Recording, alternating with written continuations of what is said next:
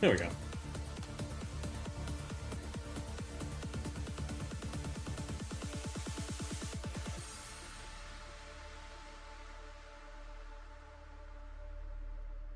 Something like this.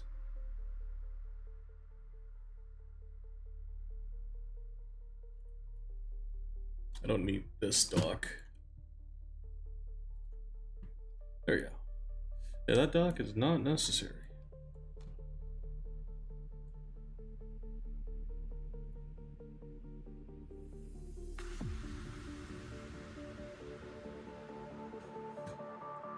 Looks like we got everything. Oh yeah, it doesn't show. Neat.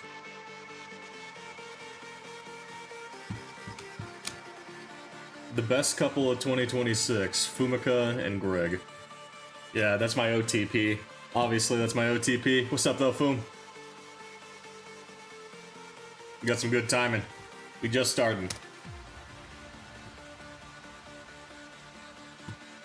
Hope you've been having a good evening so far and had a good week. Writing Greg fiction right now. Amazing. We love Greg fiction. Whatever that means.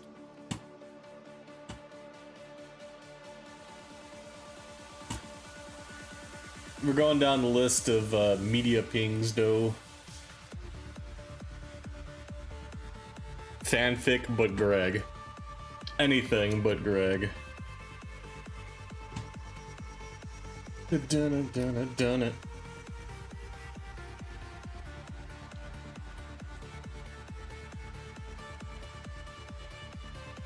What channels have I shilled in? What channels have I not shilled in?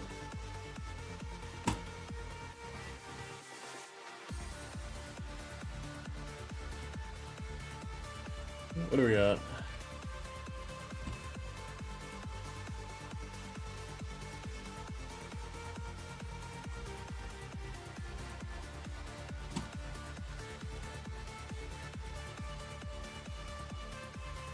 Greg, I hope you don't mind my Greg pings. I don't personally care.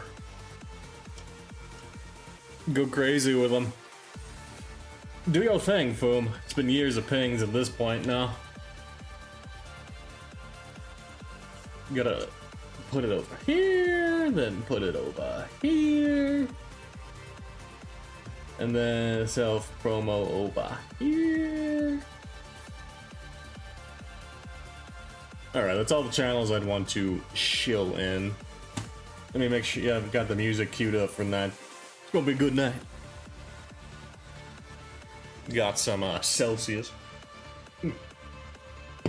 Alright, I'm going to hit this combo today. I'm feeling it. I'm feeling it. Oh, I should take my watch off for this.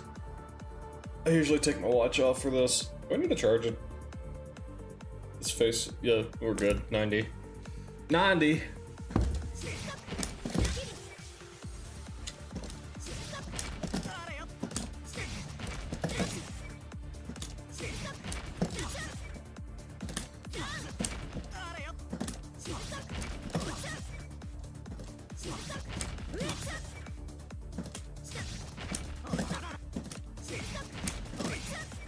I want to, like, I can, like, do this.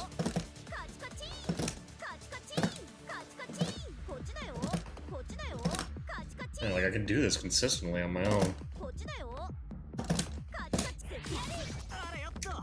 Man, I'm messing up. How do I not mess this up?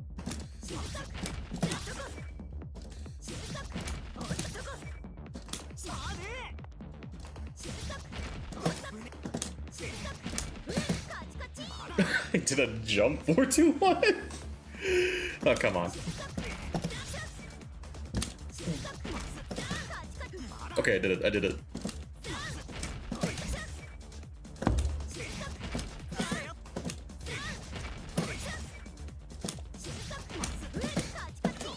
Okay, we're getting there. We're getting there. Oh, okay, okay.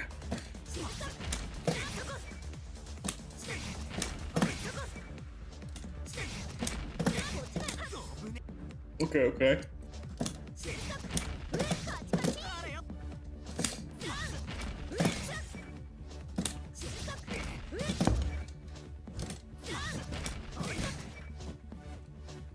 Yeah, I did the forward by accident.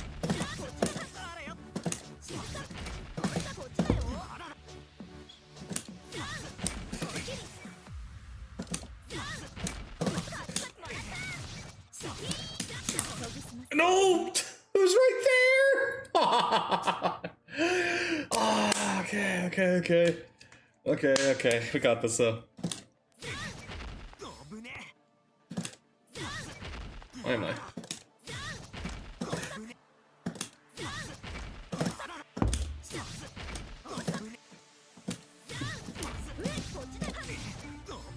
Okay, I feel it though, I feel it.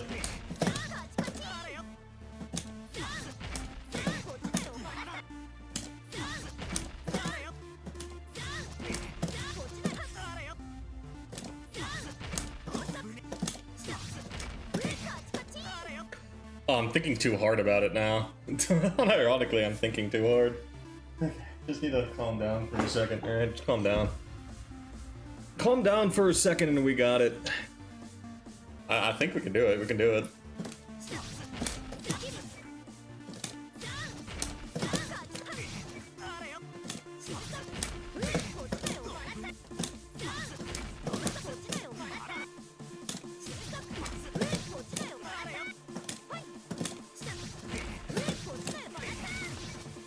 Oh no, okay, we're getting there though, we're getting there.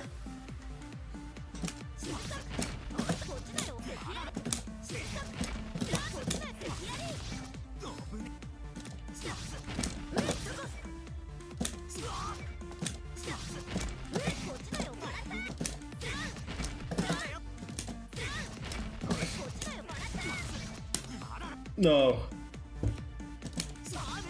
Can I like... I gotta like... It's like 7 frames. Oh, it's like right there though, I feel it.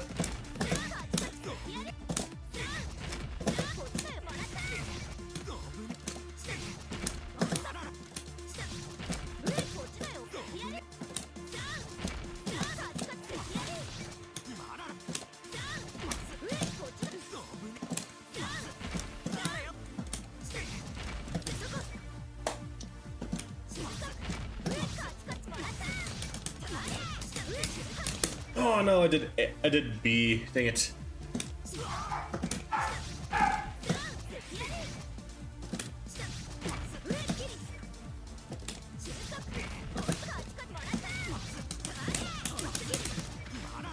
A B A C. Dang it.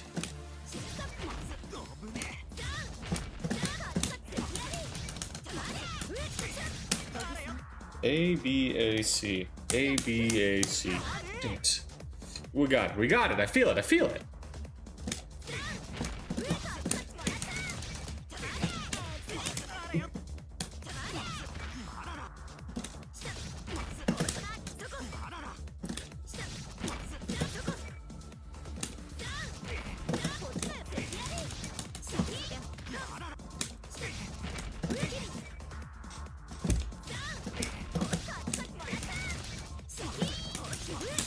Yes! Okay.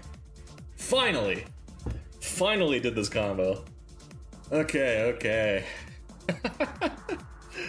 I can't believe I hit it. Yeah, finally, we're doing like this.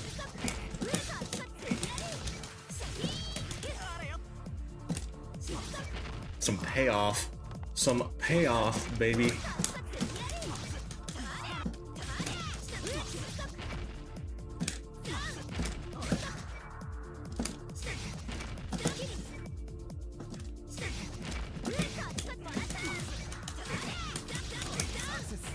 Okay.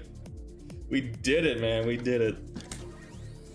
Throw down.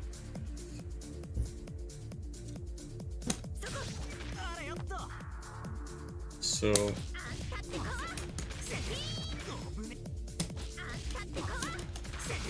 Wait, forward?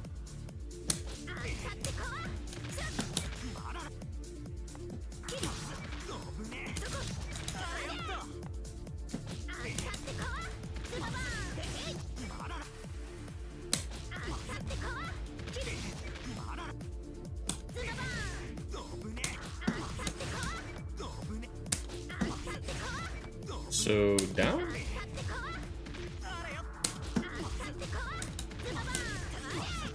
Zubaban, okay.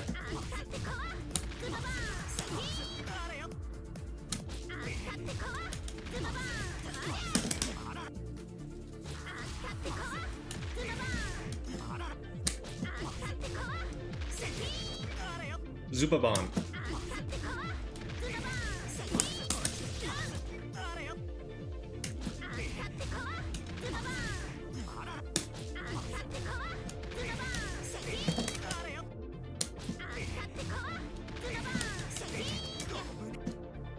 Zubaban.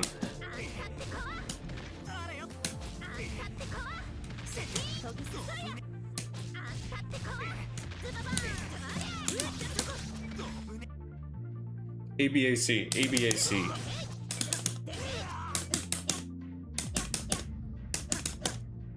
ABAC, ABAC.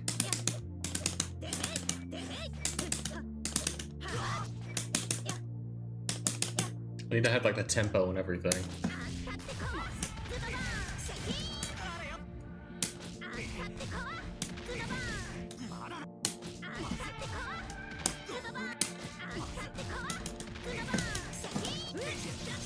There we go. So it has to be like... Yeah, there we go.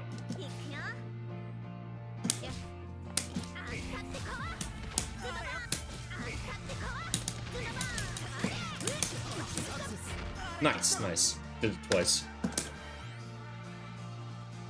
See?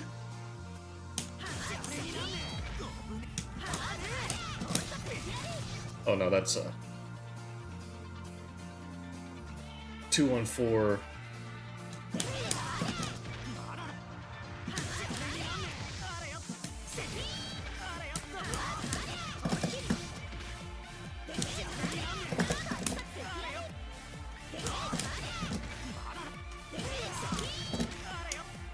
Greg Flintstone, what's up, lowlife?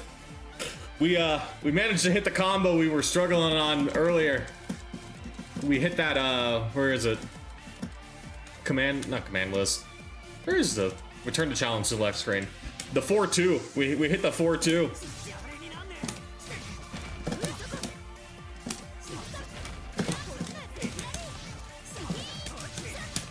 Close, but we can do it.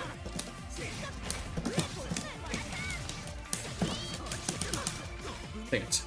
The cadence is a little too fast. There we go. We hit it. We're hitting our combos though. We finally hit this stinking combo. It just clicked. So we're going down the list here. We're going down the list.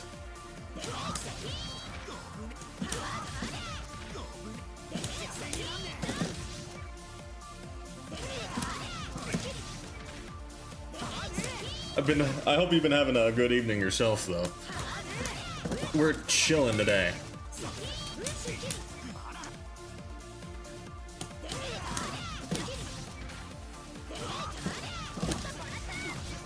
Greg, tonight did you have chili dogs and tots? Nah, tonight I ate a barbecue chicken sandwich with some mayo and barbecue sauce. It was pretty good. Did that and some like pepper jack cheese. It's gonna and we did that like on a sesame bun. It was pretty good. I think for later tonight, I'm probably just gonna have some leftovers for it too. But the barbecue chicken has like been one of my favorite. Some chili does sound good. It's kind of a shame. There's like a lot of food out here that I really like, but we don't have like a chili place out here. So anytime we do chili, we're doing it like at our own place. So we ain't getting our chili fix out here unless we do it ourselves, but it's nice.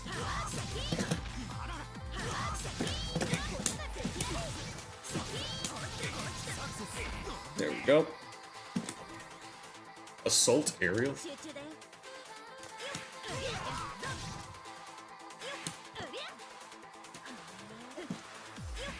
Wait. Zubaban. Overhead mix-up, I guess.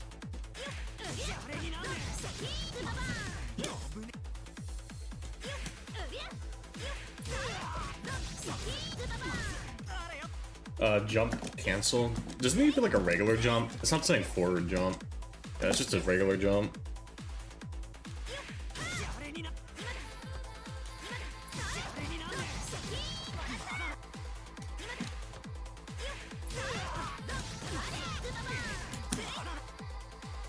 It has to be like immediate. I might shred some chicken up and do some chicken wraps this week. Ooh, chicken wraps do sound good.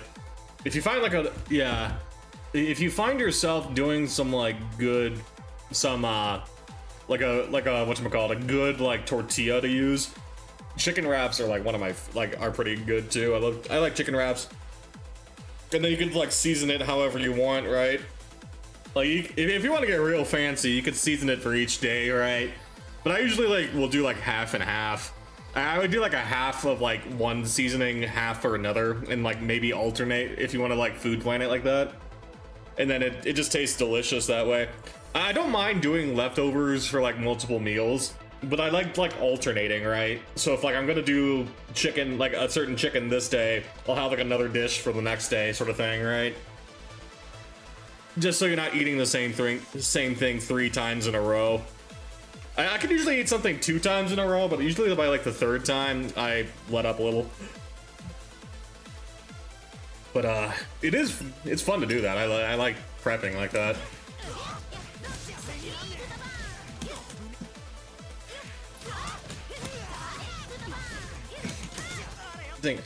Is this your first major crash diet? Second.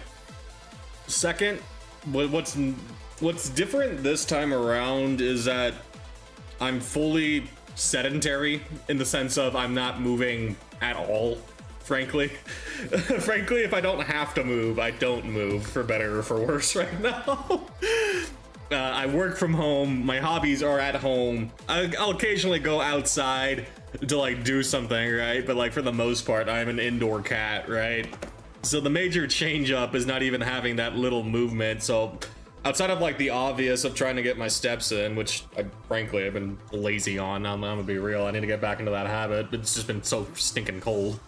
But get back into that habit of getting in my steps and then making sure I don't overeat. I'm not doing as much lifting currently because the cold air does affect my asthma. Like, I've had times where I couldn't draw in air properly when I was in the middle of a rep because the air was like messing up my lungs. It was not a fun experience. So at the very least for lifting stuff, I'm gonna have to like keep it on the lighter side. So I don't need as much protein as I normally would. Like I'm not doing the shakes right now because I'm not pushing myself like that, right?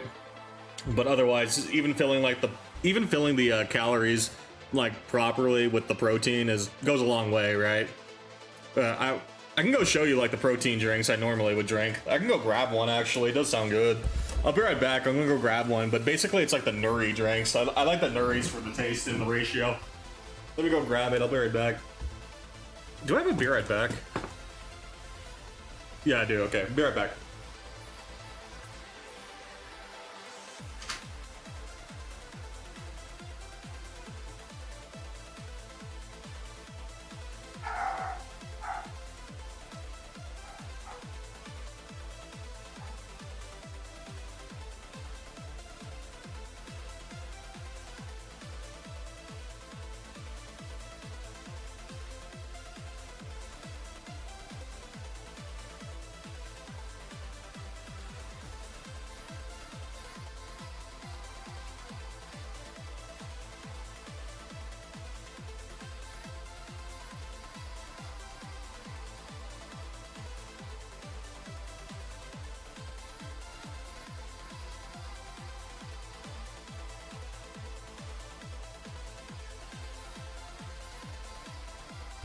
Okay, we're back.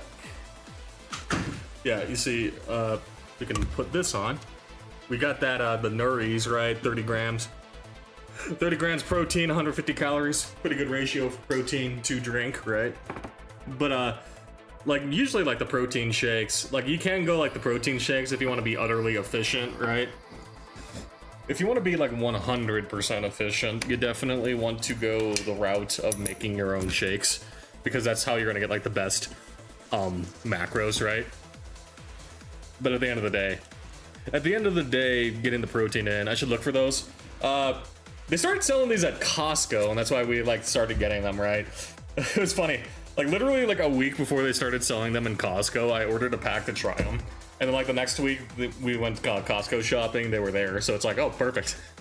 They're my personal favorite for taste. And then, yeah, they're good taste. And personally, I like the taste of like all the protein stuff I've done over the years. And then 30 grams. Yeah, 30 grams protein, 1 gram sugar. So like barely any sugar for what it's worth. Just so you have like some milk in there, right? Personally, 1 gram of sugar for that is not the end of the world to me. I usually don't have a sweet tooth, so the little bit of sugar doesn't kill me. Bum, Cone, can a bum do this combo? Because we just did 4-2. We finally cleared the trial that was plaguing us. Check this out.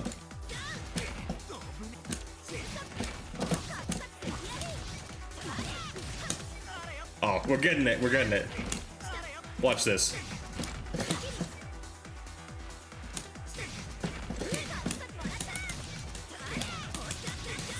Could a bum do that, Cone? Could a bum do that? The same combo I've been struggling with for the past couple of sessions, we finally got. Did you see the Toph trailer for the last Airbender fighter? I saw it. She looks sick. She's like the kind of character I'd want to play. I want to like the grounded tank, not really tank characters, but like the grounded characters that can do stuff like that, right? Toph looks cool. Oh hey, improvement. It finally came. I finally realized that I can just like how to do whatchamacallit. Oh, it's not going now, dang it. Come on. The point is, I learned how to do a this into. Oh no, that's like a backdrop now. Yeah, finally, I'm doing 4-2-1s and combos though. Even if it's like somewhat like, even if it's out like 3 out of 10 times, it's better than like the 0 out of 10s, right?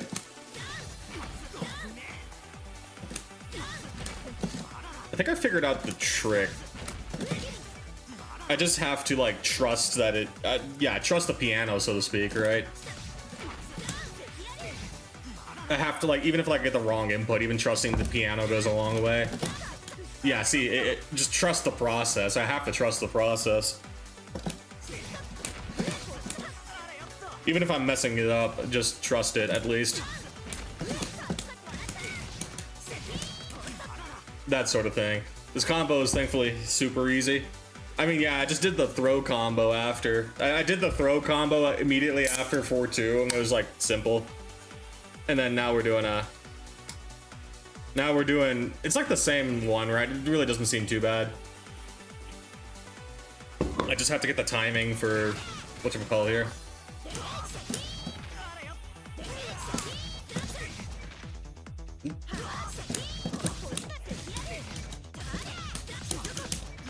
Aw, dang it. I gotta get A.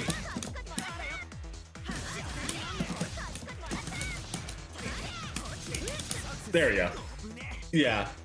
The other thing is remembering to not just default to 2-3-6-B, right? When we're closer like that, we need to be doing 2-3-6-A. I have a bad habit of defaulting to my B hits right now, so like in the middle of these combos, I need to recognize when it's like, yeah, when it's time to be hitting that, right? That sort of thing.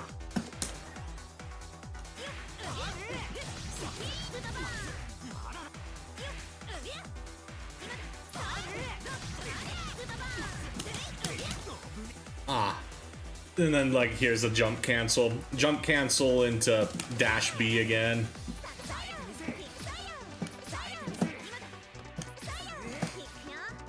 I do like having like I have it set up so I don't have to go back to B at least for this. I can just do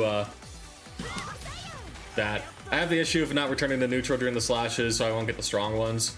Yeah, like returning to neutral was the thing I just learned, like I just learned from that combo, right? The 4-2 combo. Like if I don't return to neutral, I don't even get the combo.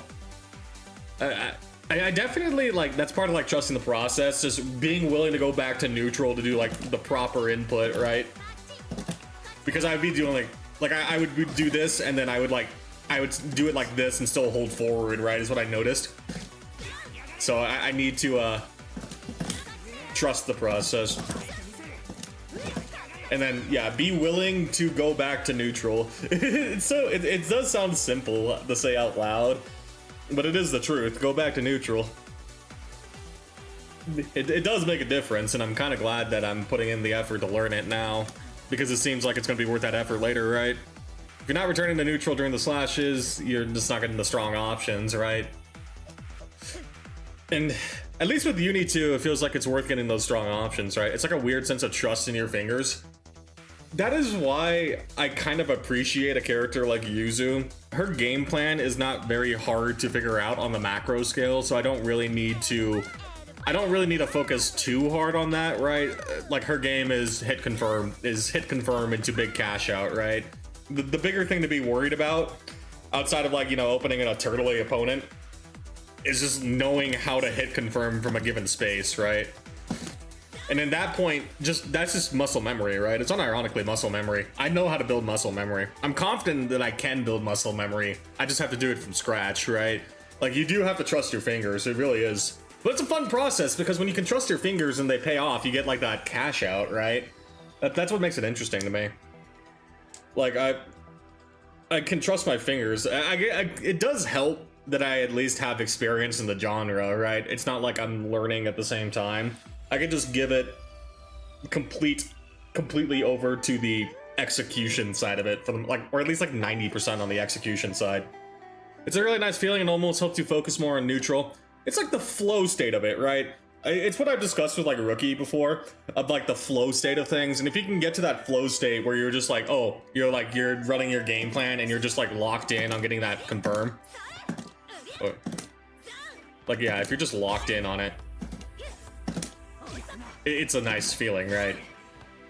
Locked in and then just get the comp, like, and just understand. You don't even have to understand. It's just that you practice it so much, it's like second nature, right? You don't even think about it. That is the ideal state I want to work towards with this. And it's a state I got to in Grand Blue, right? In Grand Blue, for like 90% of the hit confirms I get, I don't even think about what I need to be doing. I just do it, right? And to be fair with Grand Blue, it is a simpler game in comparison when it comes to those cash outs. But at the end of the day, it's the same end game I need to be reaching, right? That's what I'm ultimately getting at here. If I can reach that end game, so to speak, we're set. I have an end goal to work towards now. So now it's just we just need to do it. And I don't mind just needing to do it, right? I think that's fun. I appreciate the journey. I find the journey more exhilarating than the end game. It is really weird as this game does kind of punish you if you think too much during combos. Yeah, no, exactly. It's like there's not enough leeway for you to be thinking mid-combo about your stuff. You just do it. So it's like... But something that basically just comes down to practice doesn't deter me. I'm willing to be patient, even if I'm like frustrated in the moment, right? I can be frustrated. I've been frustrated, and I'm sure I will be frustrated in the future as well at something not clicking immediately. But at the end of the day, I'm willing to see it through, because now we're hitting our 4-2-1s. Hit the 4-2-1, baby. Like, this is not something. You know, day one, I was messing this up the entire time, and now muscle memory is settling. We're doing it like 10 out of 10 times now, right? Okay, well, you know, as soon as I say it, obviously I jinx myself, but you know what I mean. Like, that level of consistency was not something I even imagined, even if it's like something as simple as 4-2-1s. Just doing the 4-2-1 itself, right? Just do the jab. And then if I need to, like in the middle of the heat of combat, recognizing that it needs to be like that, right? Like, if I want to stay grounded, it needs to be 4-2-1B. If I want to go in the air, it needs to be that, etc., right?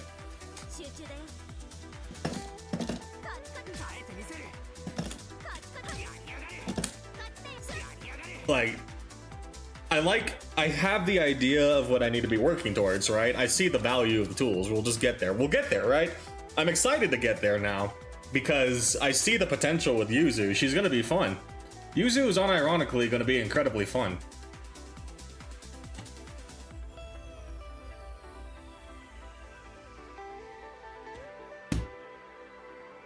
Sorry, I got DM'd on Discord. I need to do that. Check DMs. Check DM. There you go. Thankfully, Yuzu is one of those characters where once you are consistent, that doesn't go away, though even the best Yuzu players drop the hard optimals. I'm sure, I mean, yeah, honestly, I'm sure the hard optimals for this character are not gonna be hit 100% of the time. That's just the character. But, like, working towards that as a goal is something that interests me, right? That does interest me, and I can appreciate, and if nothing else, even if I don't get to a point where I'm even semi-consistent with hard optimals, even, like, having the ability to work towards that is fun. It really is fun. I appreciate these sort of things. And I like shoring up my weaknesses as a player. There's, like, a lot of things I'm strong at now. Like if we're gonna do, like, a 2-year perspective of, like, how I've improved in this genre, I have a lot of things I'm strong at, but there are some weaknesses I still have, and, like, one of the biggest glaring ones for me is execution, right?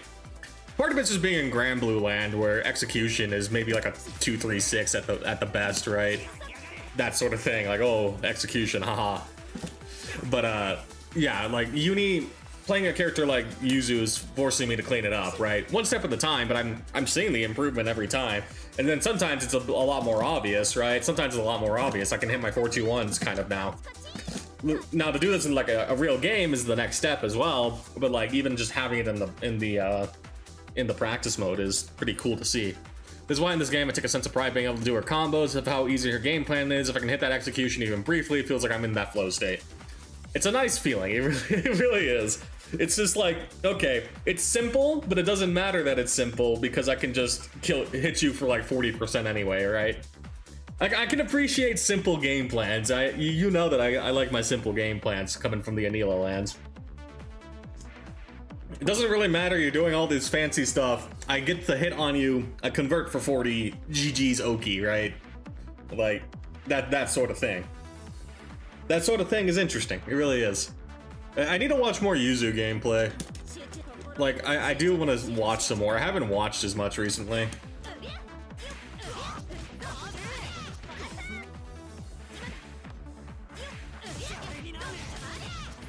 But, oh, I'm not like, I'm doing like this somehow.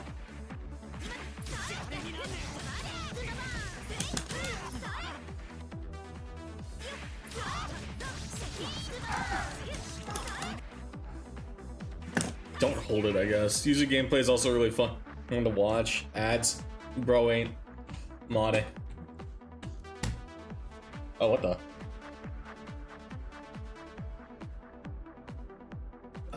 There was a bot that didn't get checked here. There we go. The bot did not get checked, so we're good. Greg TR, did that message not go through? What the?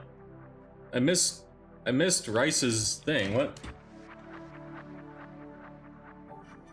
Rice's message didn't show up. I'm sorry, Rice. I was reading the thing.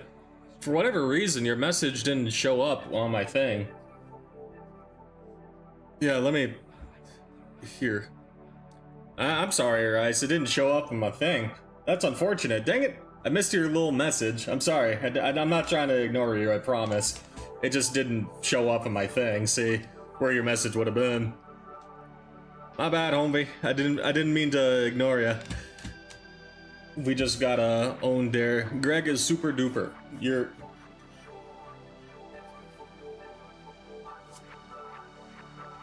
Well, it's kind of silly. It doesn't show those messages. It doesn't even show on my dashboard. That sucks. That sucks. It doesn't show on my dashboard even. Aw. I'll keep an eye out on this chat then. Yeah, we'll keep it like this so I can... There we go. I can still eyeball it if I need to. Alright. But, I think we're back from the ads now. But, I was saying I can appreciate a simple character like Yuzu, right? Just where it's just get into the lab, or get into training mode and practice, right? There we go, I'm free. Okay, we're free now. Cool. I was just saying that I can appreciate a character like this because it's a bit more off. If it's just like, yeah, if it's like practicing, I'm actually happy to practice, right? I'm happy to practice these things and just like marathon, like just treat it like a marathon, right? Because I enjoy seeing the changes over time, like just being able to like do 4-2-1 and like, you know, passing these previous walls. This is ultimately still the basic stuff too, right? So it's like we have a lot to learn, but even getting to the point of this is nice.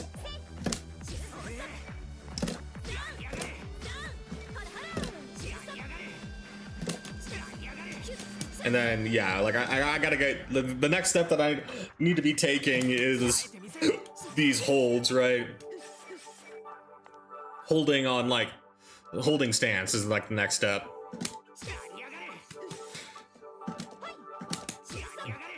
And like deep links. Just being ready to like hit, right? That sort of thing. It'll be cool. I need to be ready because if I can get like, yeah, get to this point where we're ready to like hold D. Oh, it's gonna be fun, right? I want to have access to these tools ASAP. What's up, little Lolton? Hope you're doing good.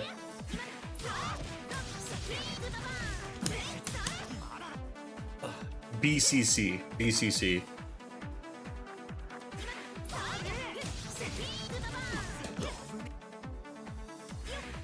Small teleport. Small teleport. Like, does that go off of 4C?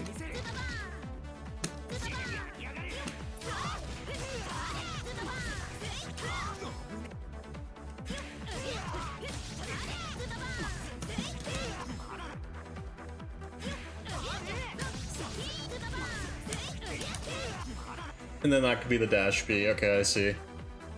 Where's my 15 watch streak message, Angry?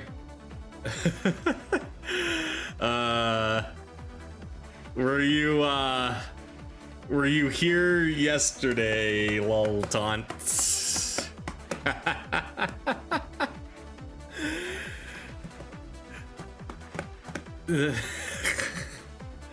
I normally would not do a Friday stream, lol taunt, but blood had to be spilled yesterday, so I hit an impromptu stream yesterday. It's a non sequitur without it. Shit, these streaks. You can dash while in stance.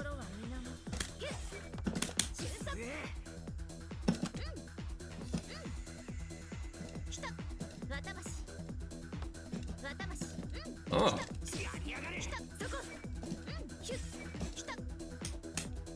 Oh, I see. Oh, it doesn't like refresh my stuff though.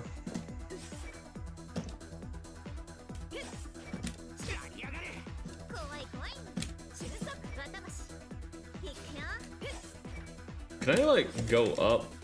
You can do 4.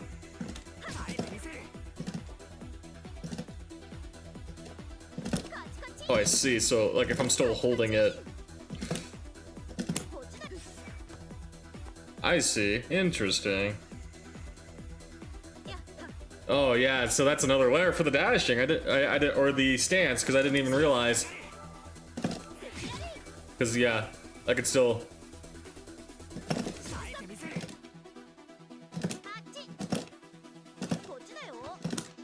Oh my gosh, yeah.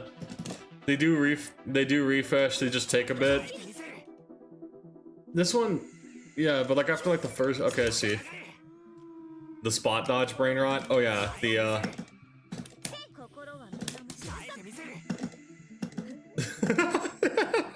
I'm playing gray and blue, I'm spot dodging. This is so stupid. Why do I get a spot dodge? A spot dodge. Oh, I'm really playing gray and blue. It works midair. Oh my. Okay, yeah. This used to be an automatic dodge. Like what? You got a guaranteed dodge if someone trying to swipe at you when you're in stance? Okay, is that what we're saying?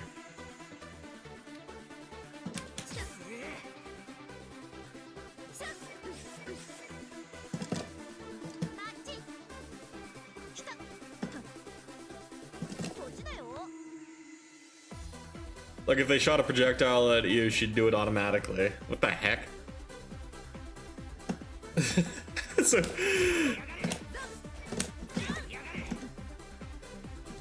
okay, now you gotta be curious. What happens if Hyde does like if someone does a fireball on me? Now I need to test if I'm positive or not. Okay, so what I want to do is set up the bot. Oh, no. Set up the bot. What button was it again? Crap.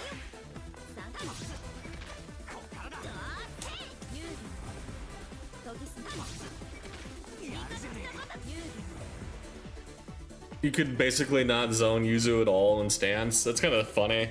That is kind of incredibly silly. That's so silly.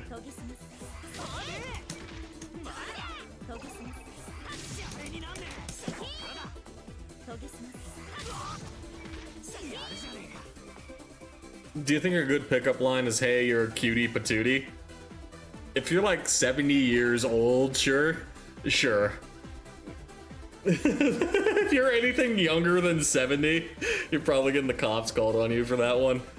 Let's be real here for a sec. Like, I can imagine my great-grandmas when they were still around hitting that line on me. And they were born in, like, I believe, like, the 20s or the late 20s, early 30s. The same feeling as calling someone old sport. I mean, old sport even makes more sense to me at that point, because that's just like a dapper gentleman thing to say. Like, literally, that's like a Gatsby thing, right? The great Gatsby kind of line. Like, how you doing, old sport? Yeah, you have a good time at the club today? Like, that does not seem nearly as bad. Yeah, the cutie patootie. I'm sorry, that's not flying. Yeah, it's not happening. It's not happening. Ah, crap. How do I do it on this box, though? Options. How do I take control of the bot on this? It's like usually. I actually forgot how to take control of the bot. I'm hitting buttons and hoping something works.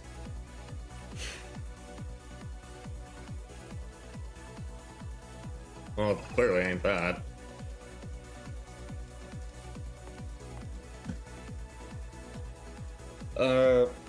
Crap. What was the button again? I may unironically have to plug my controller in. Unironically, I may have to put my controller in because I forgot how to do that.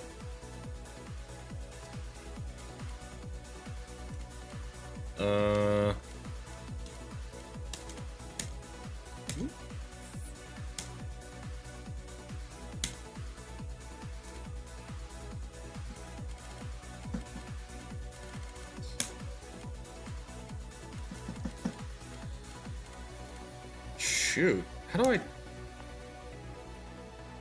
I know how to do it on my controller, I guess, or whatever. Let me just do it on my controller real fast. It's like R3. I don't know how to access R3, L3 on this. I don't think I do have it for an input for that. So we're just going to do it old-fashioned way. I got some dust on this thing. There we go. Okay. We got this in. What? I didn't want to go to Seth, excuse me.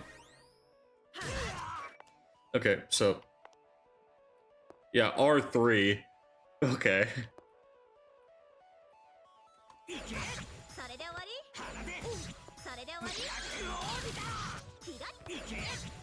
So, okay, now that's properly recording. Thank you. This thing does not have an R3 input. I'm gonna have to like change the keybind for that.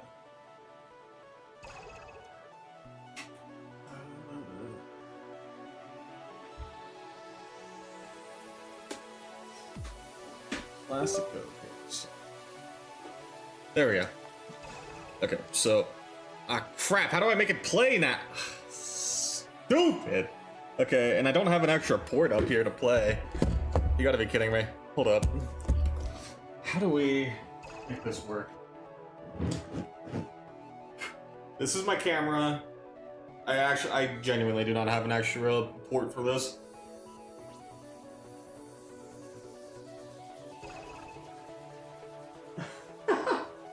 I actually have no ports to put this in. This is stupid. Okay, this is so scuffed. Because this is my camera. I unplugged this, we don't have camera anymore. And all my other ports are filled. That's actually so stupid. Just said hi to block all and fireballs or reversal. I guess that's the best way we're gonna do it. The best way we're gonna do it, right? Greg, what's up, sheep? We're practicing some Yuzu shenanigans. Hope you've been doing good yourself tonight. Guard all, and then reversal option. Reversal option 1 can be 0 frame, yeah. Where is it?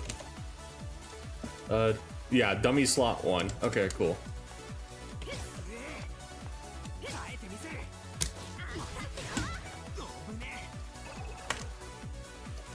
On guard or hit state.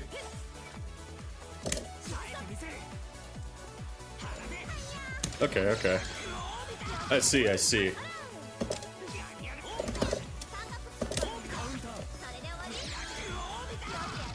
That's a good idea.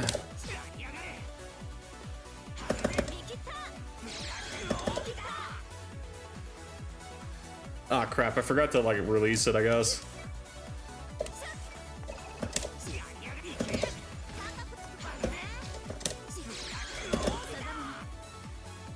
Minus 40, I guess, but like, honestly, given the distance. Given the distance and the immediate follow-up I could do after it, it'd be like...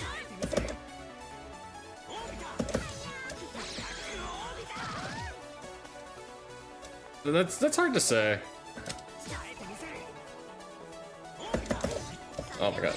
Wait, why am I doing it on top of my desk? I usually have it in my lap so I don't have the awkward grip. I messed up.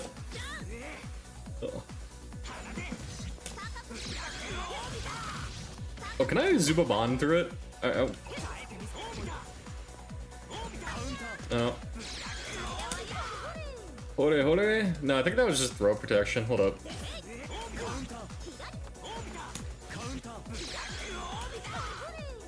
It worked on that one. You can only parry strikes. Gotcha. Okay, it's strikes only. Projectiles are not part of that. I wasn't exactly sure, so I wanted to... Yeah, it just crossed my mind. Wait a second, does that work on projectiles? Yeah, that makes more sense. Ironically enough, that means this move in the mirror is not half bad, right? Yeah, that means that move is not half bad in the mirror. Yeah, I just thought about it though. You can do it to Eltnums, I think, as they count as strikes. I think it counts as strikes too. Now that you're saying, like, not the gun, obviously, but like her wire. Like, yeah, I'm pretty sure the gun bullets are projectiles, obviously, but the wire should be strikes.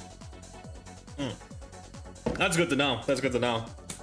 I've been considering how to use this as like a defensive tool, like these things as defensive tools, right? Because, you know, my initial instinct of using this as a reversal is not completely the best idea, right? So I need to get like a little creative. And then obviously, if there's one button in the Yuzu kit that I absolutely adore, it's 2FF. This button is so busted. This button is my favorite button. I love it so much. Because the anti-airs that I'm getting off of this thing are insane. Like, unironically insane. Ye old backdash and roll can save you. Yeah, that's the other thing. I need to get better at, like... I need to get better at just backdashing as well, as funny as it sounds. It should be free.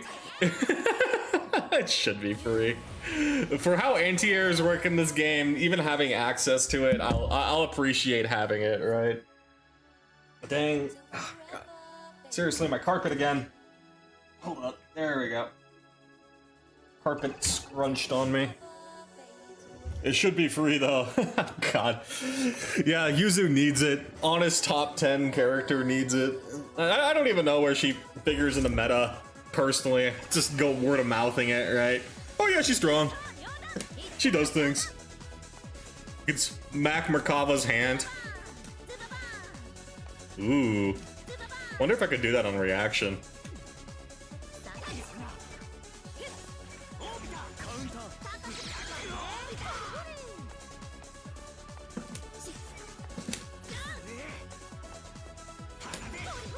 Oh. Wait a second. Wait a second. Hole, hole. Hole, hole. Wait a second. We can. The 4B. Obviously, you know, obviously, if they do like the immediate run up, it's going to leave us open. But like, for whatever reason, if they're close when they do it, right?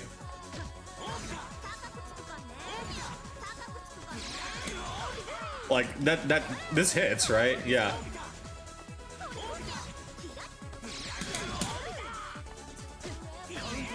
Oh, now you got me curious. Now you got me curious. Hold up. Yeah, look!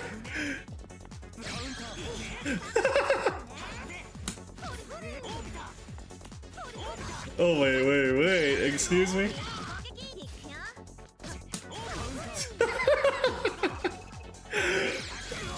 Wait a second. How much is this on block? How much is this on block if... This isn't even 4C, that's 4B. Can I do it with Zubaban? Yeah, no, it's not 4C that's doing that. That's 4B, yeah. Yeah, 4B is doing insanely for this. It's obviously a bit risky because if, you know, I do it, and like, if I'm gonna be close enough to hit it, I'm gonna be risking eating like a -7, right? But, you know, a -7 is like what? Gonna be like a A punish, maybe a B punish. It does help with Batista zoning. Yeah, exactly. It's a tool that I should be incorporating. Given that I'm currently struggling with like handling Batista's range, it's like one of those tools I should use to get to my ideal range, right? Batista has like a small range. From what I've been playing, Batista has like a small range advantage on Yuzu.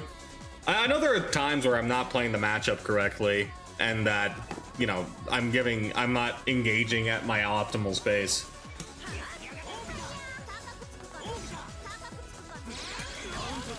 But that sort of thing. I don't think this will come up very often. Probably not. It probably won't come up often enough, but I like knowing these things. It's an option. It is an option. I just like being creative occasionally. Put it in the back seat for now. It's not going to be a core part of my gameplay, but it is going to be a, hey, it's part of my toolkit, and hey, I recognize a situation I could use it for whatever reason, right? Close range projectiles while you aren't being frame chat do not tend to happen.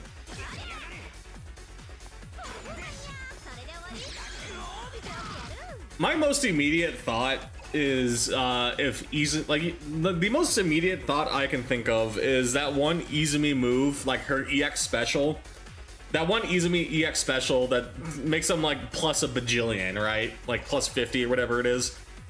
That move, I've seen it spammed a couple of times just to like use as a get off me button. And for Yuzu's sake, a get off me button is not the end of the world. Or not the bubble. Here, I'm gonna find it. I'll just find it on Mizumi. It's probably faster to find it that way. Here it is. Let me make sure you can see my monitor. Oh yeah, we have to close this. There you go. Izumi.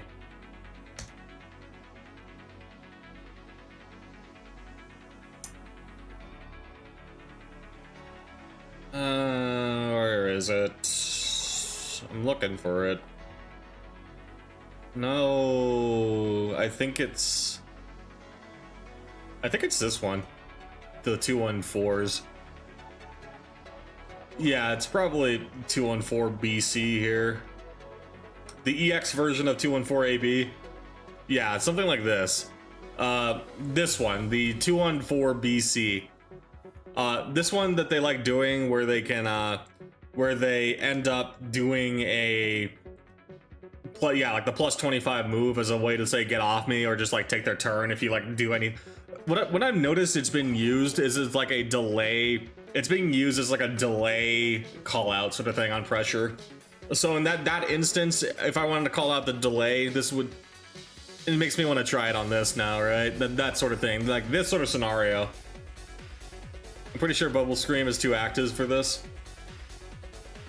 Active, but it doesn't, I mean, the thing is that it's not going to, they're not invincible when they do it, right? The key thing is that they're not invincible. If I parry that first hit, like at the same time, it should be, like, the parry shouldn't come out, right? Greg, hello Greg, what's up, hit point? Time to buy Izumi? I mean, even if I buy Izumi, my current setup makes it hard to lab it. If I'm gonna lie, I'm gonna have to go like on the controller for it. I literally do not have any more USB ports on my computer to plug stuff into right now. We are out, but between all my peripherals and stuff, we're gone. My current setup, yeah. You mean the stick? No, my computer box, like the literal box on my computer, does not have enough USB slots, like, to cover everything. If I want to, like, the main thing that came up is that you need to hit L3 and R3 in order to access bot, the dummy, and make them like record actions and do actions, right? I can't do that on my current stick because it doesn't have an extra button for L3, R3. So I had to go on my PlayStation controller, but I don't have an extra USB slot for that PlayStation controller on my computer box itself. The literal, yeah, like the literal box. So in that case, I'm kind of like, I'm basically gonna have to unplug my stick and like lab stuff on my controller in that case. Trying to get a USB splitter. It's probably the next step.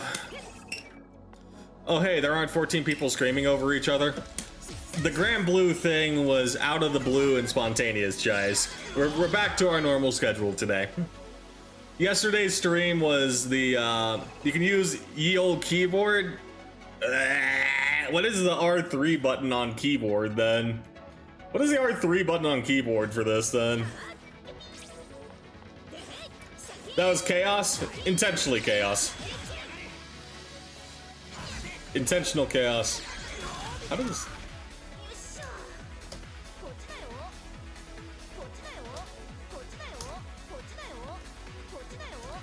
Clicking in the right stick, yeah.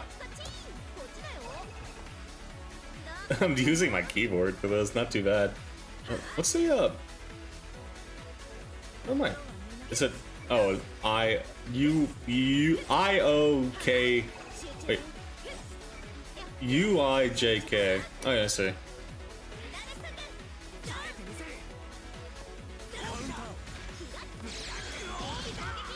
That does seem rough, yeah, and I don't know how it's translated specifically for this. I forgot people play on keyboards. It feels so awkward. This feels so awkward. Oh, I don't like it, yeah. I don't like this. This feels so weird. It's kind of just leverless but uncomfortable. Yeah. I see the appeal of leverless now in comparison, but this is so uncomfortable. It's going to arrive sometime between the 18th and the 24th. Oh, not, and like a little before the end of the month. Nice. If you get lucky. Yeah, if you get lucky, it'll be like on the 20th or something, right?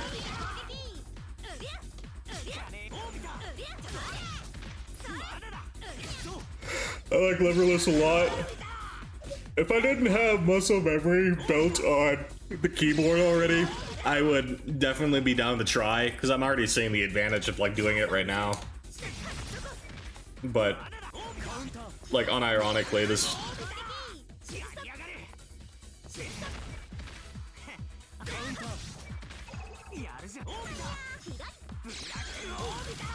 It said it was arriving in the US today, so hopefully less time.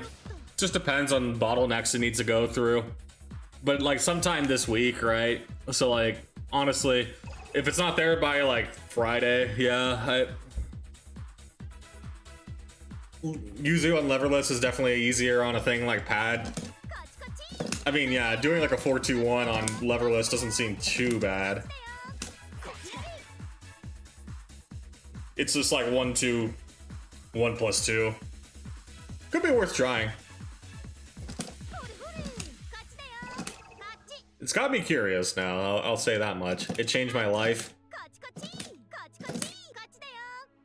It may be worth a shot, right? It may be worth a shot.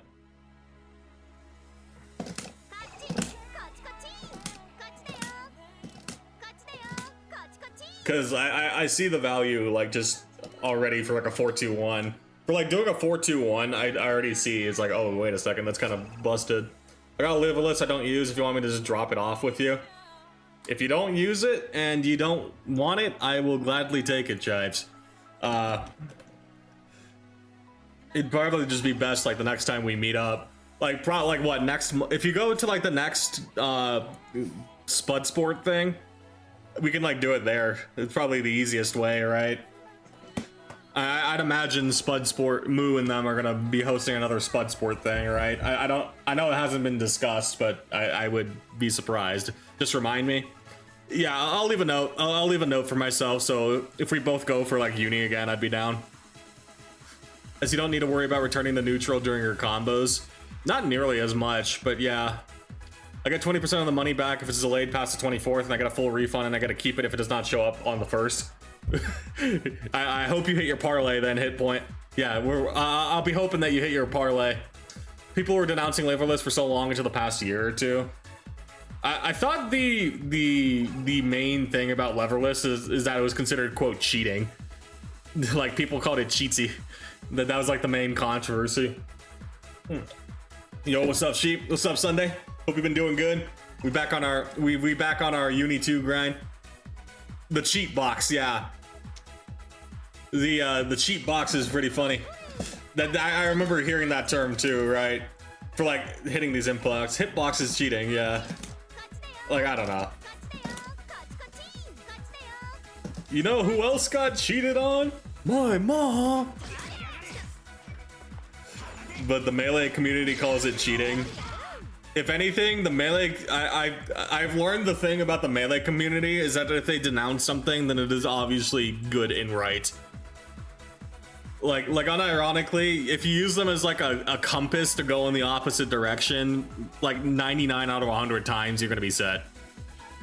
Speaking of refunds, I regret returning my copy of Exord, like your physical copy. I was gonna say, I'd be surprised if you got like a Steam refund. But yeah, if you lost the, if you don't have the physical copy anymore, it's a little rough.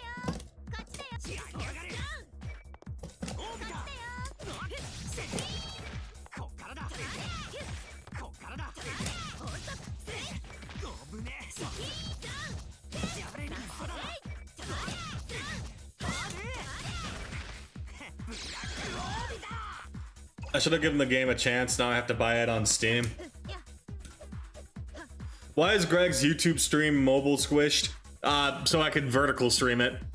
I was going to spend Friday, I was going to spend my free time on Friday to make it so that I could triple stream. One for YouTube Shorts, one for regular YouTube, and one for Twitch.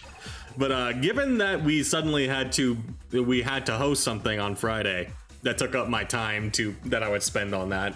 But the current game plan for YouTube shenanigans is I'm going to be I'll have a regular YouTube stream to watch as well, right? This current thing integrates like all the streams I would be streaming on. So having it like, I've been testing 2, right? Just making sure my bitrate's been fine on 2. No issues on 2, actually, like none at all. So I'd be willing to go to 3 next, just to test it. And then that would be like the normal YouTube stream for the PC viewers. I'm just reaching out on the short side because it does get some traction. The shorts does get some people interested. It's worth checking. Melee has a dash mechanic, so debatably something that lets you perfect dash every time is cheating. But where else do we draw the line? Controller notches, shortened trigger springs, a third-party controller in general.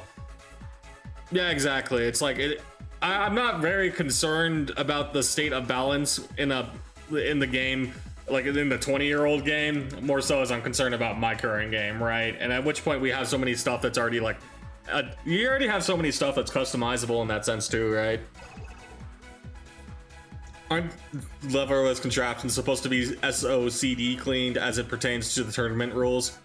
Both SOCD shortcuts are wild. I don't even know what those are, so yeah, that's a whole can of worms I don't even know about. I don't even know about that one. Dash block controller issues aware. Dash block. The only tourney that specifically bans something in leverless is Capcom. They force everyone to use up plus down neutral. Up plus down equals neutral. Oh.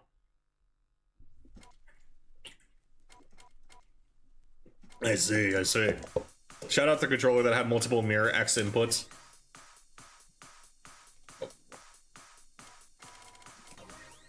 It deleted all the beginner stuff I did.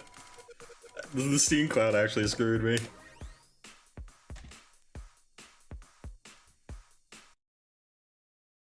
That's pretty funny though.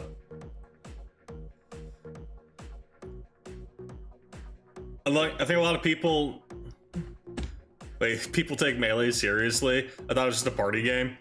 Well, there's a competitive scene for it, yeah. I think a lot of people don't know about SOCD, so they think pad is just better because of it. I guess so, I still don't know what it is. I think a mirror X input up so they could do TK forward jump 224s. Ooh, that's a really, yeah, okay, okay. That's a little, yeah, for like TK stuff, that's where it gets a little muddy. Normal fighting games don't really have mechanics that you can cheat with a controller other than macroing things. Everyone got macro. Because 4 plus 6 equals 5, you'll be able to, a 4 plus 6 leads to a 5. You're able to do perfect EWGS really, really easily, and Korean backdash is giga easy. Oh, so like a movement Tekken, yeah. Ooh, yeah, you need to close the game from the title screen or it will not save. Well, GG's Lamau. Lamau then, because I am a serial Alt F4. I am a serial Alt F4, Mika. Or not, yeah, Mika. I've been insulted many times by the uneducated. Par for the course at that point, yeah. Unfortunate.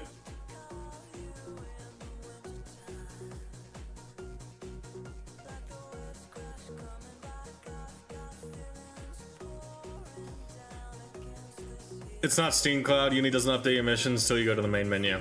Ah, well, Lamau then. SOCD means if you press left plus right, you get neutral. Oh, okay, it's that concept. Yeah, left plus right meaning neutral. Okay, yeah, that gets a little silly. This feels like bait since, as far as I'm aware, competitive Melee is bigger than it was before still. The Melee competitive scene is less popular than it used to be, but it's still popping. Yeah. You can do standing 720s in Street Fighter using leverless because of how Street Fighter interprets 720s.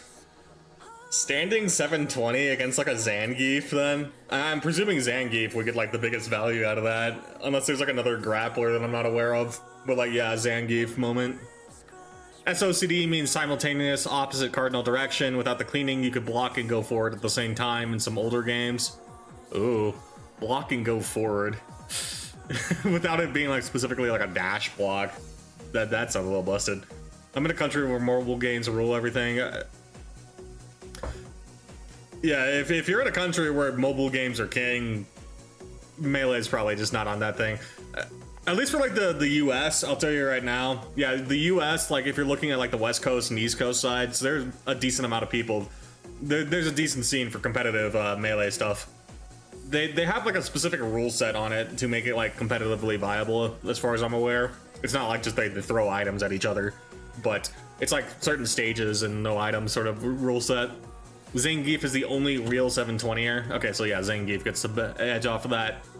You can always do standing 720s, it was just frame perfect. Okay, we're like frame perfect versus then something that makes it easier. I can see why people would be upset then. Because like if it went from frame perfect to, you know, getting like easier at that point, I can understand why people would be not happy with that. At least frame perfect at the first up input anyway. Still frame perfect though, right? There's a stage list and no items. Stage list, no items. I don't know about character bans in that game. I don't think they do character bans. It's just stage bans. In Marvel 3, you could hold left and right, and it blocks both left and right. So cross-up stop being a thing. There are jerry-rigged sticks during competitive Marvel 3 that you hold both directions with a single button. That's silly. You can do dash 720s with Waldstein. There's specific tech. Dash 720. Holy moly. No character bans, just Fox matches every game. Yeah. Fox only. Final destination, no items. I think the only quote character ban is wobbling with the icy guys. I heard about wobbling in like the infinite or whatever, right? Like something about the infinite. All players should just use a Logitech submarine controller, that way it's fair. Yeah, exactly. We're all on the same ground if we use the same controller. FGC mandated controller. Doesn't matter what your game's tech is, you're gonna use a Logitech submarine controller. That was before the rules started happening. Yeah, I'd imagine it was like the Wild West concept. SLDC shortcuts basically let you do DP, super, command grabs without motion, so nearly instantly. That's so silly. Like for games that are balanced around the input being like the balancing act, right? Like, you know, doing like a 6-2-3 in the heat of the moment is intentionally rough versus like, you know, instant DP. I can tell you the value of an instant DP is insane. Like on Grand Blue side of on the Grand Blue side of things, having an instant DP is very silly. But you know, the game is balanced around it existing. But for like games where that isn't balanced around, that sounds obnoxious. Dash 720 is typically off of a buffer. Wobbling is banned. Wobbling is a tech. Oh, not even due to being OP. Wobbling is just stupid and unfun to watch. It's just an infinite. Yeah, I figured ices weren't banned. It was just the tech of wobbling was banned. That infinite they do. The wobble infinite, whatever you want to call it, right? That specific tech's not available. There are actually other things that are banned in Melee. Icy's freeze glitch, for instance, is also banned. Dang, the Icy's got some glitchy stuff. That's what I meant, that specifically wobbling is banned. Yeah. There's funny things in Street Fighter 6 where hitbox makes it easy to DP and also block because 3-3 is a DP. 3-3 is an, excuse me? 3-3 is a DP input. Are you kidding me? What? Because of 6-2-3 into 3. What? That's silly. Wobble, Mao, funny name. Apparently. Smash Tech has some funny names. You just press forward and down and plink back along with the button and it gives you instant DP.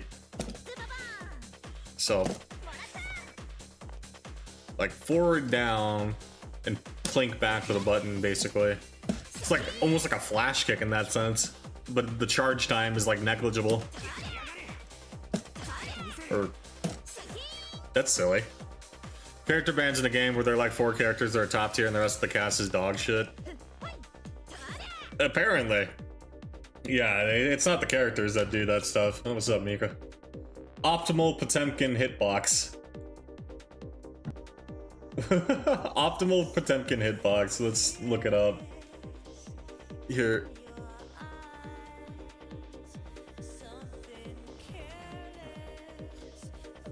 Street Fighter 6 is lenient, I see. I linked you the optimal hitbox video via Discord. This controller caused Evil Japan to put a limit on the number of same command buttons on a controller. Holy moly. Excuse me? Wait. What way is this? Okay, on a cardboard box, yeah. I think hitbox is generally a messed up controller method. I love it. I can see why people call it cheatsy, I guess. Melee has like 10 competitively viable characters, exactly. The ankle controller. The ankle gator. Given it wasn't intended and it's a cast of 26, it's actually quite good. For what it's worth, right? 3-3 equals DP because releasing the button brings you back to 5. I guess? But even then, that's so lenient. Unhinged Creations. Strawberry box. I was gonna say, it looks like ice cream. It looks like sprinkles. I like using leverless because I'm getting older and my hands and wrists hurt more. Yeah, exactly. Leverless are not banned for anyone over the age of 30, okay? For the sake of competitive integrity, the 30-year-olds, 30 plus gets access to Hitbox. The best way to balance it. Truly the best way to balance it. You can tap 3 and SODC the forward for a moment to get ultra fast DPs. It's a hard-coded input. Okay. So it's just taking advantage of that hard input. The thing that this controller was designed to do is obsolete now, since car back Mega Fist's frame combos, just frame combos are gone. Yeah, I was gonna say, this is like 3 years ago, right? So I wouldn't be surprised if it got changed. They're playing Igor. Dog, if a video has Igor in their artist list, oh, this is an unhinged video. And Utsufi as well. Oh my god. They just, yeah, Potemkin video, I guess. Yoshi, if you're AMSA. I think, yeah, I saw the Yoshi video.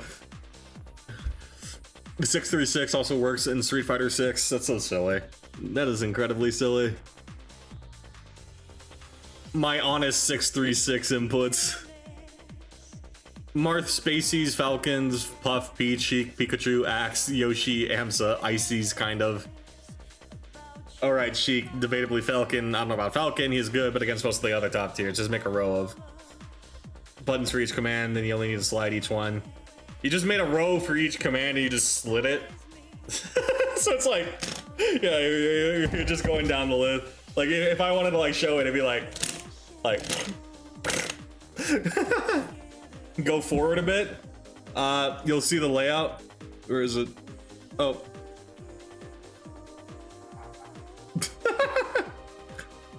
Regular.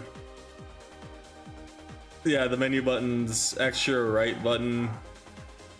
Yeah, but like this one shows the most of it. Let's see it in action. We can go, yeah, at this point, I'm gonna let the music in this rock. I can only count half count Amsa and Pikachu since it's just one guy and they're just god tier. Exactly, it's like the god tier gamer making it work. This box looks like a command list, my goodness. Apparently, this is what you need to play Potemkin in 2022. Skip the combo montage.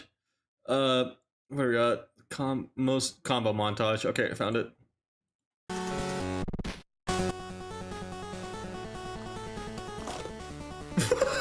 wait. He like slid it, yeah. Like.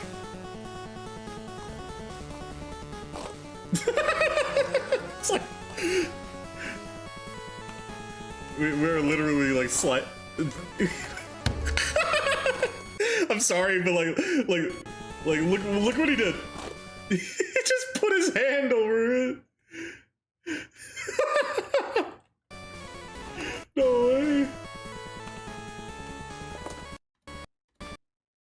He just slid it. This is so stupid. Yeah, he just windshield wiper. The fact that those two players are both consistently at that level and aren't just abusing character and experience proves their competitive viability. They're just unorthodox. I mean, I haven't seen this. I'm not really one that can argue on this game, gamer. Also, I mean, Potemkin things. True.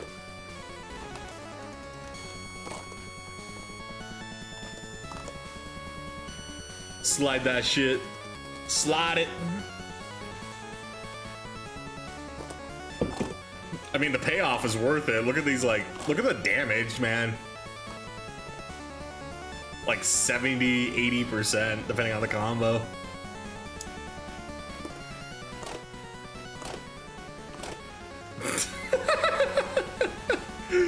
It's like 90. Bro got 90. Yeah, I'd be using this controller too if I got 90. Those are all just frames. Yeah, supposedly just frames, right? I think that I heard that controller is broken now. To be fair, Strive damage is always like that. I know. Yeah, like, honestly, this is just expected for Strive. You thought Grand Blue damage was bad. Strive is still king. Each Mecha Fist is a just frame. Is this allowed in LAN? It's not possible anymore, the way that Potemkin got changed, so this controller doesn't really work anymore. But it did cause like a ban in JP land. Yeah, 1 button per input.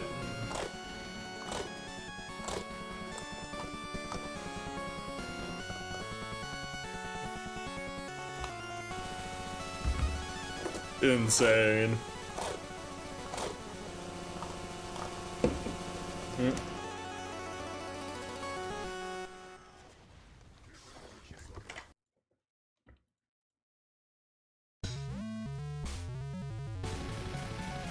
Common questions. Okay. Yeah, honestly. Insane. This doesn't seem bad, just block. Just block. Okay, Cone, yeah, just block. Cone, go be the hero of Strive and just block. I believe in you, Cone. The difference between viable and not viable in Melee is how much effort it takes to get to the same results, and Marth can do what Yoshi does with a fraction of the effort. Every character is viable if the person behind the wheel is good enough. I don't think that holds up in competitive land. Like, there are just dog shit characters in these older games. Like, if you told me that in Grand Blue Land, I'd agree with you, but like, these old games, the balancing was that whack. This dude's button checks are just DJ mixing. Bro is DJing. Yeah, DJing the rave. I ain't buying that game. I'm not that much of a masochist. Well, apparently just block doesn't work then, right? Can't prove it yourself. What psychopathy should a man follow to create such inhumane machinations? One where the payoff is 90% damage, or 90% of your opponent's health bar in a video game, obviously. Viable implies people at competitive level can actually generate results against players of similar caliber. Yeah, and it's not just a one-off too. And viability is not a one-off thing, right? It's like consistent results over time. Like viability, like I wouldn't be surprised if any character somehow wins a tourney, right? Anything's possible in a tourney. It's more about competitive viability is the long-term like results of it and who will inevitably average higher. Like I don't think it's impossible that a low-tier character can win something, right? By all means, it can happen. It's just consistently though, I don't see that happening long-term. In a game with like a 20-year-old balancing, there is a stark difference, and the level of play that one would have to achieve to like consistently reach that is ultimately, it's not even like viable in that sense. Didn't a DK player win a recent Don't Park on the Grass or knock out one of the top 4 favorites? Like, you see that, like, yeah, an upset like that doesn't surprise me. And that someone plays like one of the worst characters in the game and cause an upset, like, truly, it doesn't surprise me. It's cool when it happens, but like over time, I don't think that DK player would consistently knock out a top 4 or get that win. I'll just save to buy Xrd next sale. I'll just save to buy Xrd next sale. I don't have the money right now. I've seen a lot of people picking up Xrd again, to be honest. Isn't there a sale right now? Xrd, Guilty Gear, Xrd. Which one is it? Xrd Rev 2? Is it Rev 2? Well, either way, Xrd is... there's a sale right now. There's a Giga sale. Like, it's $10 instead of 30. Bye, Greg. I already bought some stuff. I'm happy. But like, yeah, Rev 2 is the one that's like the people would be playing. And this one's, yeah, it's even like, yeah, for the deluxe, it's $13. Like, unironically, it's a good time to buy. I don't know what the US conversion, the USD to your country's conversion would be Sunday, but 67% off is pretty damn big deal, right? If you get like money before the 17th, I would probably recommend it. This is like one of the bigger sales. It is still Guilty Gear, but it is better than Strive. From what I've heard, people that wanted to try Guilty Gear, the series have been trying Xrd, right? I know some of the Grand Blue players have been trying out Xrd. I think Science vs. Evo has permanently poisoned my perception of it, and then Johnny Eltnum's supremacy for all Rev is my understanding. I heard Eltnum was like super strong.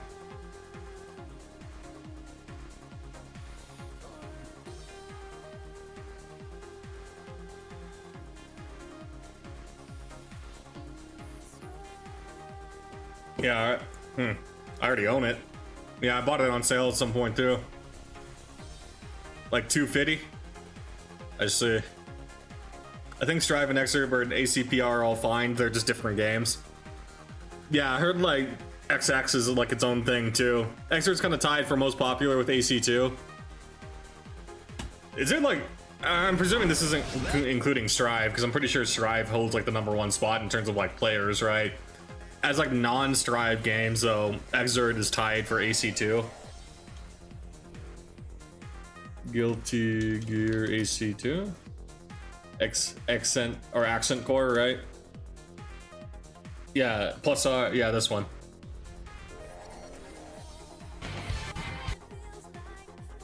This one's up there.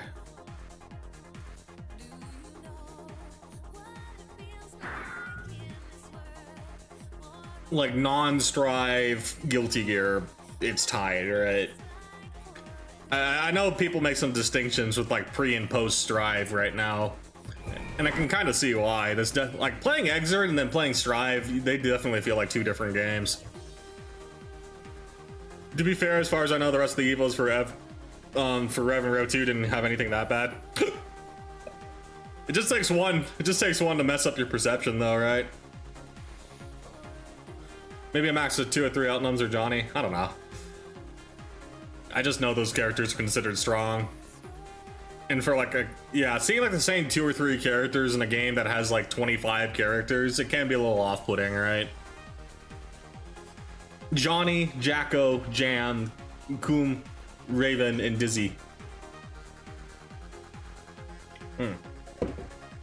Oh yeah, I had Dizzy in this too. Jacko, my beloved. Didn't Daigo also return to X to play against Ogawa? I could not tell you the Daigo lore in this. I didn't even realize Daigo would be affiliated with this. Honest to God, I thought Daigo would be like... I thought Daigo would be more interested in Daigo versus Ogawa. I mean, yeah, it's showing up. The legendary set. It's showing up.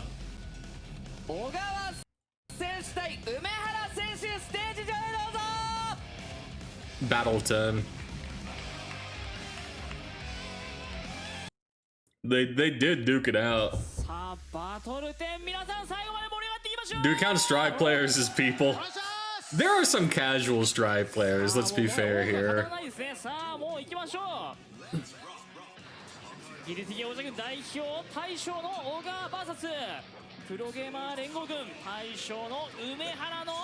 Umehara? Daigo's on Zato though. We should watch some Yuzu gameplay after the Daigo match. In the same way that I consider people with awful taste people. Yeah, it's like I'm not gonna like say what you should and shouldn't enjoy. I'll tell you personally, I'm not fond of like Strive, right? But for the people that enjoy it, it is what it is. Presuming you're not one of the people actually committing crimes. Like, but just like someone casually enjoying it, I'm not gonna say like, oh fuck you, you like Strive. It does get annoying. It does get annoying, and I have to agree with Chives on that. Surprise, surprise, he picks Soul. Why not? When in doubt, you pick Soul. Soul bad guy, John protagonist. I'm not gonna rebuke your human rights for pineapple and pizza, however your opinions are discarded. I want like a barbecue pizza right now. That sounds delicious.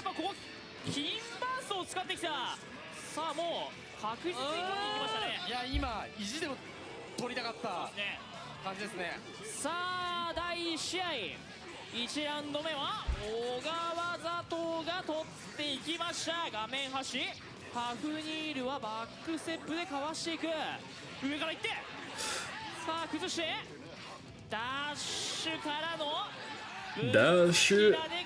Can't blame you though, there are a lot of strides just kind of click backs in my mind as obnoxious.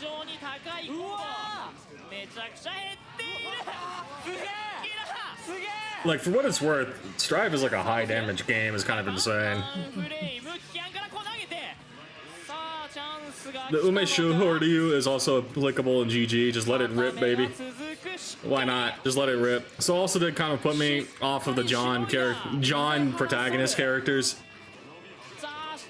He plays pretty unique, for what it's worth. Protagonist character, he plays relatively unique, right? He has his own play style that's not just like Shoto. Strictly Shoto, right? It is Soul Shoto. Soul bad guy Shoto is definitely different than regular Shoto. He's cool though, I'll give you credit, he is cool. But yeah, the playstyle, hit or miss. I don't, it's like mid-range bruiser. Yeah, mid-range bruiser. That makes more sense. Daigo versus Gamer B, Ryu add-on is the Ume Shoryu. Daigo versus Gamer B. I see. Hyde was just not it. Screw Kai. Kai is just Shoto Man though. Yeah, unironically, Kai Kisuke is more of Shoto Man. I hate Kai. Yeah, don't touch Shotos then. Kai Kisuke is like one of the quintessential Shotos at this point. Scum Dipper can go. Scum Dipper. He has a strong lariat. Reminds me more of Terry than Ryu. Yeah, like honestly, like the Terry style and like Soul Bad Guy style are a bit more in your face, right? Not strictly John protagonist. It's John beat him up.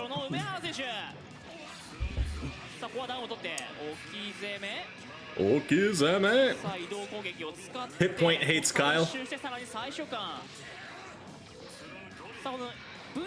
I'm surprised Daigo picked, for like coming back to a game, he picked a character like Zato.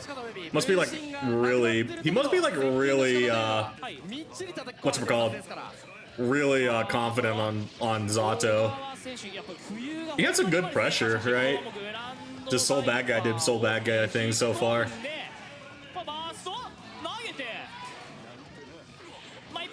Oh wait, no. Umehara. Daigo Uma. I messed them up. Oopsie. Yeah. Ogawa. Ogawa. Duh. Okay. Of course. Yeah, I messed up reading that. Umehara Daigo is Soul. My bad. That makes more sense now. I still don't know who I'm gonna main in Uni 2. I'm so sure it's gonna be Enkidu or Enkidu. Enkidu has the like I said, if you're struggling to get like poked out, I'm gonna on a winner high because people want easy. Uni 2 is a game of like long pokes, right?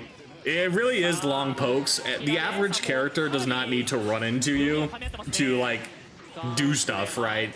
If this game had shorter range pokes, I think a character like Enkidu would be a lot more viable in my opinion, right? But because of like how long the pokes are in this game on average, like a character like Enkidu is gonna have to work to get in. They're not just like forced to interact with you and like play parry stuff. That's like the main thing that I've seen with Uni. Like I'm starting to piece together why people say Enkidu is struggling, and like that's like one of the main things I've noticed. Poke range, just you don't have to interact. You really don't. Most characters don't have to. And like it doesn't even have to be a character like Yuzu or Batista or Phonon, any zone insert zoner here. It could just be like even like Wagner has long-reaching pokes that can like outspace an Enkidu. And she's a rushdown of all things, right? The rushdown character, even not having to interact that much, is kind of a big deal. So I dare say, if the long ranges like mess you up, just go all in on the long range yourself. Hilda is still a character that could be incredibly oppressive if you want to go like down that route. She really is. It's just learning how to be oppressive with her is going to be its own skills. I'm trying to figure out how to like make Yuzu work. She's up there in terms of her pokes as well, right? I'm nowhere near perfect. Insert zoner here, which is the entire cast minus 1 or 2 characters. I mean, given range to range, I think Enkidu is the odd one out more so than anything else. Not so much that the others are so long, it's just like Enkidu is just that short. to win more to be a top tier, yeah, it relies a little too much on snowballing, which is like not the best win con. It's been so long since I've seen this set. Kias, old bad guy. It got brought up, so now we're curious. We had to see the Daigo soul bad guy. John protagonist slash. Oh, he won. I thought he traded. Nice. 2-0, baby.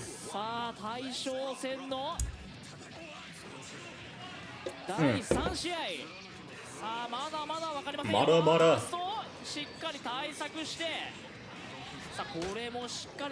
We were talking about Exert though, so the Daigo versus Ogawa set got brought up. I like Hilda's design and style, but her lack of a meterless DP is screwing me up. She's just all in on that annoying factor of keeping your opponent out, right? She really is all in on that concept. That's like the main thing with her.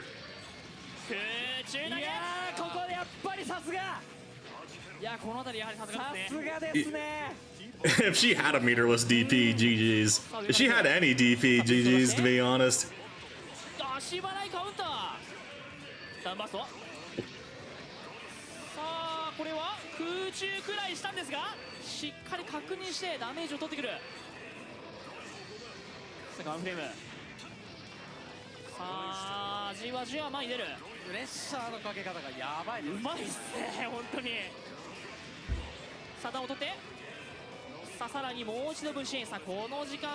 I like Hilda's design. Oh, I read that. Hilda's gonna make you appreciate bail off backdash and guard thrust.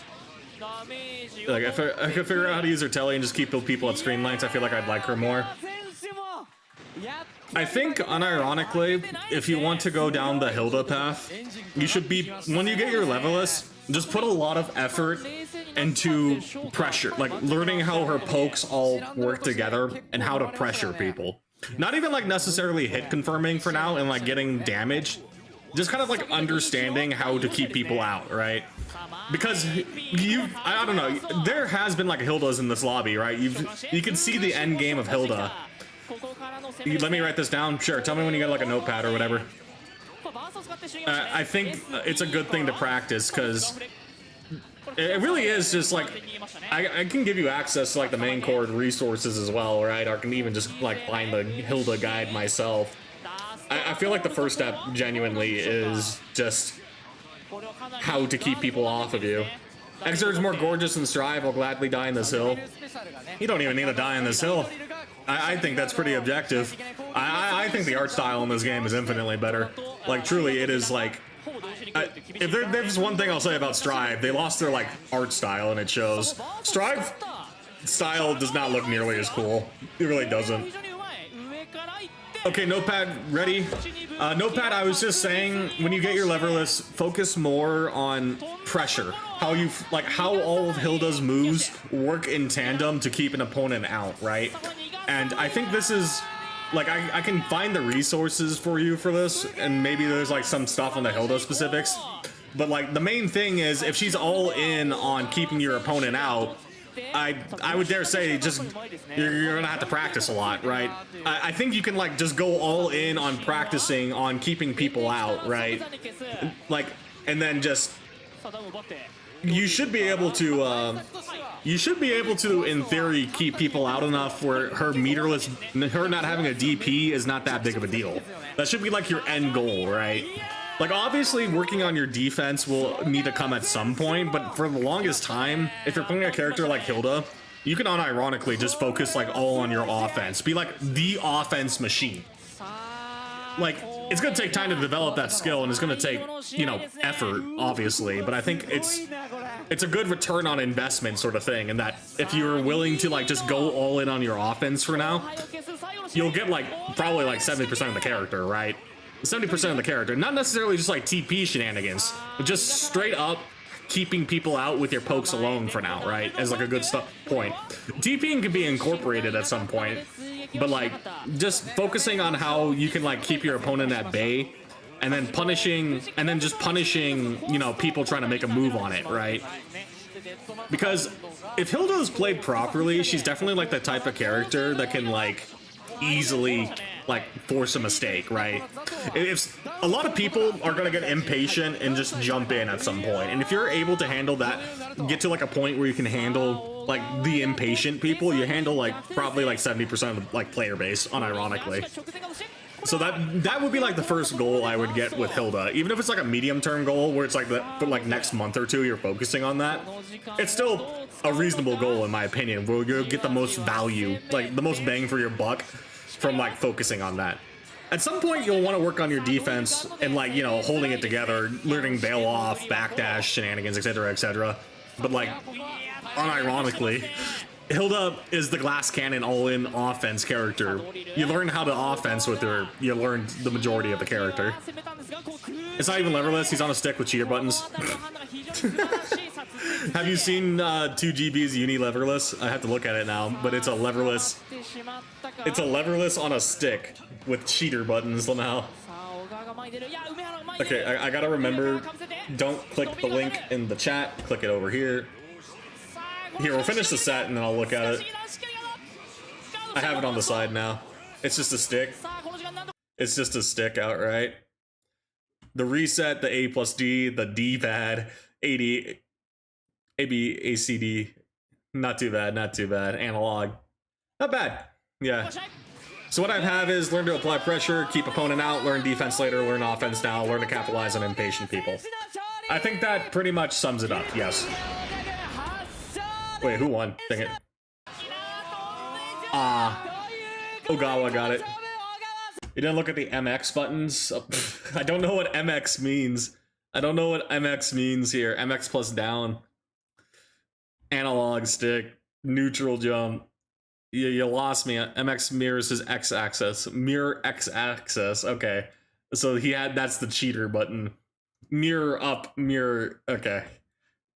So if he's holding left, it gives him right. Gotcha. The mirror button, so to speak. That is, yeah. Yeah, the mirror buttons are the cheater buttons, smile.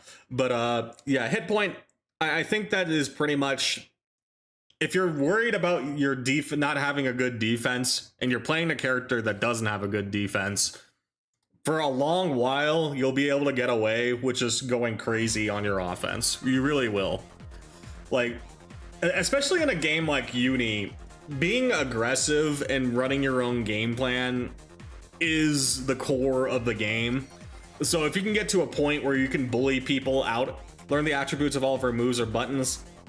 Attributes can be arguable. Like, frame data in this game, it's less about the frame data and just more so how it'll just all link together, I think, is the more important thing. I'm thinking you're gonna get more of a value off of how everything works, like links together, right?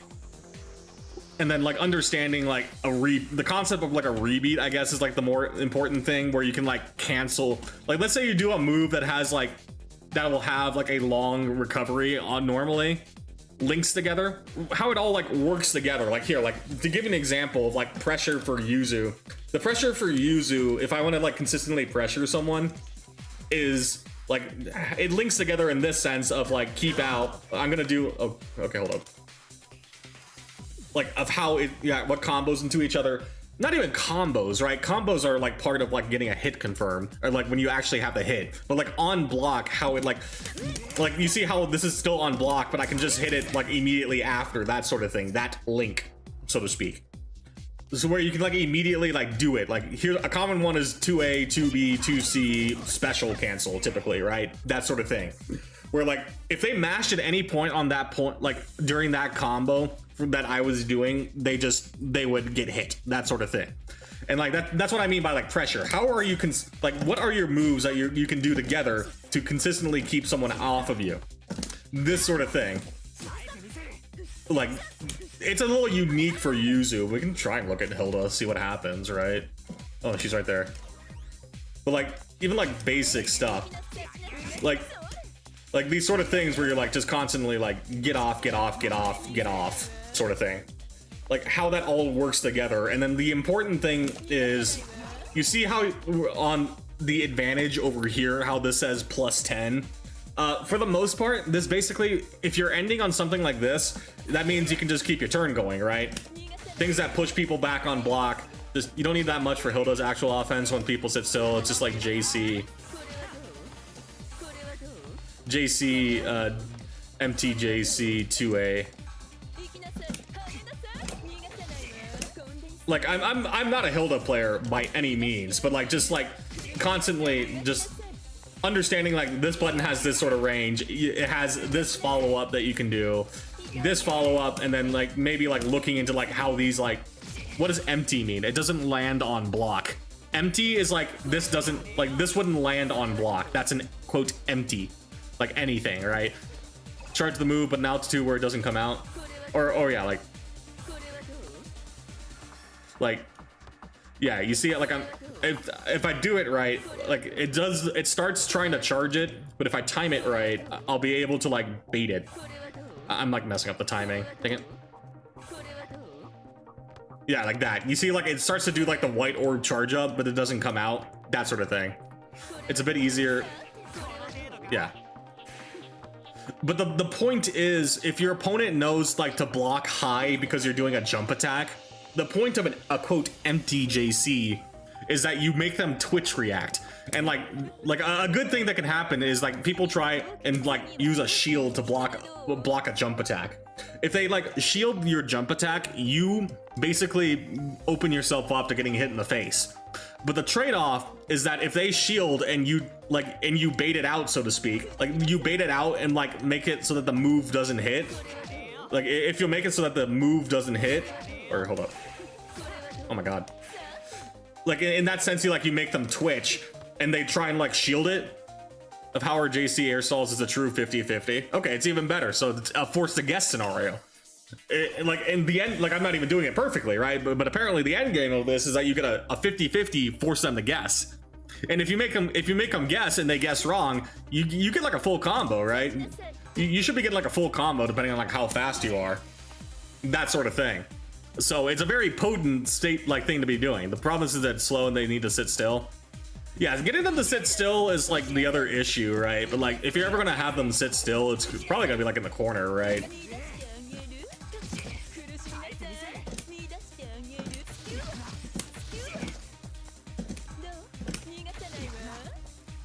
CF623.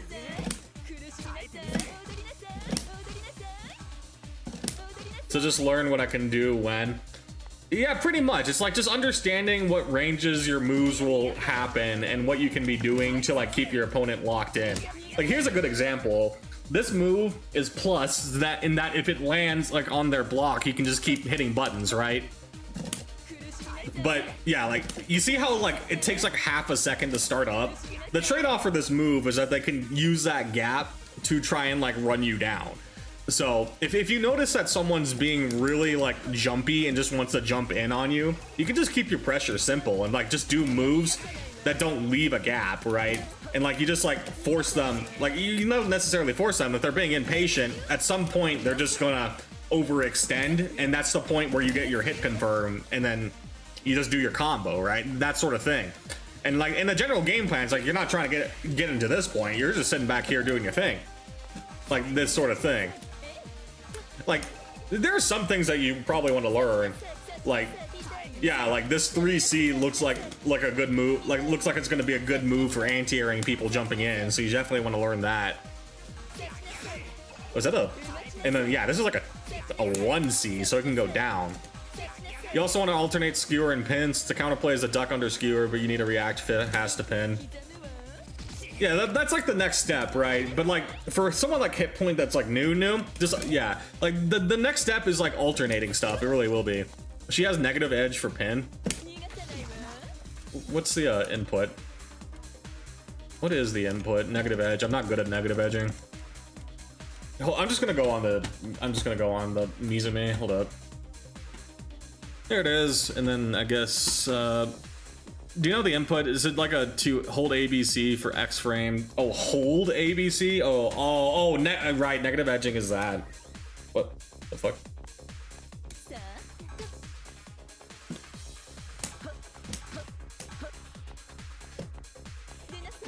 Yeah, there it is. Like that sort of thing.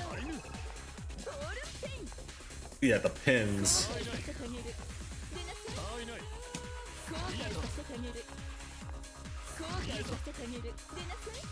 I can never hit that thing. I guess the main thing that's gonna be for Hilda is that negative edging is his own skill. Negative edging is a skill you're gonna have to practice, it looks like, and that's fine, right? Like, how long do you have to hold it? 40? Is it like Capcom 30? 40? How much is it? Like, looking like 45, right? There's like a certain timing to it you're gonna have to get down if you're gonna play a character like this, and that's fine, right? I think that's gonna be like another main thing to look at. Like, yeah, the negative edging.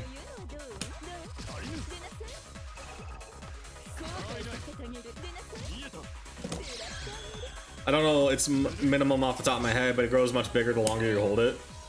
Okay, I'm gonna hold it for like 3 seconds then. Yeah, that was like 5 seconds. What's the max then? 180.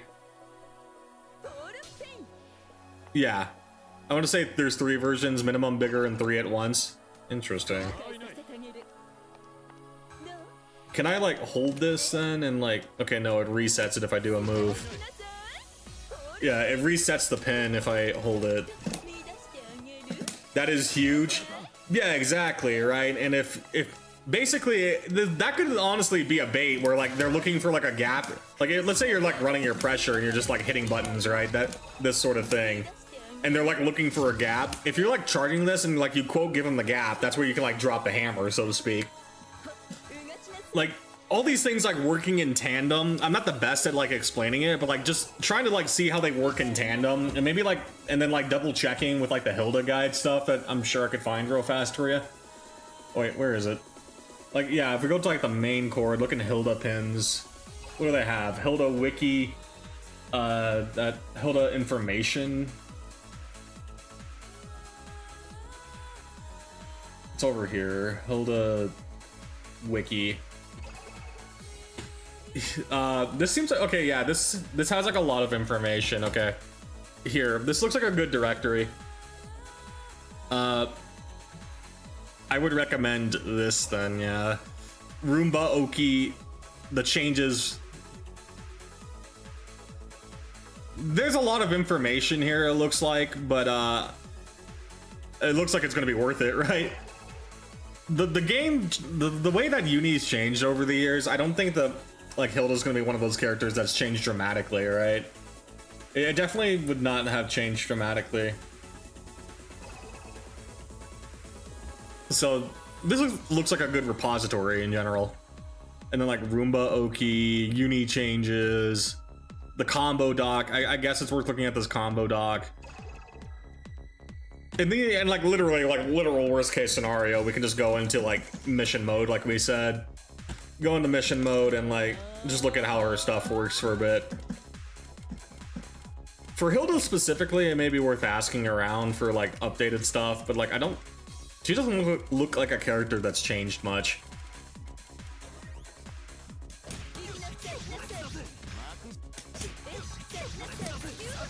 That sort of thing. Roomba Unblockable was added to Uni 2, but our overall game plan hasn't changed. Okay.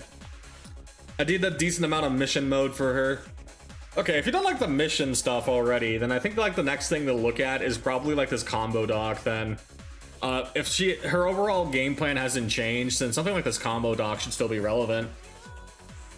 New players start here. Like, yeah, this Uni CLR combo doc should still be relevant. I think I got through intermediate, so you're like working on the advanced stuff. So then the advanced stuff is probably where it'd go next.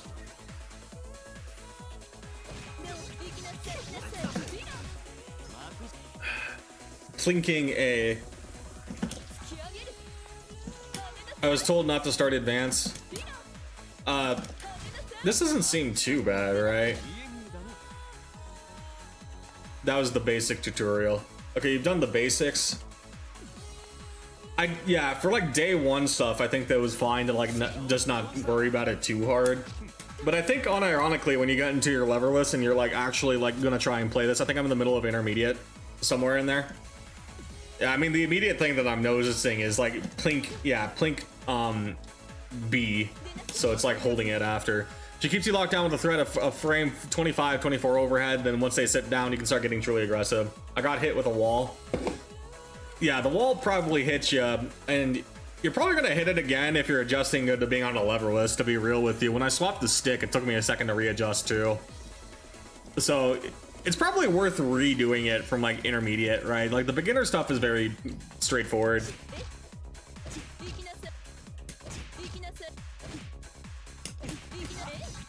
Like, yeah, this stuff is very straightforward. Maybe get like, just do it to get your muscle memory on it and like work on it.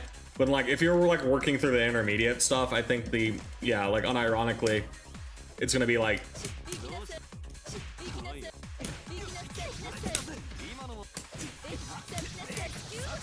just, you're gonna have to like readjust your muscle memory, right? Or, oops. Oh, 63, dang it. There we go. The wall I hit was something like jump cancel, dash attack, something or another, and I couldn't pull it off. Yeah, jump cancel and the dash attack is rough. I'm struggling with that one too. They teach you the combo theory, not so much how to play the character. For where he's at, I think the combo theory is fine for now, right? What's up, chat? What's up? Yeah, the combo theory is a bit different than the actual combos. It's just like, the main thing to understand about it is just looking to like, it's just like understanding how stuff works.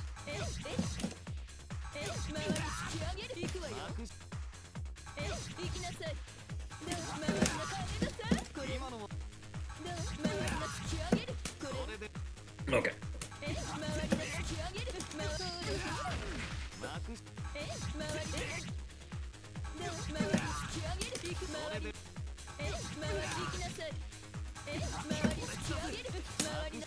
Dang it. I'm not understanding what I was supposed to get from combo trials. The main thing you should be like thinking about for this is that this is not going to be your end state combo theory for the game. The end state combo theory that I think you need to be worried about, and maybe if you want to go a different path, if you want to go like a different path for your Hilda, you can like use this like the Uni CLR doc that is linked in here, right? And then like you can trust like the player base to understand this better, like like to give you like your actual combos, so to speak, depending on like what move you hit them with.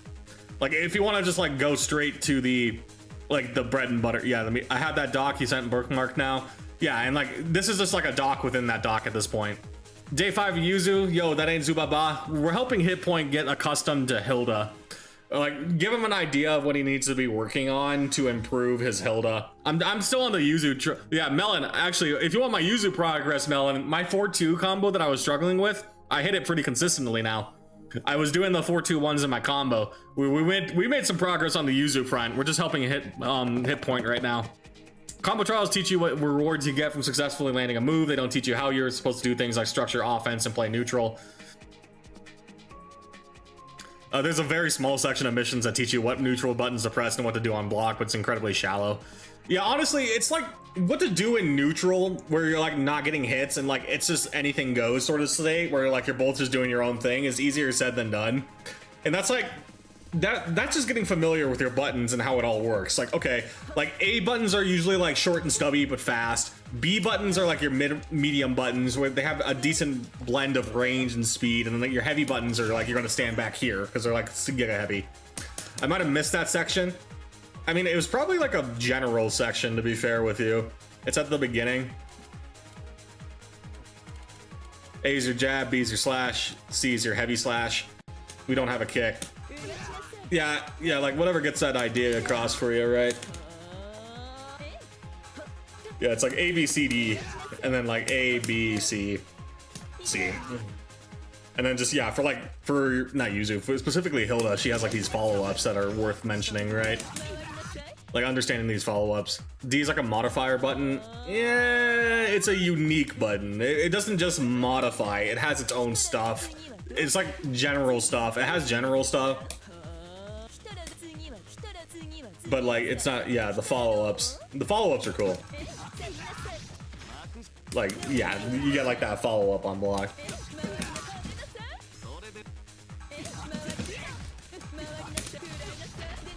Ah, dang it. And it's hold. The main thing that I'll say for this is like, yeah, IC as well means you need to hold the input. Make sure that you hold the input when you do it.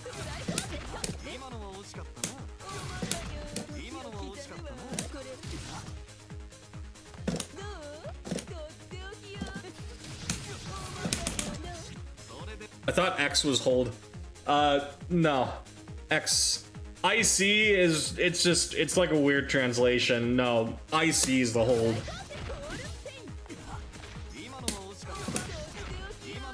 That sort of thing, right?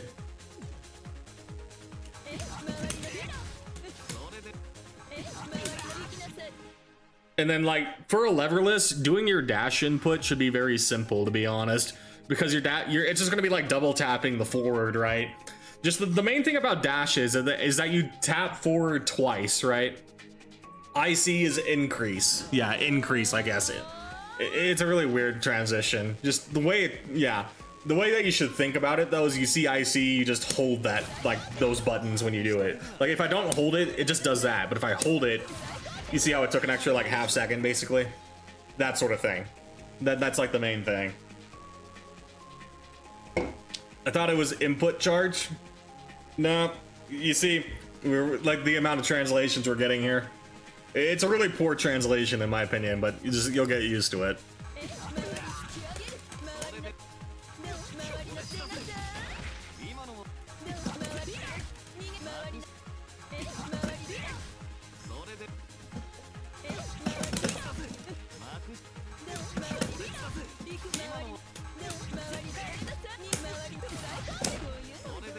Okay, and like, yeah, the follow-up after is like immediately doing it after, so you're still in the air. It's saying it needs to be like an air setup.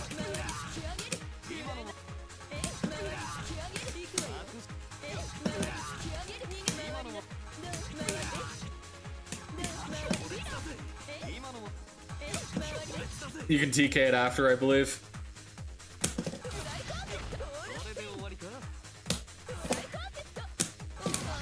Oh yeah, that's easy.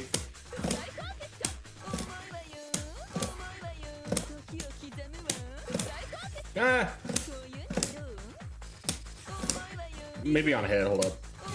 Yeah, on hit. Okay, it's like way easier to do on hit. Like, yeah, basically like as soon as that first hit happens, yeah, you can like set it up like that. That's like pretty consistent to do. Just make sure you do it on hit. Like if it whiffs, yeah, you can't do it on the whiff, but on hit, you get like that instant is the key idea here.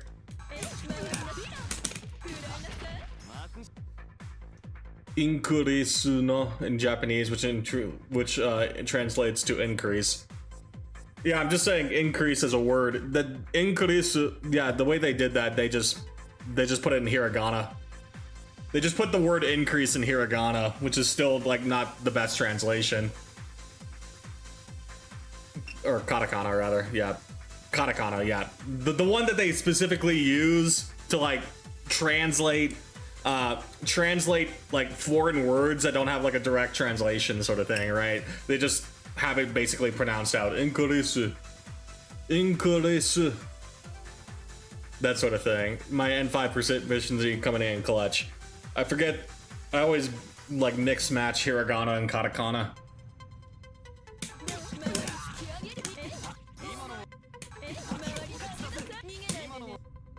N5 is the lowest, yeah. It's like N3 proficiency is what you want to aim for typically, right? For like jobs typically. There we go. So it's a little rough, but if you're doing like a leverless specifically, doing dash input should not be hard for you.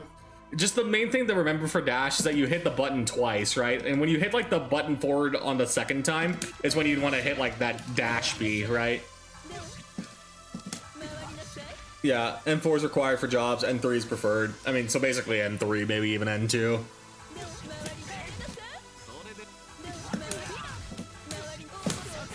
That sort of thing.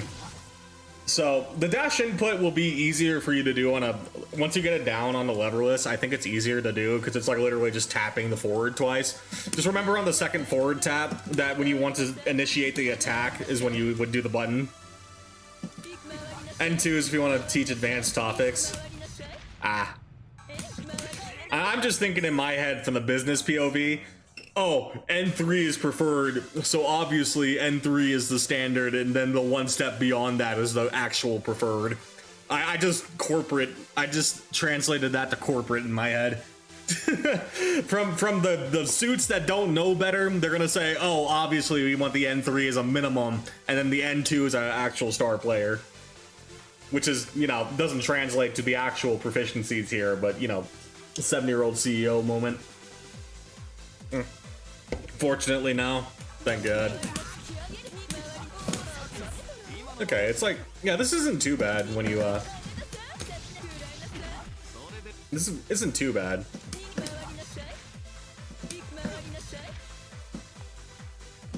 N2 is crazy.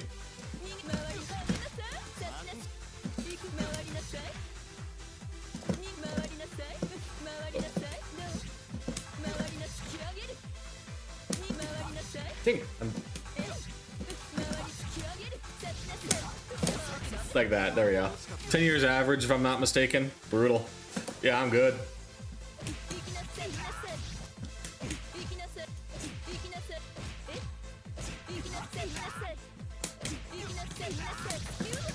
Oh, okay, so 1, 2, 3. Like that, okay. I know the gap between N2 and N1 is the gap between 5 and 2. At that point, you're just like fluent as like a regular speaker, if not honestly more.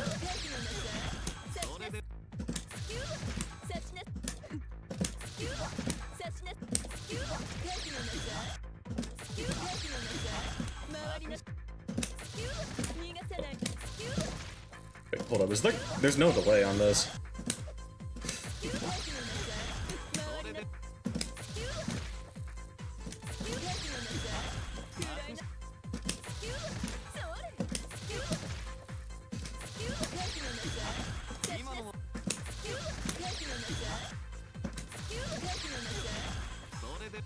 I'm not doing the dash right.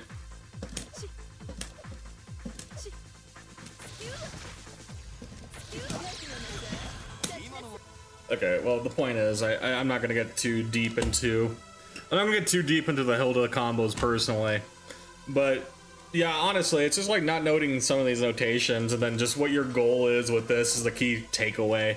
The key takeaway from all this, right? I get the gist of it. We should be good now. Yeah, there's some notations in there that are a little weird, but like doing the dash stuff should be, once you get it down, definitely easier to do on the hitbox. That sort of thing. Thanks for taking the time to guide me. Yeah, I've been there, right? It's a lot to take in. It is a lot to take in, and I had to be told what icy and all that jazz meant. But it's like learning a language, funny enough. It really is just learning another language in that sense. Oh, oops.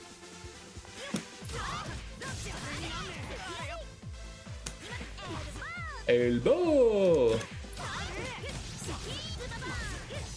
Oh, this is the one I wanted the forward jump on.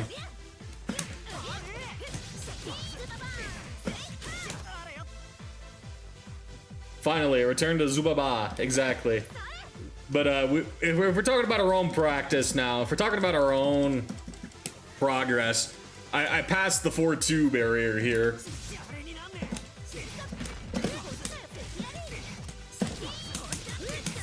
We can do this pretty consistently. Did you enter the bracket today? No, today was the open bracket. They made sure to specify it. So I don't think it was even a ladder. I think it was I think it was just like the regular one, right? They did the regular monthly open happening. Yeah, according to what they said, this would be today would be the what's it called? The monthly open, like a regular one. They crossed out the beginner. Well, I'm glad they did something, honestly. Yeah. Yeah, this is the monthly open. I may join the monthly ladder one, because yeah, this is not beginner, but I'm still down to do the ladder. Yeah, today is the regular ladder, or next week is the regular ladder, and then after that is the beginner ladder, or beginner monthly. I'll probably, yeah, I'll just join these two, right? These two are the ones I want to join. The ladder, I don't care if I lose on the ladder, like I said. It's just, yeah, we'll test ourselves. And then the beginner monthly, I'm presuming that's just gonna be like a regular one. I don't know what it is. I don't know, but either way. It says beginner on it, so we'll give it a shot. How I remember katakana versus hiragana is that a lowercase h is kind of rounded, so hiragana will be softer and round, while lowercase k is sharp and full of straight lines, so katakana will be the same. I see what you mean, yeah. I'm sick today, so all I've been doing is drinking or watching videos, drinking water and eating. Hey man, at least you can like eat and drink when you're sick like that. Sometimes when you're like so sick that you can't eat or you have to like force yourself to eat or drink is terrible. So hopefully you get better. Like when I got sick back in like December or so, I think it was, like I had to force myself to eat. I don't work tomorrow. We chilling tonight. Yeah, Saturdays for the gamers. I'm just annoyed because you're sick with something last weekend. Oh, back-to-backs then. Yeah, no, the back-to-backs are definitely annoying. I'll have to agree with you on that. The back-to-backs suck. There we go.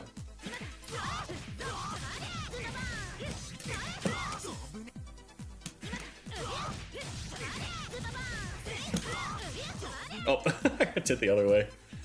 Yeah, but unfortunately the double sicknesses. Sayo! It's starting to sound like an excuse when I tell friends I'm sick again. I mean, it's winter. If you're ever gonna have multiple sicknesses, chances are it's gonna be in the winter. And for whatever reason, you're not the only one. I know other people that have gotten sick back to back like this. Like, if you're pulling this in the summer, I would be like a little sus. I would at least like look into it, but like in the winter, you tell me you got sick again, it's like, yep, it's the winter. Uncommon, I'm sure, but...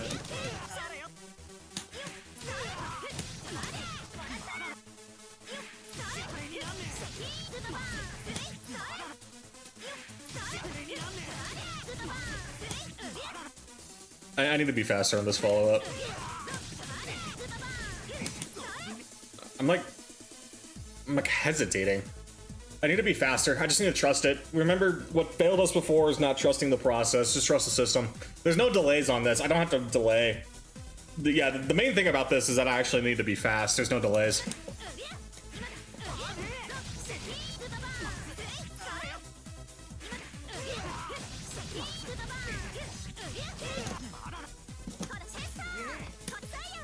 Slick. I need a... we're back here. Sometimes I watch the example replay on 2.15. I'm starting to get a feel for the combo theory and like how fast something should be. Like, I'm pretty sure there's no delays on this. Yeah, there's no delays. Like, I'm getting like familiar enough where like these pieces, like you see how like some of these pieces I'm recognizing from the previous combos, right? Like the B down C aerial C, like the aerial B down C C into dash B has happened before, and then like the cash out is there too. Same with that, lots of characters. So like in that sense, yeah, there's definitely no delay on this.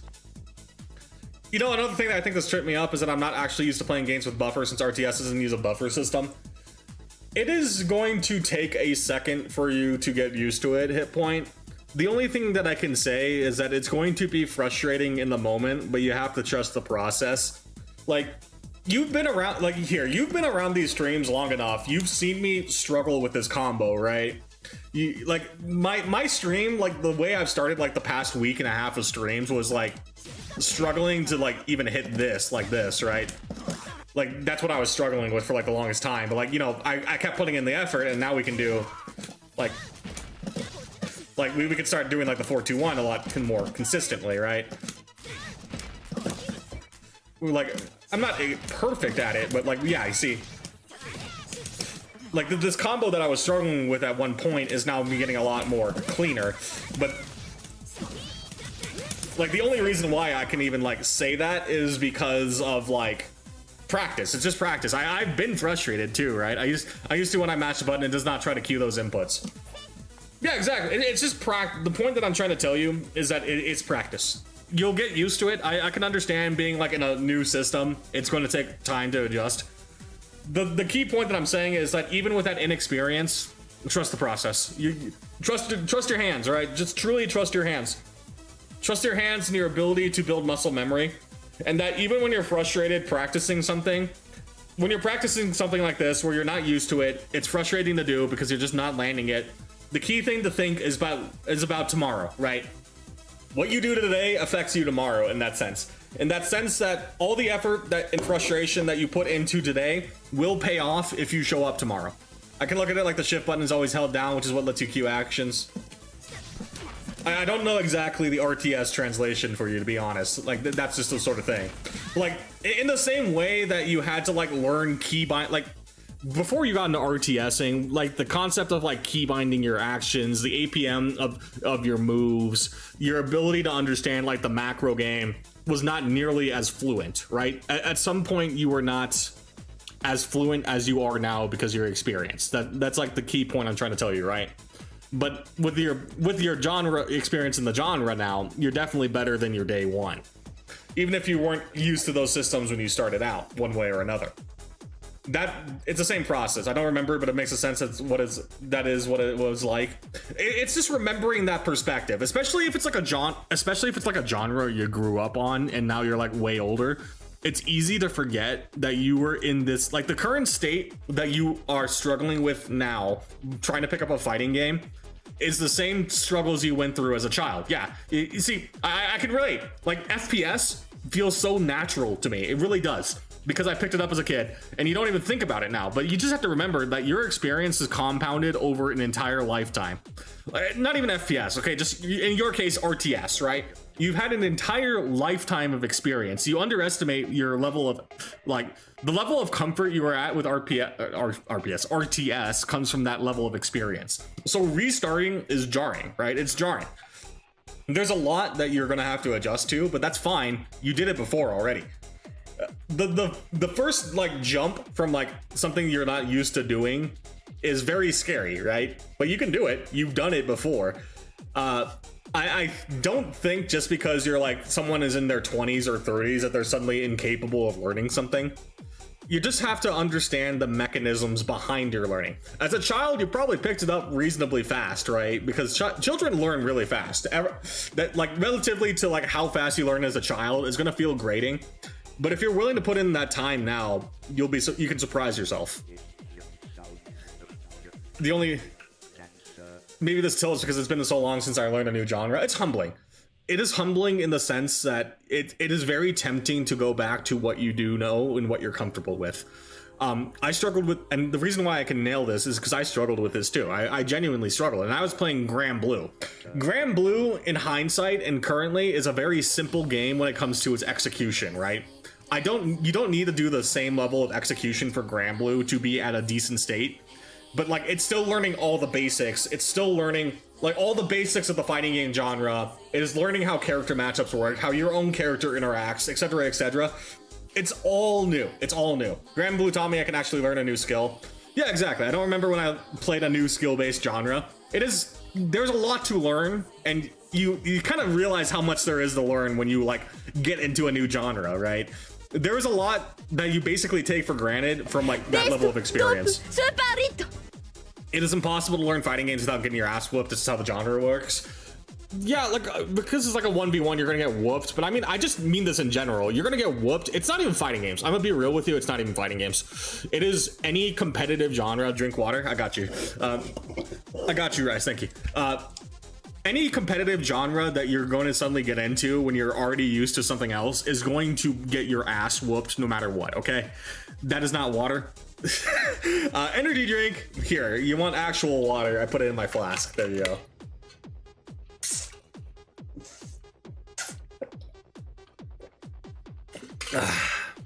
That's some good water. Thank you. I've been yapping a lot. I appreciate the reminders to drink water, though. Thank you. Anything that you've gotten used to, energy drinks do contain water. Yeah, exactly. But I lost my train of thought. Like, no matter what you're gonna do, that first switch is going to feel like you want to just go back to RTSs, and that's fine, right? There's nothing wrong with saying, okay, I want to go back to the genre that I'm comfortable with. But if you're like at least somewhat serious about learning a new genre, you're gonna have to accept that it's going to take time, right? And if you like, and I'm not saying this to be demeaning, obviously you're learning a new skill, it takes time. But if you truly like internalize that it's a marathon, not a sprint, it makes it a lot easier to not be tilted, in my opinion. Like, you're fighting people, like, think of it like this. What if you were teaching someone, like, you had to teach someone how to play an RTS game? Like, let's just say someone that has never played an RTS game suddenly had to learn how to play an RTS. And you had to explain them step by step how to, like, learn the genre. I think the main thing that comes from like that teaching process is realizing how much you kind of take for granted, right?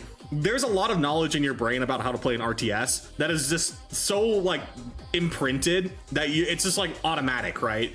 But for someone learning a new genre, it is not automatic. They have to like build that muscle memory. They have to build that knowledge base, that sort of thing. So like building that base is gonna take time. I'll do my best with the mental. It's just such a foreign feeling. It is easier said than done, and especially for a fighting game where it's one-on-one. Fighting games are one-on-one. There's no team for you to blame. There's no team for you to blame. If you lose, you lost. You lost. You, the player, lost the video game. And like, if you're used to playing team games, especially where you can blame your teammates one way or another, it's jarring. It really is jarring. The goal should never be to win. It should be getting better otherwise you will be frustrated. Yeah, like I think RTSs are still like one-on-ones for the most part, right? RTSs are mostly 1v1, right? I know 2v2 modes exist, but I'm pretty sure like the standard's 1v1 for RTS. So honestly, that's probably like a big step for you. Like if you're already used to 1v1, that's honestly like a big step in the genre. But then the other side of it is, yeah, you're on your own. You understand what it means to be on your own, right? Remember that mastering something is like 1,000 hours and that's one character. Team game modes exist, but 1v1 is standard. So yeah, you're used to 1v1. So you're already used to being out in the open, right? But yeah, when you're out in the open and you have to like basically learn on your own, or you're on your own in the game, even if you're getting like help from outside, from like people teaching you concepts, you kind of forget what it means to be in the newbie seat, right? Yeah, also remember that 1,000 hours of master only applies to deliberate practice. Simply doing an action does not teach you. Yeah, that's the other side of it. Deliberate practice is what needs to be done, and deliberately practicing a skill is easier said than done, because basically deliberate practice means you have to constantly do things you don't feel comfortable doing. Like, if you're like deliberate practice is recognizing that you suck at something and that you have to work on it. So here's a good case with Yuzu, right? I suck at doing 4-2-1s. Doing 4-2-1s is a core part of doing Yuzu combos, right? This teleport to like keep my combo going. If I don't do a 4-2-1 properly, I lose a lot of damage. Deliberate practice is saying, okay, I suck at doing 4-2-1, I need to practice that. Instead of like recognizing that, hey, I'm strong at doing this cash out, right? Like if you recognize that you're strong at something, that's good, you can keep at it. But deliberate practice is not going into training mode and doing the stuff you're strong at. It's going into training mode and doing the stuff you suck at. Like, it feels bad too. Like, when you're struggling at something to do something and you keep messing it up, it is a struggle. But that is what we mean by deliberate practice. It is constantly attacking your own weaknesses and working on it. That is the opposite of what I've been doing. It is fun to do stuff you're good at. It really is fun, I'll give you credit. But if you want to improve, you have to go the opposite direction. You have to be uncomfortable. And this is kind of like the breaking point for a lot of people when it comes to improving in this genre. You will never plateau if you willingly always attack your weaknesses. Plateaus come from getting too comfortable and or not knowing where to go. Like, if you're like newer and you don't know where to go, those plateaus are more reasonable, and that's the point I would expect you to ask, and like maybe there's something you don't understand completely. Like if you don't understand the concept of stagger pressure, like let's say like in theory here, let's say you struggle to open up. We're gonna go to training mode real fast. Let's say in theory here, you struggle to open up people that turtle, right? Like if you're like just theory craft with me here. Let's say in theory you don't know how to open up an opponent that just blocks all day, right? Hold up. Where is it? Guards all? Yeah. Let's just say, in theory, you don't know how to open up an opponent that knows how to block, all day, and the only way that you know how to open an opponent is like run up throw. So in the case of that, the only way you know how to open up a turtle is run up throw, and let's just say in theory they tech it every time, because they just like every time you run up they tech it, and it's like, oh crap, I don't know how to open this. I don't know how to open up this turtle. He just keeps blocking all my stuff.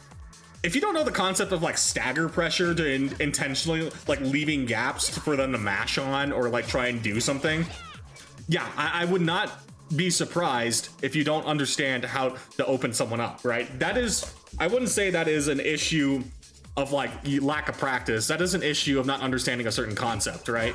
But if you understand how to open an opponent, and you understand what stagger pressure is, you understand like you can do like jump overheads, you understand that you can even like do a throw bait. If you understand all that, but you just suck at its execution,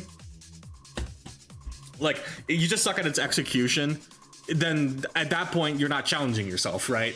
Like there's like a difference, right? Like if you understand what needs to be done, but you're just not practicing it, that is a you issue. But when you're starting out, you definitely want to like be more guided on what needs to be done. You need higher level gameplay is recognizing what option selects their opponents are doing and doing actions to counter them. That's like like option selects that cover multiple things are are ultimately like the end game, right? But it's building the blocks. It's like one block at a time, right? Option selects are like later down the line. It's the same, conceptually it's the same. Yeah, conceptually it's the same thing, right? Like understanding like 3AC. Like understanding like 3AC for a lot of characters is going to be like a good option select, and how to bait that is its own thing. But it's still conceptually the same idea. 3AC is trying to call, like doing like a delay call out on you trying to like either jump or throw. So understanding how to like bait that out is like another thing. And like if you don't understand how to bait that out, that's not a you issue. That's just not understanding the tech, and that's fine. But if you understand how to bait it and you're just not good at executing it, you just gotta practice. It's just practice, and that's deliberate practice, right? That sort of thing. I see, this might change when I get my leverless, but I struggle with 2-2 inputs, so I just never practice them. So practicing that would be a thing to deliberately practice. Yes. I think directional inputs, like, that are just like tap in the same direction, will probably get like a lot easier for you on the leverless. Like, learning 2-2s and DP inputs is a good example, because practicing and applying isn't a flashy thing, but deliberately practicing it makes you much better. Yeah, like, it's frustrating. Yeah, it's frustrating, and it's arguably boring depending on how you feel on it, but like you have to do it, right? Like a 2-2 input is basically in the majority of the characters in this game, there's a 2-2 input. If you're gonna play Hilda, there are 2-2 inputs, right? We just saw that there was a 2-2 input. So like, and then like with Hilda, if you don't know how to negative edge a button, you're not gonna be playing Hilda to her max efficiency, right? And I'll tell you right now, this game, if you're not trying to push for like close to optimal in this game, you are hindering your ability to play the video game, right? Hilda 2-2 input is another input in that wall. Like, it's okay to say you struggle with it, right? There's nothing wrong with saying you struggle with an input, but like saying that you struggle and then you don't do anything about it, you're not gonna like passively get better at it. You have to put in that effort to like learn how to do it. Like in my case, I have to learn how to 4-2-1. I need to learn how to 4-2-1. There's no if, ands, or buts about it. If I'm going to play Yuzu, I need to learn how to 4-2-1 input. And that's fine. I suck at doing it. I'm not the most consistent at doing it, but I have to learn, and I have to put in that effort to learn. And that's fine. Putting in that effort is just a discipline. It is just a discipline, just consistently coming back to it, right? It doesn't have to be every day, but like, you know, a few times a week does pay off, right? There's a reason why when people teach fighting games, the important things people teach first are how to block, how to anti-air, and how to not just doing flashy combos. I was just hoping I could get by without it, but that was the wrong mindset. Like, it's not impossible to get to a certain point if you ignore certain aspects, I'll be real with you. But I will also tell you that you will plateau as a player if you just ignore it entirely. Like, there are things you can struggle with. Like, it's okay to say you struggle with things, okay? I struggle with 4-2-1s. I still struggle with 4-2-1s, even when I've been doing these combos with 4-2-1s in it. I'm still struggling. That's fine, but I'm putting an effort to learn how to do it so that when I do need it for a combo, I'm ready to do it. Like that sort of thing, right? Like I just need to be ready. There's no getting around it. I have to learn this skill, and I will have to practice it, but that's fine. Just practice it. It's like, it is very simple, right? What needs to be done. You just have to just remember that you need to be challenging yourself. If you struggle with something, don't avoid it. Just add deliberate practice to a list. And like, what you struggle with is going to be basically unique to you. Some people are going to be really good at hitting 2-2, like hitting their 2-2 input, right? Like for in my case, I don't really struggle with like quarter circles, right? I could do a quarter. I was doing quarter circles in Grand Blue even, right? There are some scenarios where doing a quarter circle in Grand Blue is worth it, even if you don't use technical inputs that often. So in that case, I have about 2 years of experience of even hitting quarter circles, so I'm ready to hit the quarter circles. But in Grand Blue Land, I don't have to hit a 4-2-1. I have never had to hit a 4-2-1 until I started playing Yuzu. I'm like really good with quarter circle TK inputs. Yeah, exactly. Like doing like the 2-3-6-9, right? So like if you're good at that, then that's a good, like that's something you're uniquely good at, and that's good. Like that's good. But for the things you struggle with, like if you're struggling with 2-2s, you just have to do it. I'm gonna sleep early to drive back home tomorrow. Enjoy your night and Valentine's Day, Greg. Sounds good, Rice. Thank you for dropping by. Sleep well and have a safe trip. Also, Twitch Mobile sucks. Twitch Mobile does suck, yeah. I don't blame you. Twitch Mobile is not it, but thank you for sticking by anyway. I appreciate it. Rest well. But yeah, night hit. Yep. The NyQuil hit. But TLDR, yeah. TLDR hit point, if you struggle with something, don't run away from it, okay? It is okay to say that you suck at doing certain things. Everyone has something they need to work on, and the entire genre is basically everyone just working on their weaknesses. I suck at doing most things. I do too. On my execution side of things, I am very weak. I am a very weak on my execution side. And even when it comes to like understanding the theory of like fighting games, I wasn't a genius at it. This is just 2 years of getting invested in the genre and having like a mixture of time invested and then listening to people more experienced to me. Like if you want to talk about theory of like the theory of fighting games and how to like approach people, a good like half of that information is like shit that other people have told me.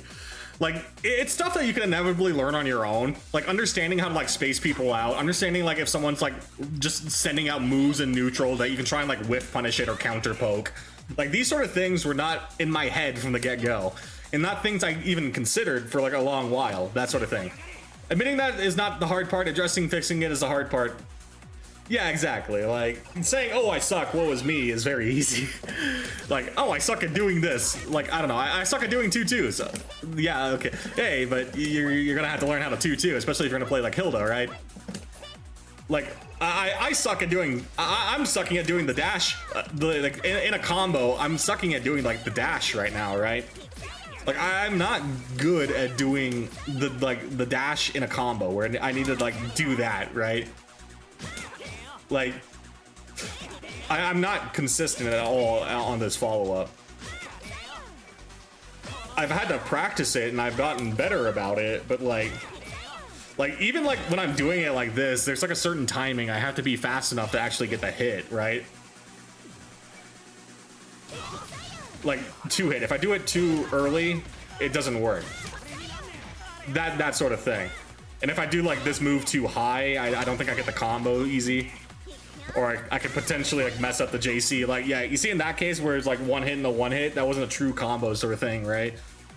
Like there's a lot of nuance to that it's easier said than done, but you just have to put in the effort. And you have to like trust the process.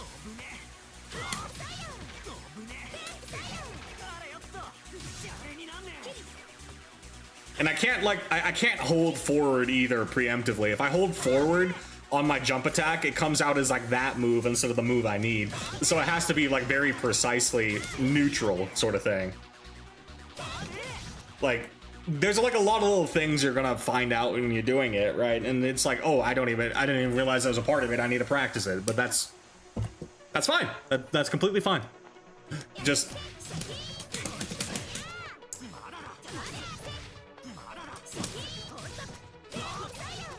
like, it is a-okay. You've been a big help. This genre, as funny as it sounds, is like a test of your ability to like keep your mental intact. And yeah, like getting tilted is inevitable. Like you can't avoid tilt, but you can at least minimize it if you have the right mindset. Like it does, like it is frustrating to like work on your weaknesses, but at some point when you see that payoff, the frustration turns into holy shit, I can't believe I can do this now. Like I said, doing 4-2-1s is not something I imagine myself doing, but like look at me now. I'm hitting it. I'm just hitting it. Like I'm not really thinking about it. I just do it, right?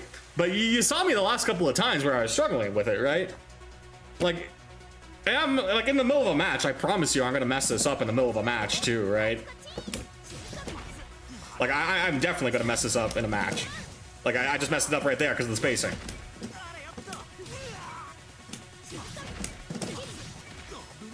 Like yeah, the thing about Yuzu is gonna be like a spacing thing too, so that's like the next step. But like messing it up is a given. I don't see myself hitting 4-2-1 consistently. It's on my personal list of struggles. Well, even if I didn't see myself doing it, I practiced it, and like look where we are now, right? Like you've been around my stream enough to see this. You've been around my stream long enough to see this improvement. And this may not be much to like a pro player or whatever, but it's about you. Like unironically, it doesn't matter if other players that can hit 4-2-1 have existed before you. It doesn't matter. You worry about yourself, right? Like all of you, like this is not a genre you want to compare yourself to people in, right? And like that's the other side of it. Don't get too concerned about comparing yourself in this genre. Oh. Nega Reaper just raided with 11 viewers. Nega Reaper, thank you for the not the shout out. The raid. Let me shout you out. Shout out. What's up? Yeah, what's up? I hope you all had fun tonight. We were just talking about how to improve in this genre. Thank you for the raid, though. Let me hit you up, Nega Reaper. He wasn't afraid. Let me hit you with a shout. Yeah. Melty Blood and Uni. I see. Lamau, thank you. Yeah, he wasn't afraid. The only person is important. Yeah, the only person it is important to compare yourself is yourself. Yeah, exactly. We were just talking about how to improve in this genre because I've gotten some we've gotten some questions about how to improve in this genre. And like how it's going. Like from my perspective, your growth has been explosive. Have a fun stream. Sounds good, Nega. Thank you for the raid as well. I hope you had a fun time yourself. I appreciate it. But for all the new people that want to stick around, we were just talking about how we grow as players in this genre. Like in my case, it's a perspective I like to talk about because I joined fighting games relatively late, right? I started playing fighting games at 28 years old, right? And compared to like the average player in this that has been playing them since they were younger, or at least like a decade at this point, the perspective of improving in this genre is definitely easier said than done. But we're just talking about the mentality to hold with it, right? Like you're saying, from my perspective, your growth has been explosive. And it is true. Like I understand the pieces that I need to be doing to improve as a player, but what you missed, Hit Point, basically is like the first 2 years. Like you don't play Grand Blue, so it's hard to like show you like the growth I'm at. But I can like show you basic baby clips from like when I was like starting out in Grand Blue. I've made the same journey that you're making yourself, right? That sort of like journey where you're trying to like improve. And like struggling with like what people would even consider the basics, right? Like that's fine, right? It is just showing up and putting in the work is the key point, right? If your perspective is that you're not trying to win Evo, you're not trying to win an Evo, you're not trying to win an offline major, you're just here because you want to be here, you don't have to rush yourself, right? Don't rush yourself to improve or look at someone else and be like, oh man, they already learned how to do this skill in X amount of time while I'm struggling to even pick it up, right? everyone is in different spots, and the newer you are in the genre, the less comparing you should be doing. Like, frankly, you should be comparing yourself less and less when you're new. You really need to, like, just worry about yourself. You really do. Because you start comparing yourself to people that even have, like the biggest wall you're gonna get over is the first wall. The first wall of getting to a point where you can at least say, okay, I may be new to the game, but I'm not new to fighting games. That sort of feeling of, like, confidence, you have to build it up like any other skill, right? It's not easy. It's not easy. Like, I'm not gonna pretend it's easy. I'm not gonna bullshit you. I'm not gonna bullshit you. For, like, the longest time, I felt like for, like, the first year and a half of playing, I felt like a scrub that didn't know any better. And it took like another person to break me out of my own rut at that point, where I was like, I don't know how to improve. I'm kind of just stuck here. And he kind of just, like, kicked me in the ass and told me, like, all the stuff I was struggling with on, like, an intermediate advanced level stuff. And then he's like, yeah. Was it Jesse? It was Jesse. Yes. For the Grand Blue players would know it's Jesse. Yeah. Just like me, for real. Like, yeah, Jesse got me out of my own rut back in, like, what, March 2025. It's almost been a year, right? Like, I was stuck in my rut. I wasn't really too sure what to do. Jesse doesn't want me to improve. He's just being a tsundere. Jesse's just being a tsundere. But, like, I'll tell you right now, like, it's the difference between, like, teaching a man to fish and giving him a fish, right? Jesse taught me a lot in, like, you know, on advanced concepts, but then he also he also made it obvious that I can be teaching these things myself, right? And now I'm just applying that lesson over in Uni 2 land. I'm no Uni expert. The average Uni, like, pro, like, honestly, a lot of Uni players are gonna run me over on my Yuzu. My Yuzu, for what it's worth, even if I'm improving at her, is still very bad. Day 5 Yuzu shows, right? Like, I'm improving at her, and I can show you where I'm improving, right? I could show you the points that I'm improving as a player, but even then, those improvements it's gonna be a long while before the Yuzu is even, quote, taking names, right? My mentor got so frustrated just watching my VODs. It requires a good amount of patience to be an effective mentor. I genuinely respect anyone that can be a mentor that doesn't immediately blow up, because it is very easy to get frustrated from that POV.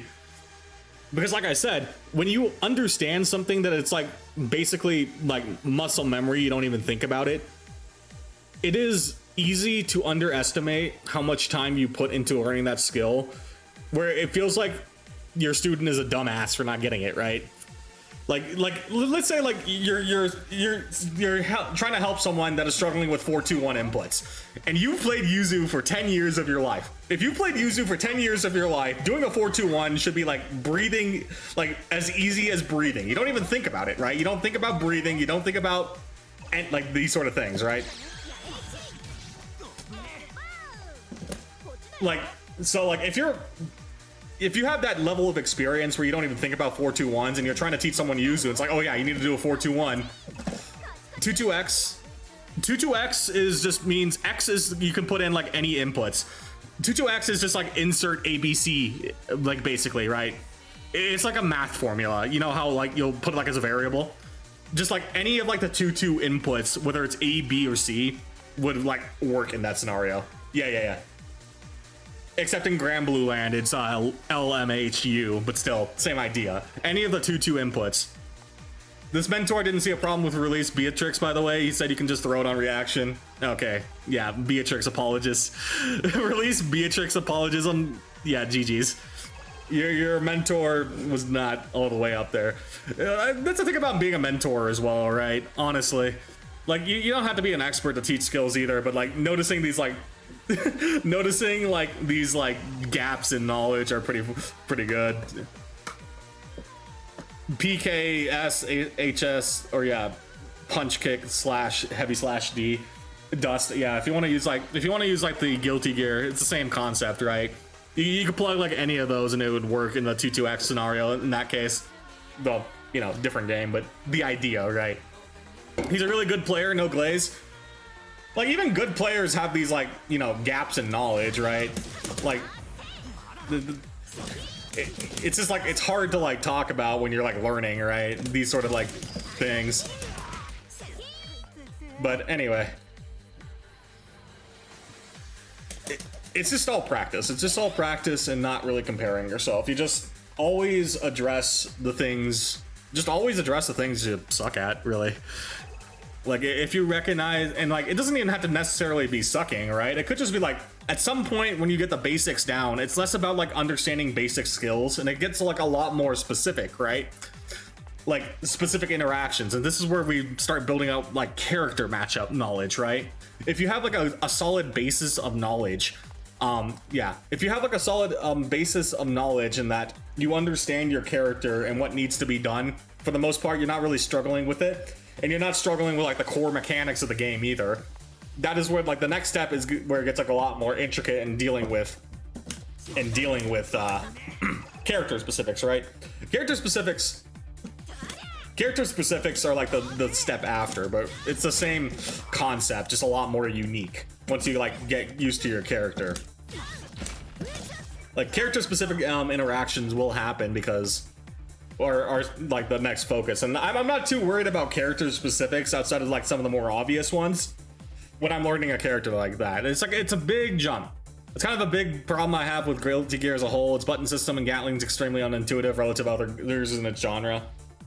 Yeah, the Gatlings are a little weird in comparison. I mean, there's always going to be like stuff that isn't one-to-one when you jump, but yeah, the Guilty Gear Gatling system is a little off in comparison. But I mean, to be honest with you, it's like even like the rebeat system in this game is like its unique point too, right? I did not play it for long enough to know. There's always going to be something that makes it hard to make comparisons, right? Like at the end of the day, comparisons are nice if you have that basis of knowledge, but then I also recommend just trying to fully immerse yourself in the game specifics. With like uni, right? I would not really like rebeat. Rebeat is something like here. So rebeat means if I do this 2C and I don't cancel it, it is -7. You see, laggy and it gives the opponent an opportunity to counterattack. But if I do 2C into 2A, you see how it changes my frame advantage to -2. Yeah.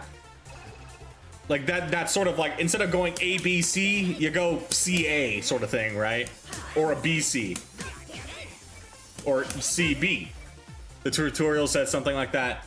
The point is that the move that you end on is not nearly as laggy, so that, you know, you're not really like overextending your pressure, overextending yourself because you use like a laggy move, right? That sort of thing.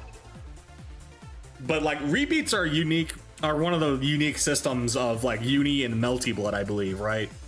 Like rebeats are not gonna, you don't rebeat in Grand Blue, I'll tell you that much.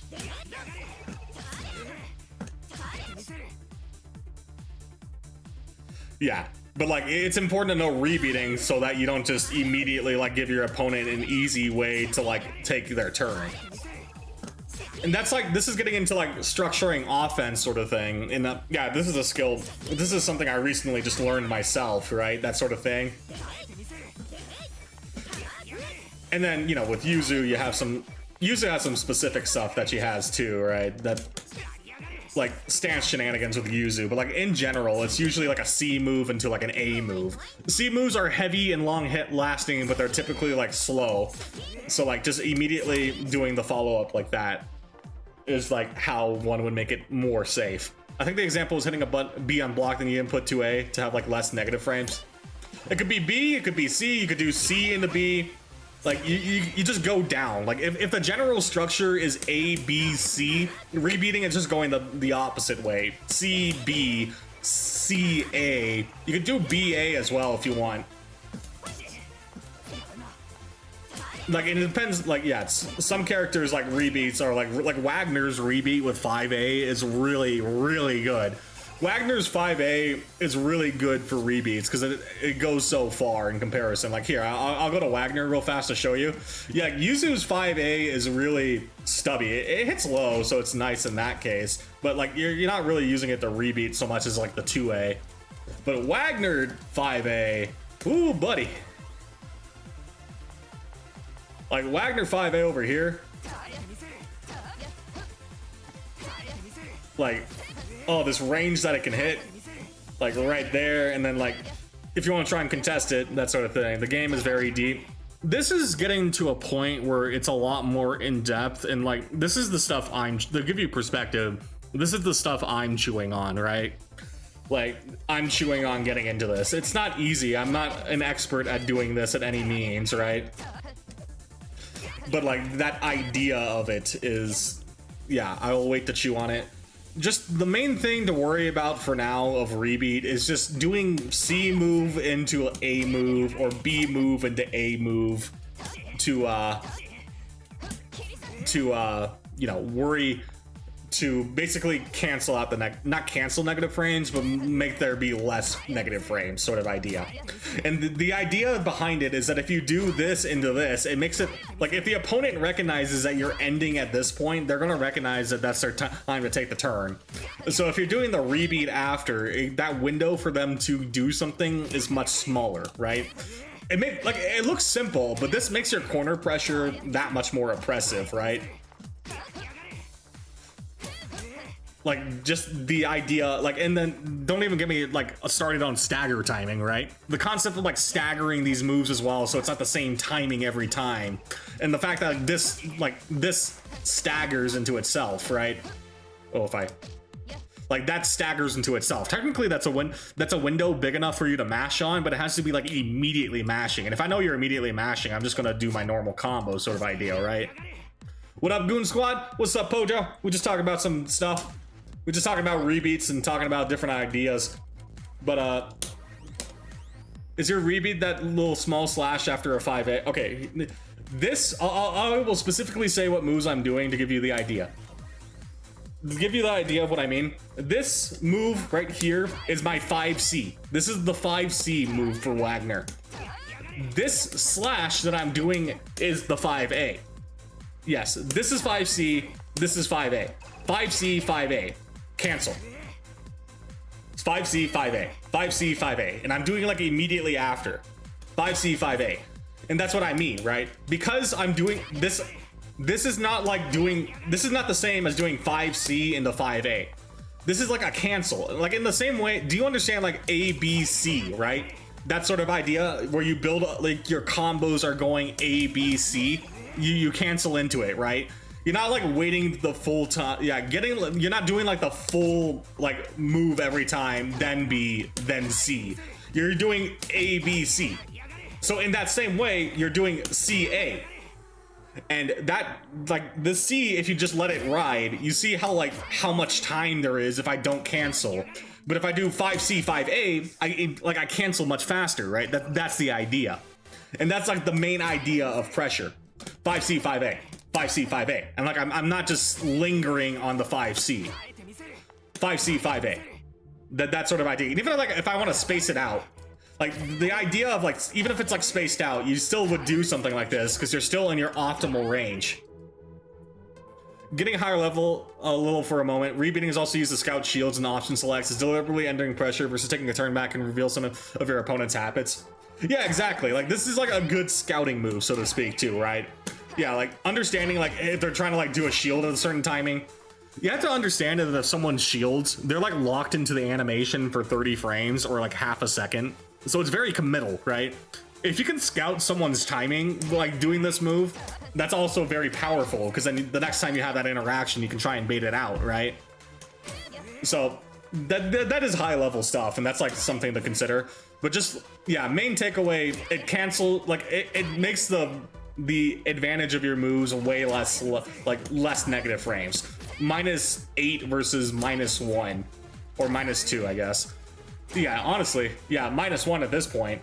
And depending on like what you're hitting, and like this can also get into the call out territory of like understanding your opponent's frame data. If you're -1 and let's say you want to do like Wagner's 8-frame move after, even if you're -1, that makes it 9 frames to start up, right?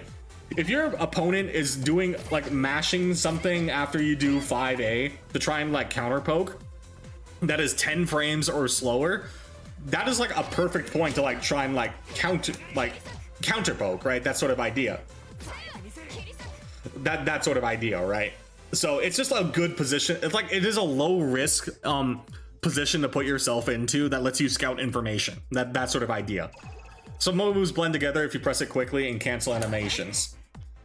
Like, yeah, blend is an interesting way. It's more about canceling like the recovery. Like, you know, you do understand like moves have like the 3 phases: the startup, the active frames, and the recovery, right?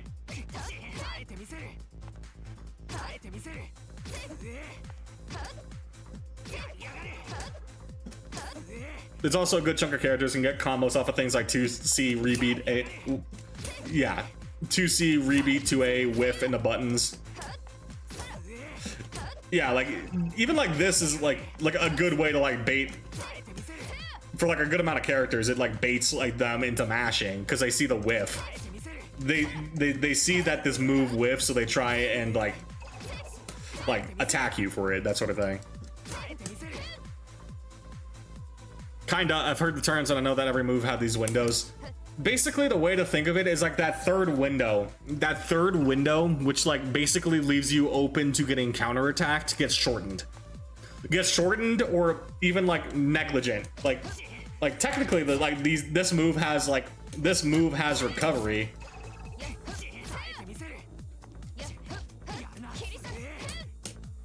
But like the sweep itself leading to a combo even though you did a whiff. Oh, I see. So even like, yeah, the 2C hits, and even if they do like the whiff 2A, there's enough time on the ground to like get a pickup. Oh, okay, that's pretty good. Akatsuki is a very good example. That makes sense too. I know more about startup than active and recovery. The key thing that we're going to learn for you today is that these moves, when they do combo together like that, reduce the recovery. It cancels the recovery, so you're not forced into the recovery state if those moves combo together. And this is a point you can like look into it on the Mizumi wiki, right? And seeing like what, like you see these cancels, right? Where stuff cancels into each other. That's like a good point to this is like a good point to look into like cancels for each other. Like the most common one, you still have like 5A, 5B, 5C sort of things, right? 2C on hit, whiff 2A, 2B, 2C is a very common thing he does. Yeah, he's, I think I've been hit by that.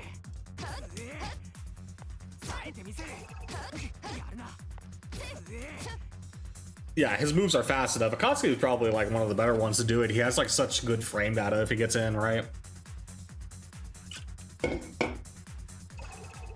Like, yeah, Akatsuki's definitely up there. Yeah, but the point is, for now, these cancels, as the official term, reduce the recovery.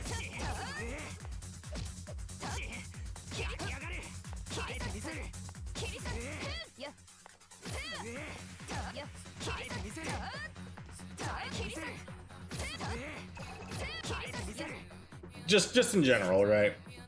Just it's a lot to chew on, and I'm not an expert, obviously, either here. There's stuff I'm learning just right now, too, right?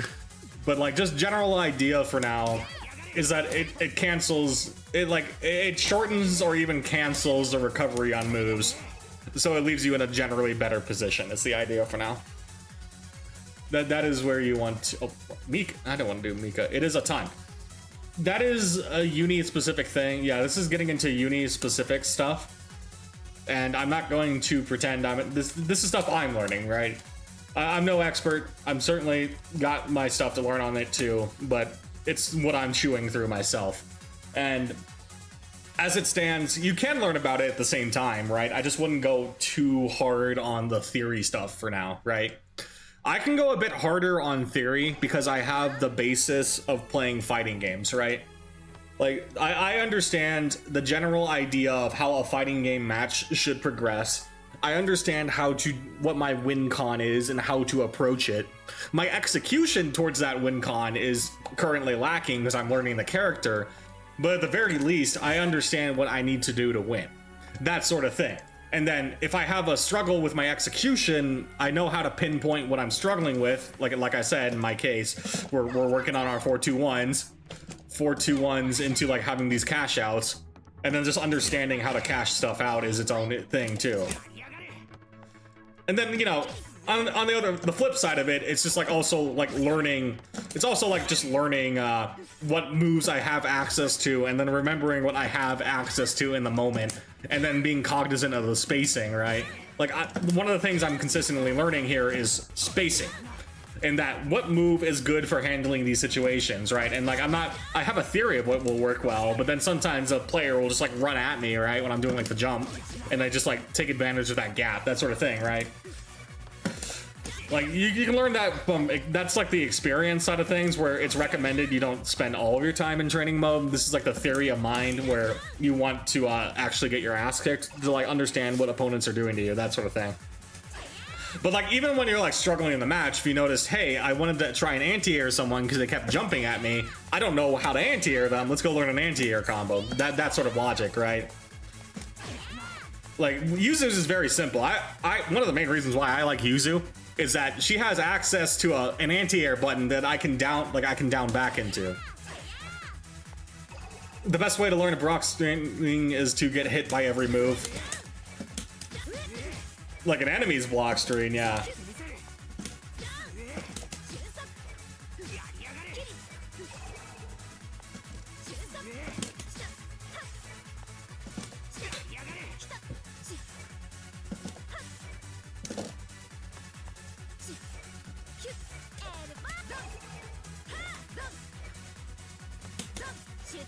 Oh, wait, it's this into, yeah, there.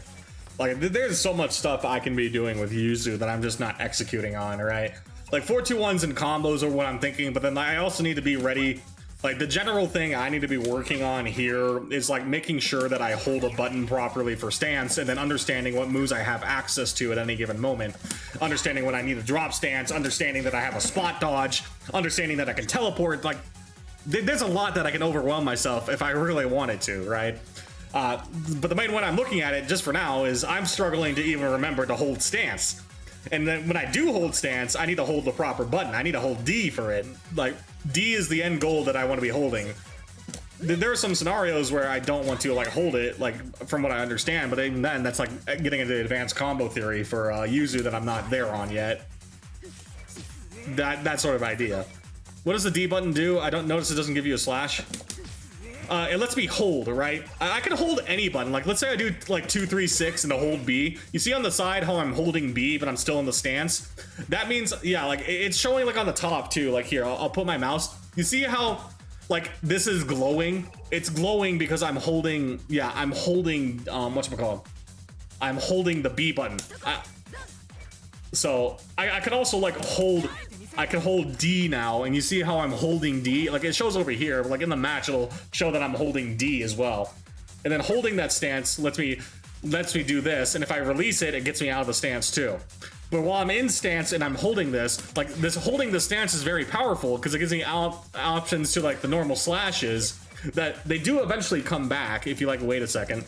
But then I can also jump and do the moves. I could teleport back if I want to do the moves. I could spot dodge if they throw a projectile at me.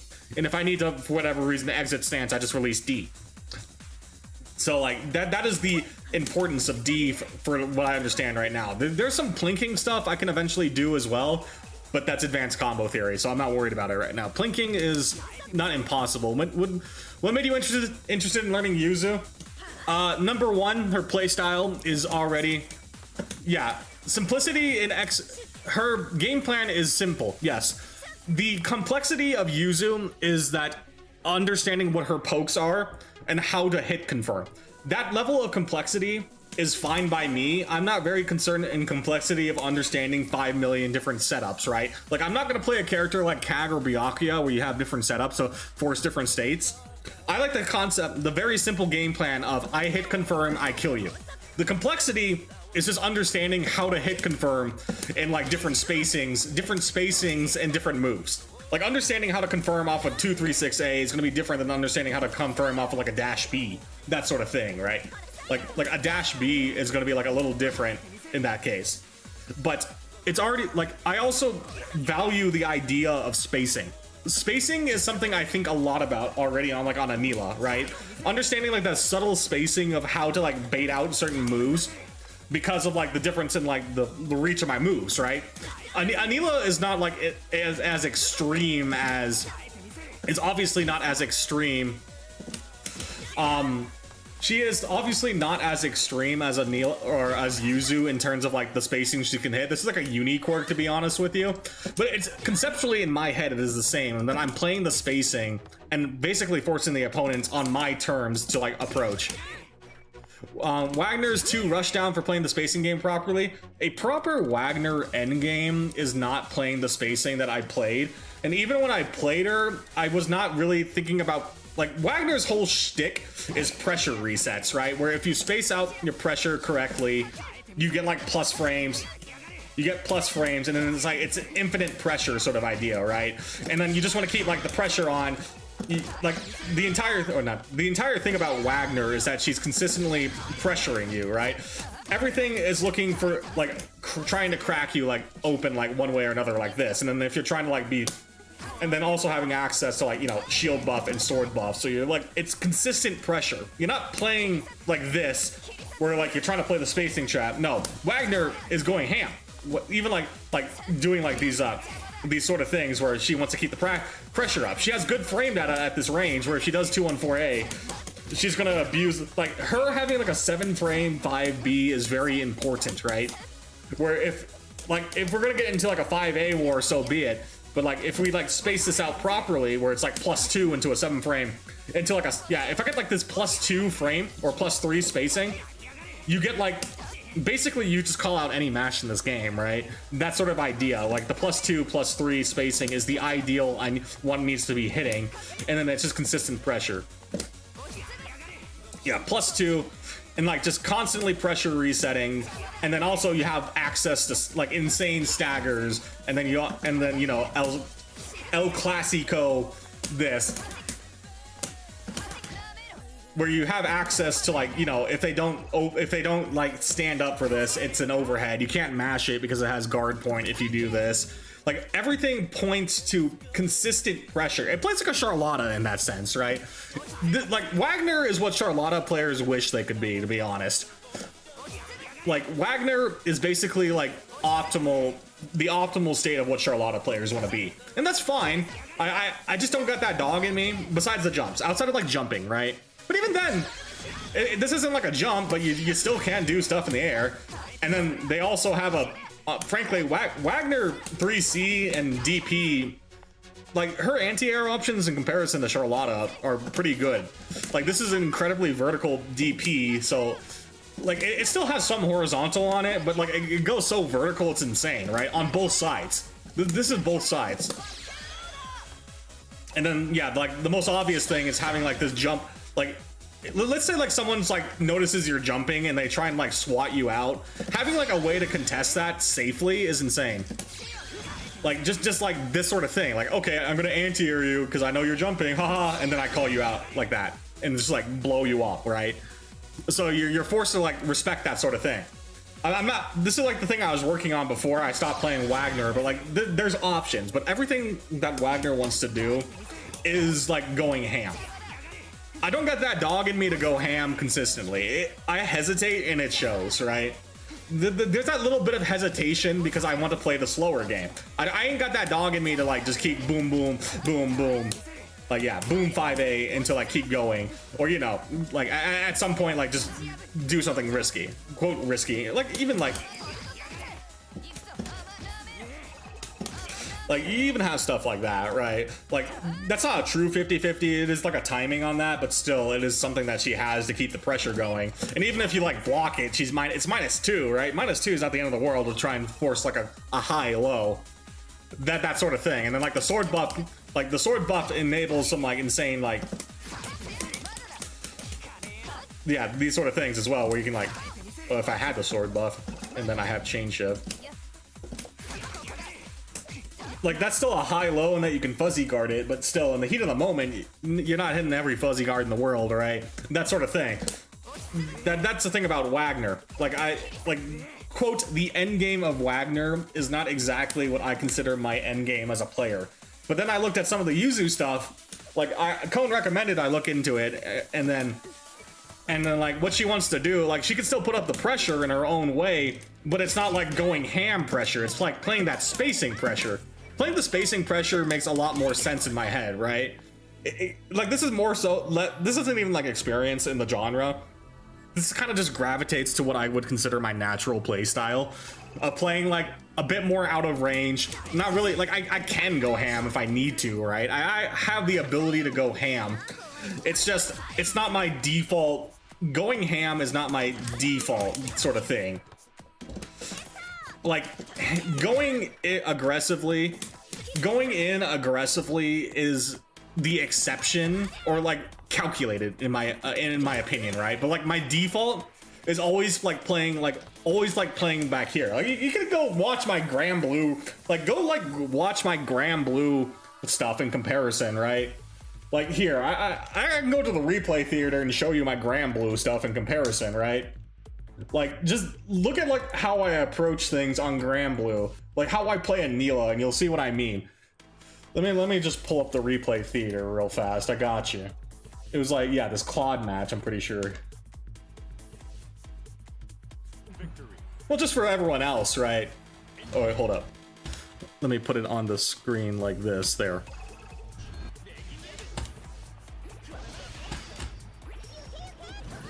For the sake of the future generations, right? Like, I'm not going ham here, right? I'm just, like, occasionally I'll check with stuff, but, like, majority of the time, I'm more than happy to play the spacing.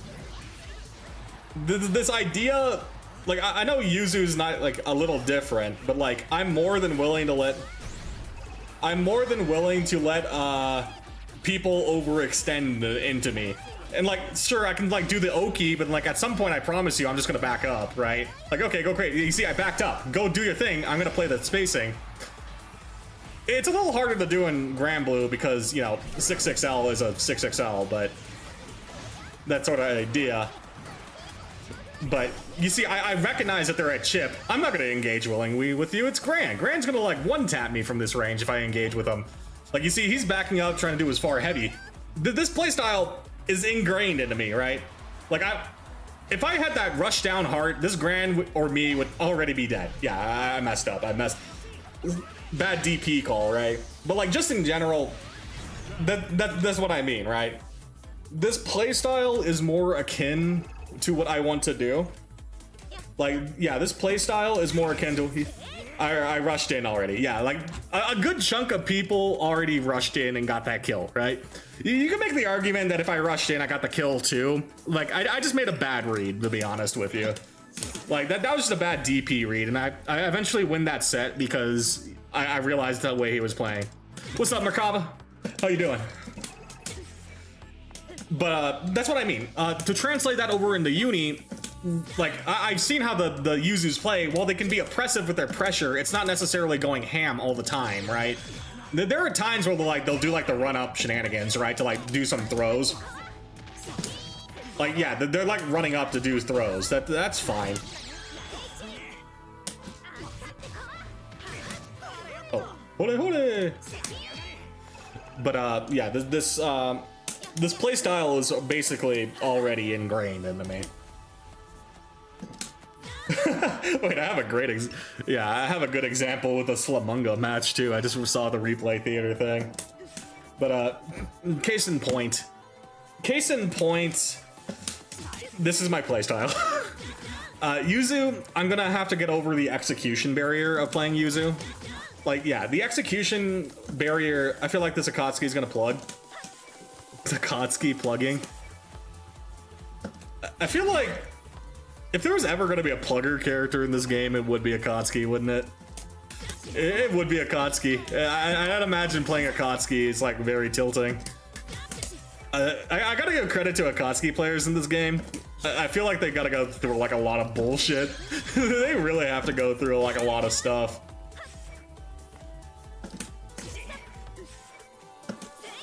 I don't know, man. Was I don't know, man. I know Enkidu is probably like up there too in chaos as well, but like I don't know. I think I see more Akatsuki players than I see Enkidu players, and that's like the thing. So like even if Enkidu is worse to play at that point, like there are more Akatsuki players, thus you'd probably like witness more. You'd witness more stuff.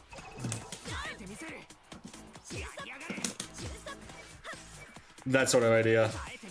Akka be blocking, then bomb to kill you with 69,000 damage. There's a reason you see more Akka. Yeah, exactly. I mean, Cagliostro over in Grand Blue Land is strong, but they're still Rage Quitter lag switchers as well.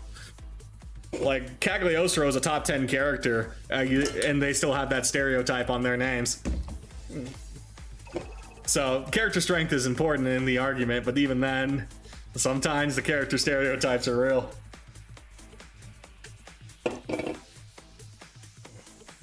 That sort of thing.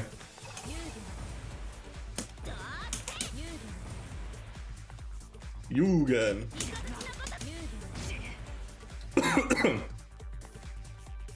But yeah, tangent aside here. Ananose declined my match. Nanose saw Merkava and said, nah. Unfortunate. I will join, funny. Well, if we got some players, I can start hosting the lobby. I know I've been today was like a pretty... Uh-oh. My woo-wah updated. We can start hosting. I've been yapping a lot today and practicing and talking about stuff. She saw the funny files and immediately dipped. Brutal.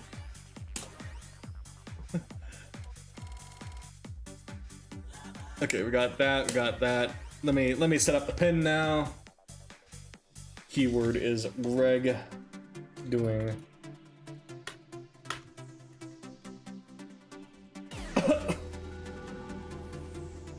Manually unpinned. Okay, send it.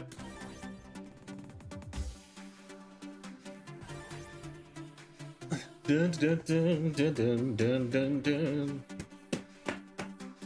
Oh, it's on the wrong. Oh, whatever. I'll change that.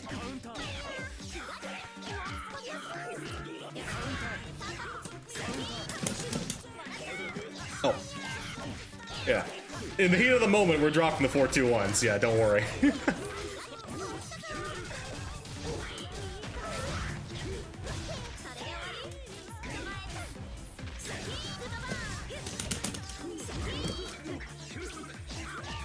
I've been learning Yuzu too, so it's nice to see someone else learn.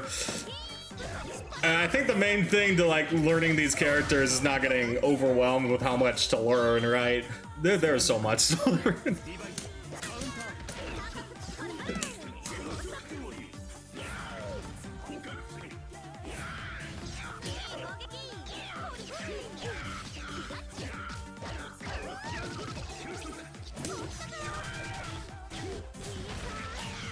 Just one step at a time. I don't think I've even played like a match that's not casual.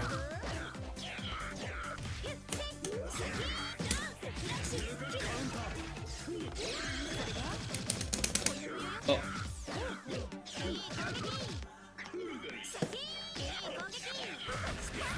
Ooh, shoot.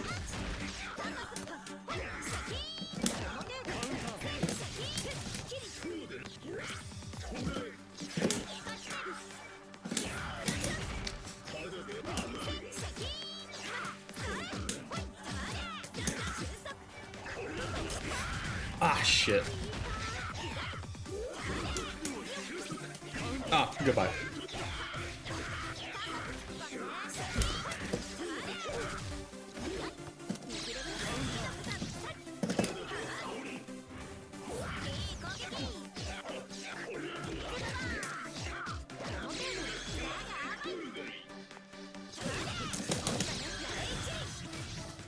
Oh, goodbye. Not what I wanted to do. I wanted to try elbow, but I did like a 6A. building the muscle memory is so important for a character, and for Yuzu it's way more. Yeah, just on the flip side though, her game plan is very simple, right? I appreciate it because then it's just all practice. You lost due to a lack of Zubaba. I did have one Zubaba.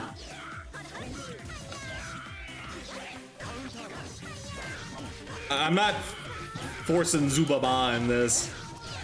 Yeah, the Zubaba is not even the mine.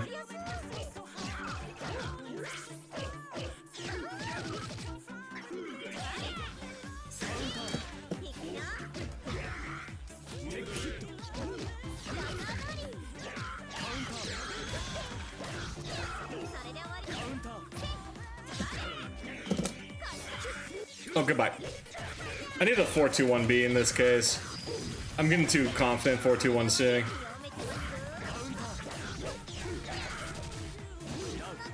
Her gameplay is simple, but your fingers will say otherwise. Oh, the fingers will learn. The fingers will learn proper. Oh, no!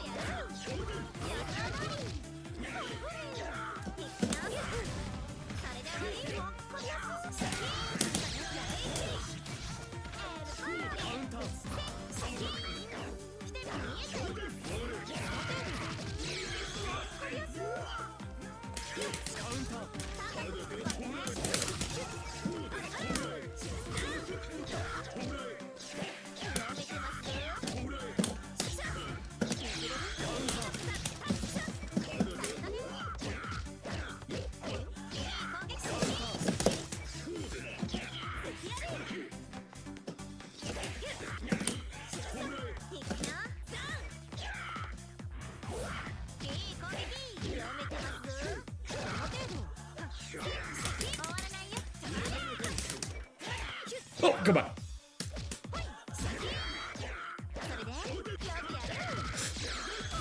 Oh, that is an overhead. Okay. I thought I was overreacting. No, that is an actual overhead.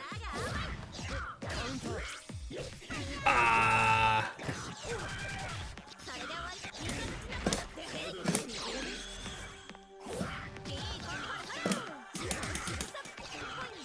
Oh, ah.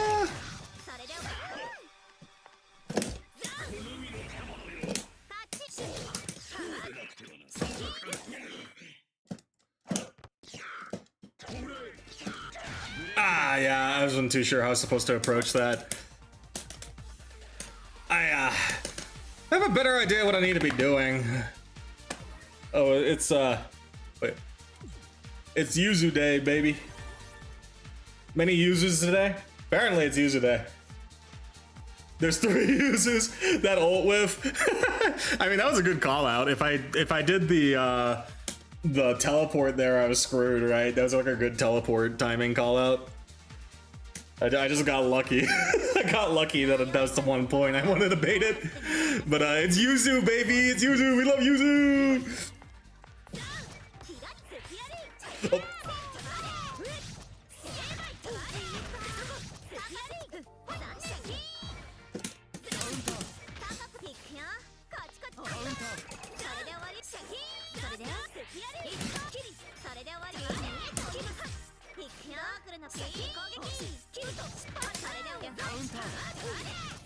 Ooh.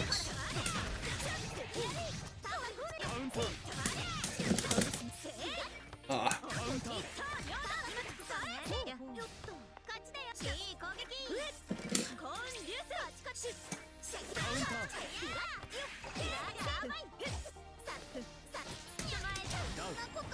Never a bad day for Yuzu. I just realized Omen is Brazilian Miku.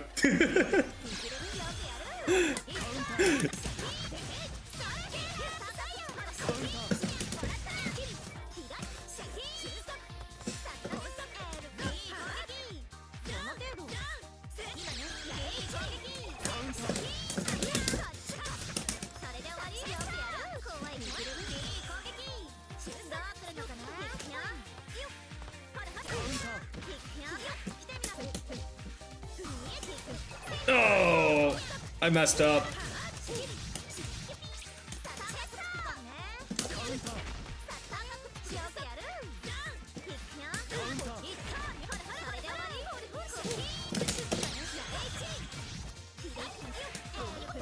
Dang it.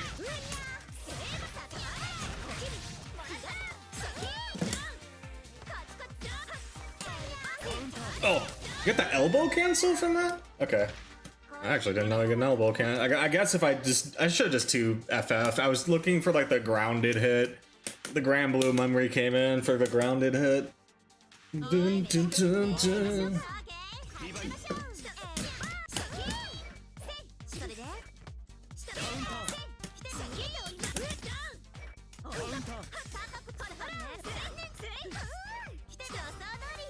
Stole the grid, baby. I stole the grid!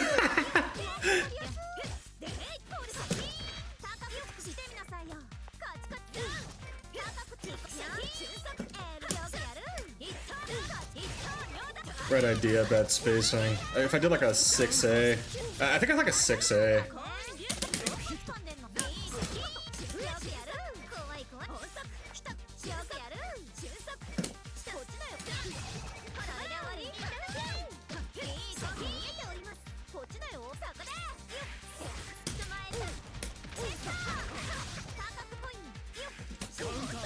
Ooh. Oh, that didn't whiff.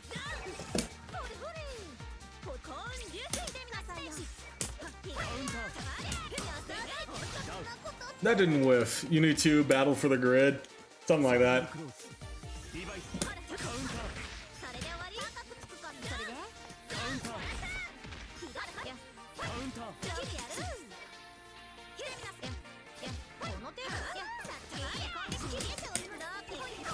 Oh no. I messed up!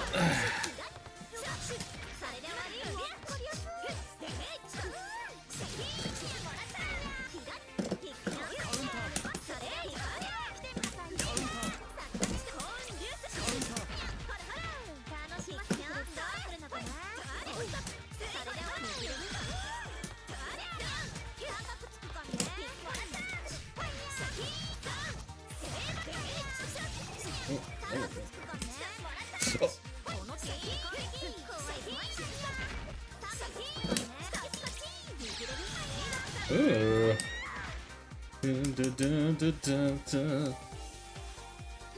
Average Yuzu gameplay? Something like that. A lot of counter poking. Oh, wait, wrong button. There's a couple of ideas I had there. I didn't really execute as well as I wanted to, but I had some okay ideas. It's like the dealing with the counter poke specifically. It's not too bad, I just need to execute it better. Wait, I have snoozes. I'm gonna use snoozes on that. There we go.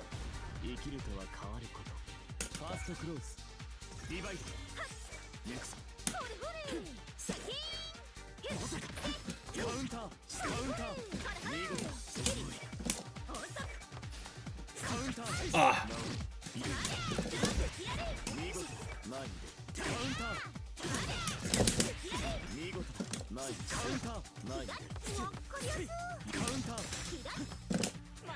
Oh, no.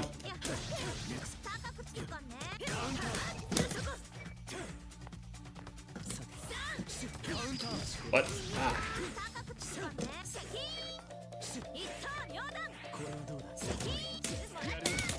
Oh, I don't have chain shift. I looked to the wrong side.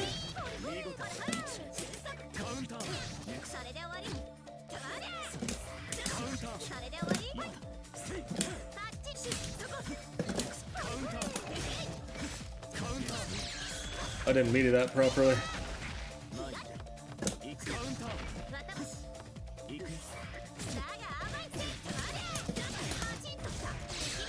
Okay. To keep someone that wants to get in on me contained is a different game plan.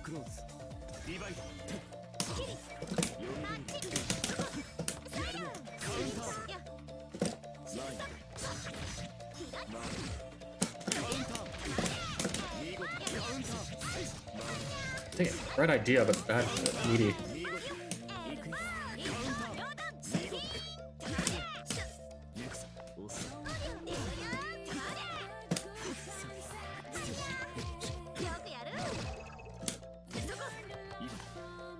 Oh, no delay teleport?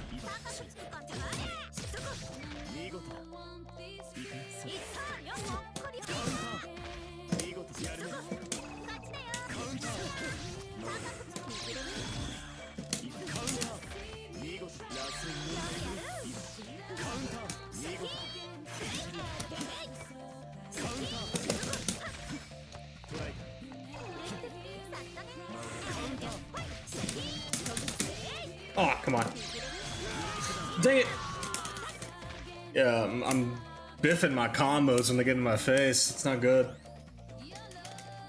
Like, the average idea is kind of there, but the execution's still sloppy.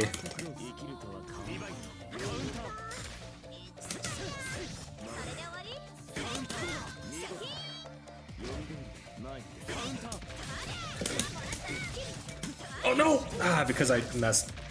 I can't just mash it.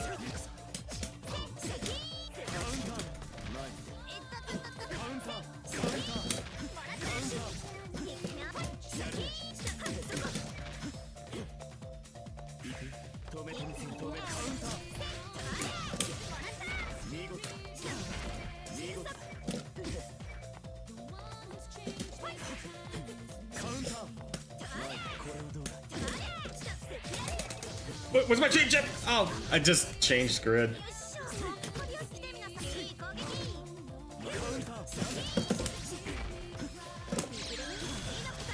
It just changed the grid. Dang it, I was trying to use the chain shift.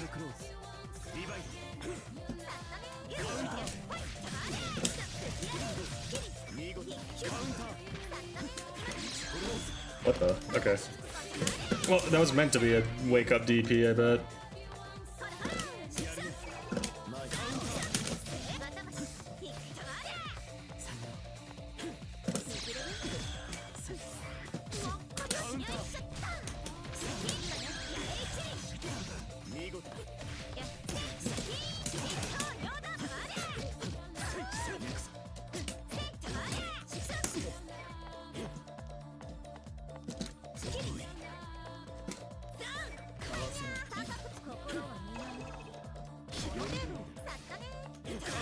There we go.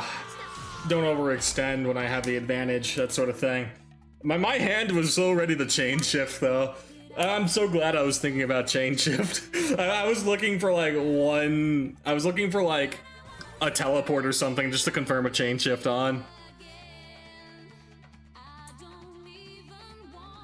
But yeah, not having to overextend into that is probably like my favorite part of Yuzu gameplay. Being able to, like, you know, close it out because they're forced to approach me is something I like. Was meant to be a DP, yeah. Okay, yeah, that makes more sense, that one interaction. So I guess either way I was kind of screwed if you hit it. It does make more sense though.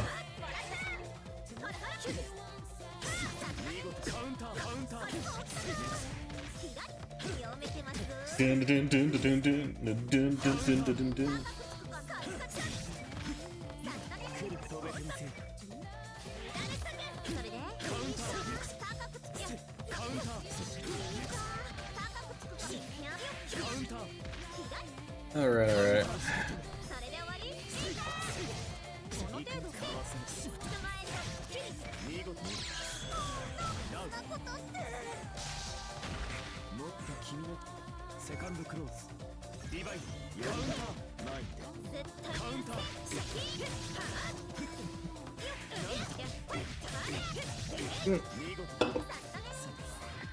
Set that on it.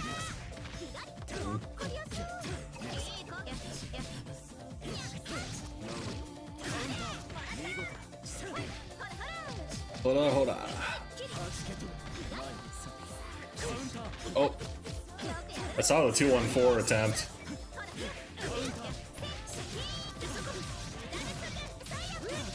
Ooh, the dash B.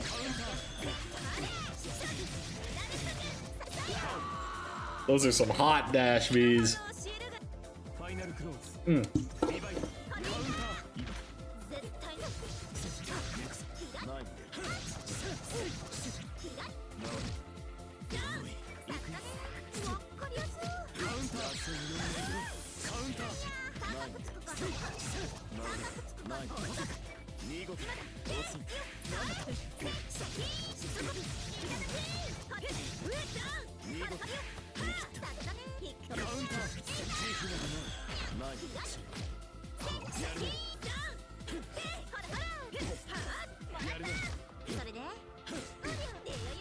The 4B.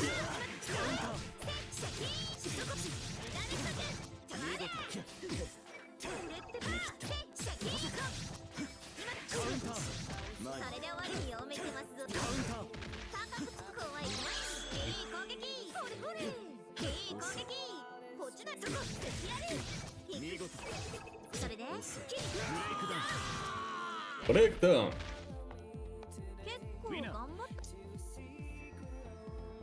Pretty close. Run it back though. That's only the first one. Yeah, that was only the first one. Send it back.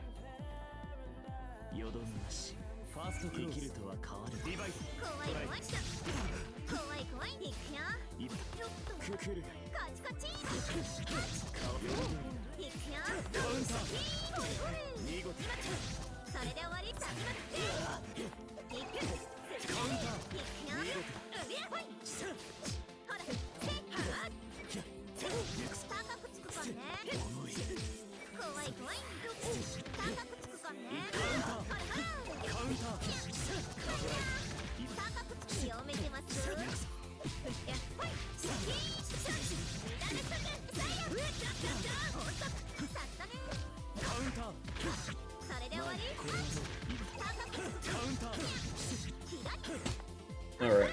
Yeah, this is the point this is usually the point I end up reading into Yuzu stuff on the side. I'm trying to... We've been going through the Yuzu... Where is it? Yeah, here it is. The Yuzu shenanigans here. That 30-minute guide. The slash ender, all that fun stuff. But here, I should probably... Yeah, we're done with looking at other windows for now. They're better quality game window here.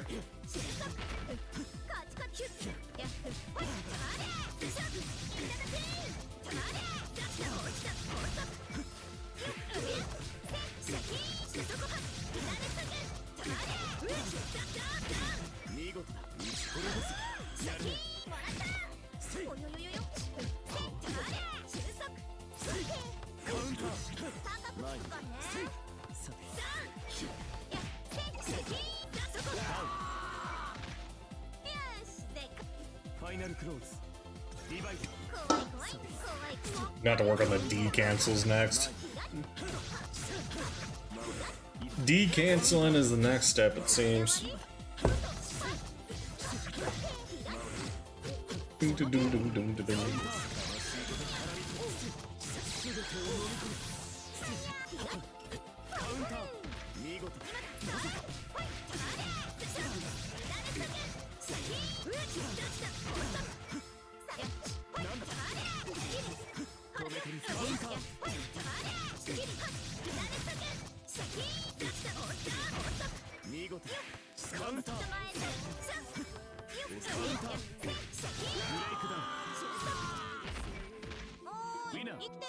Close again, though.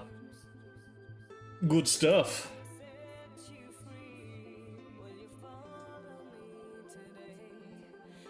Through so hard. Happens to the best of us. Happens to the best of us.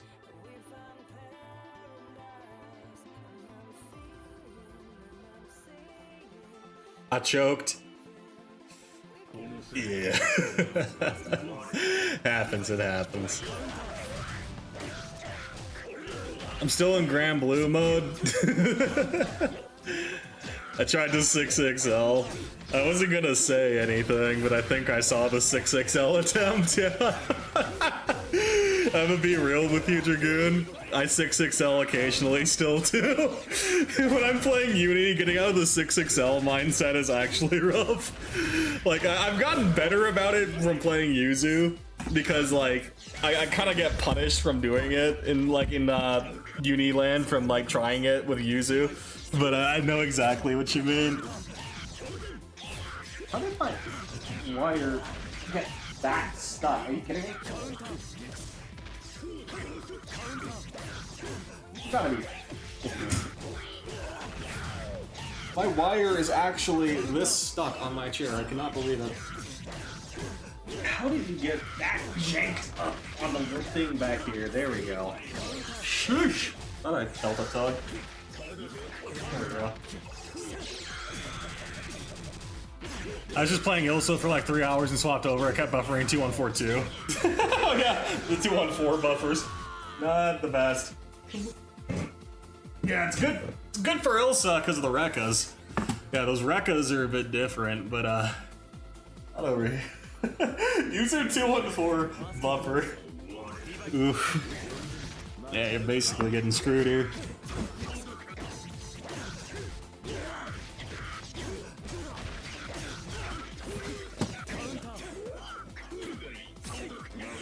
Oh, welcome back.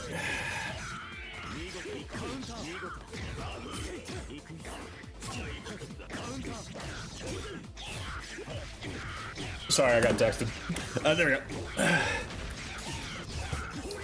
Yeah, the 214 buffering will kill you. I feel you though. I have that habit with Anila as well. 214L buffering is not bad for Anila.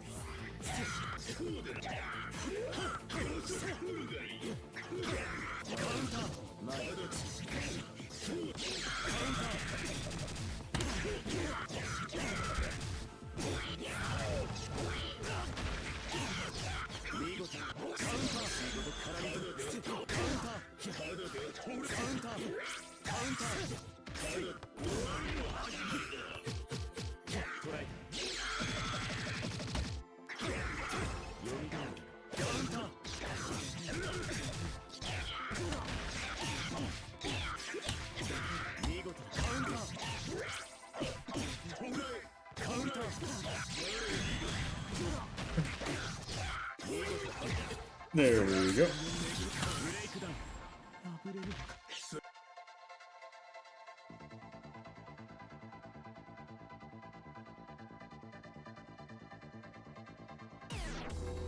Oh, Mom says my turn on the cap.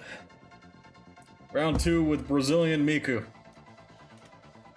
Or match 2, I guess, not round. Send it. Set 2? Set 2, yeah. Set, match, round is the way it goes down. Always forget the Merkaba eels. They're easy to forget. They're very easy to forget. Jimby, okay. Oh.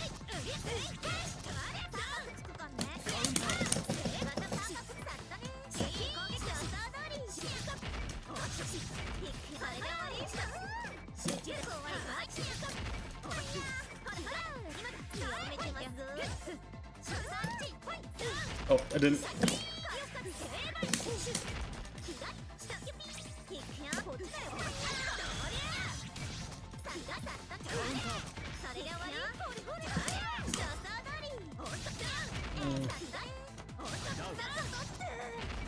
I had to drop the kids off.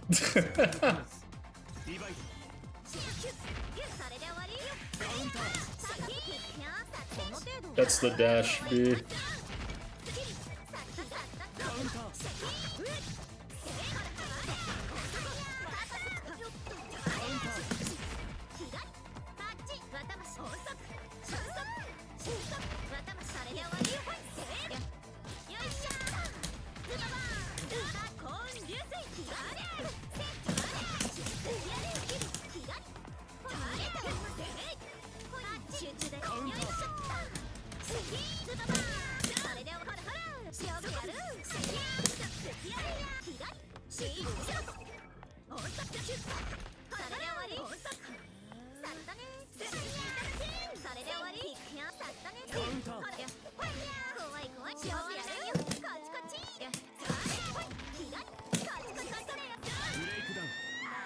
I'm gonna head out. Got some stuff to do before bed.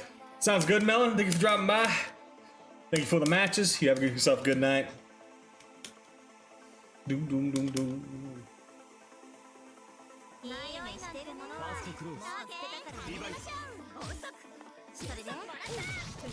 What?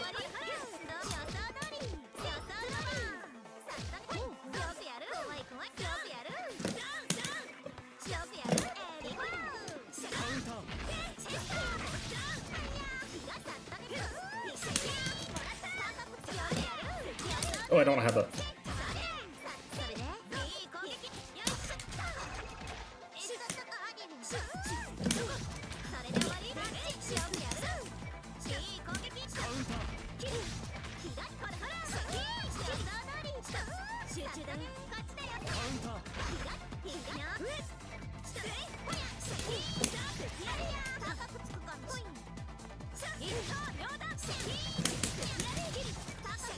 Ah.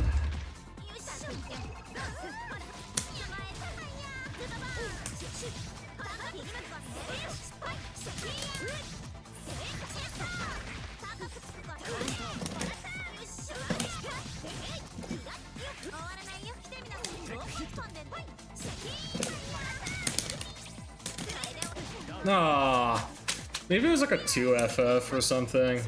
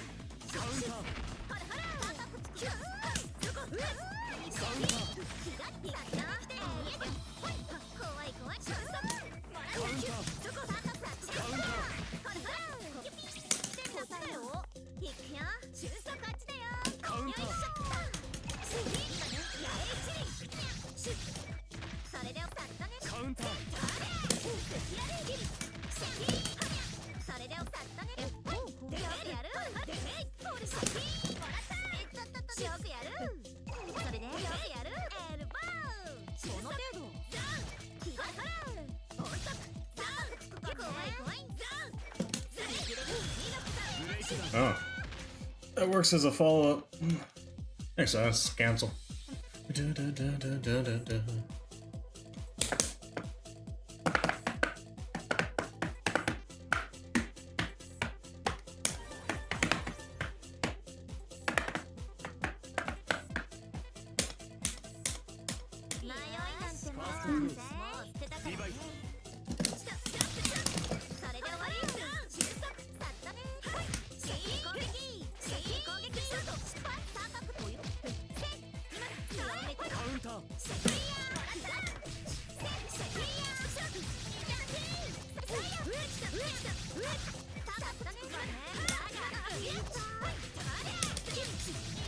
Do I still have?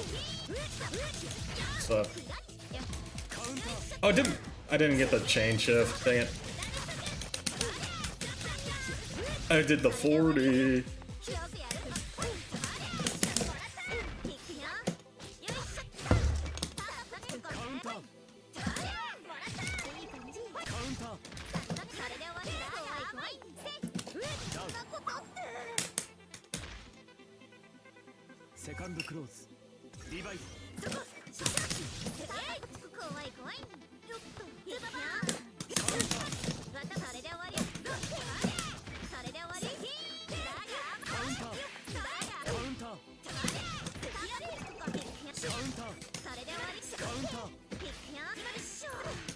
Oh, I didn't.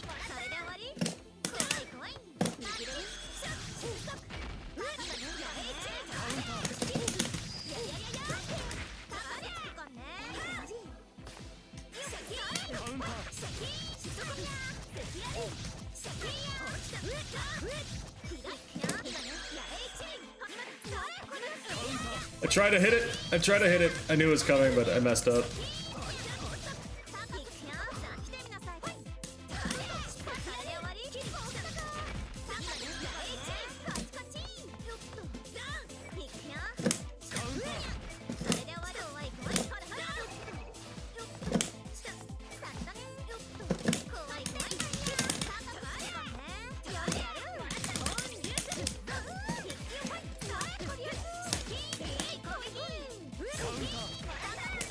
Oh, come on. I messed up! Dun, dun, dun, dun, dun, dun, dun, dun, dun.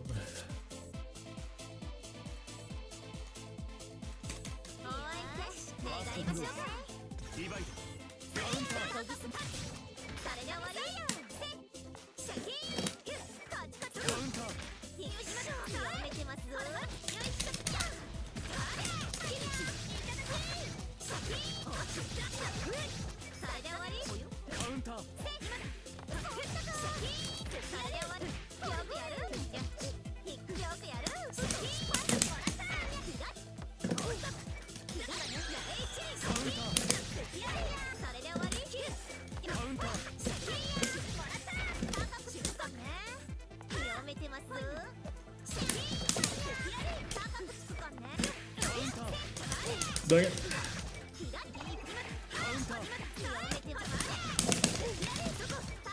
Oh!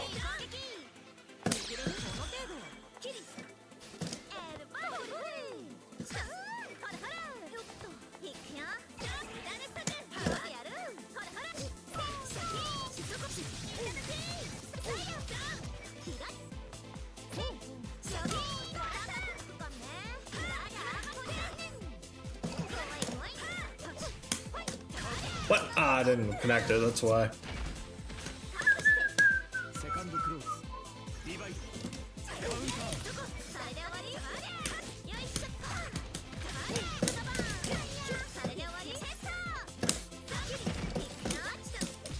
Ah, what?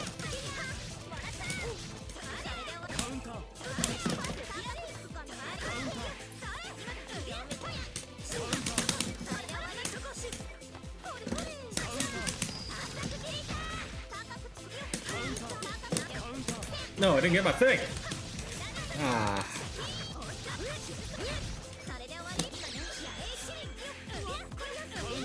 I'm trying to hit it! I want to believe I can hit it.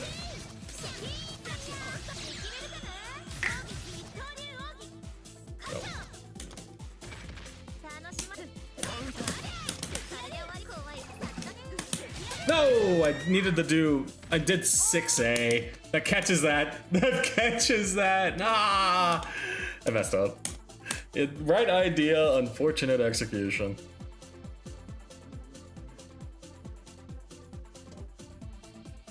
We can pretend that was an intentional anti-air. I mean, we could pretend that J6A was in. I was trying to get J236A. But it came out as freaking J6A, so I hit upwards into hell. It was very unfortunate.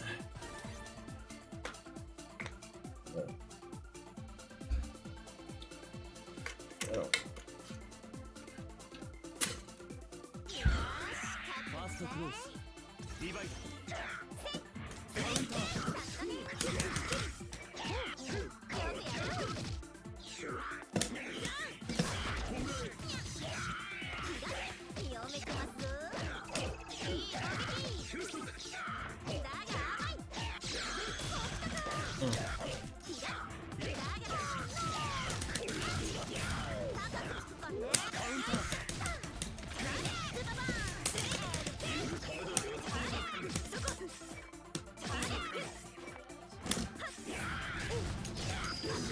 Dang.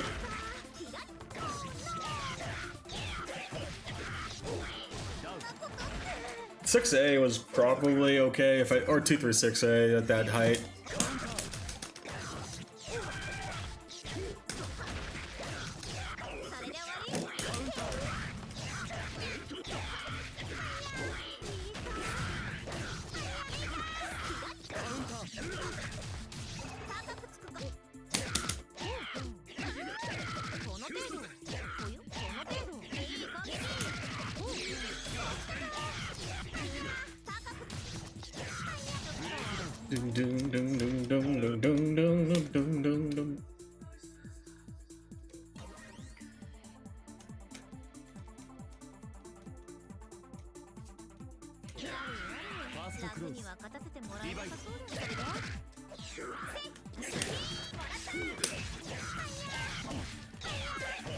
BC might actually be BC.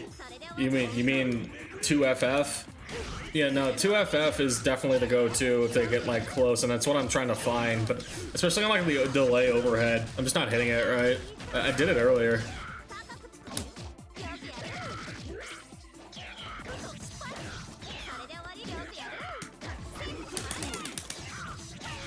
The guard thrust thing.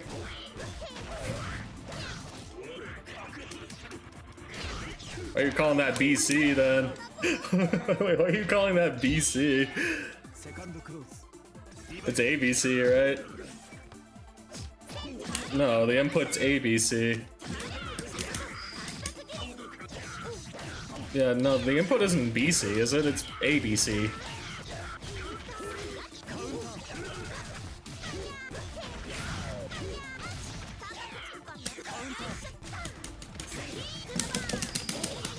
The mechanics are similar. The ABC input is not a BC input. What do you mean? What are you talking about? They're two very different buttons, what? Like, is there some option select I'm missing here? What? Hitting ABC is not... ABC is 3 buttons. Oh, Brave Counter. Dog, I'm not even thinking about Brave Counter. What the fuck? I'm not talking about Brave Counter. I'm talking about the input BC. Dog, I don't want to even think about Brave Counter. It's not exactly in my back of my head. I was thinking BC as in the input B plus C. That's why you confused me. The last thing I need in my mind is Brave Counter. Nah.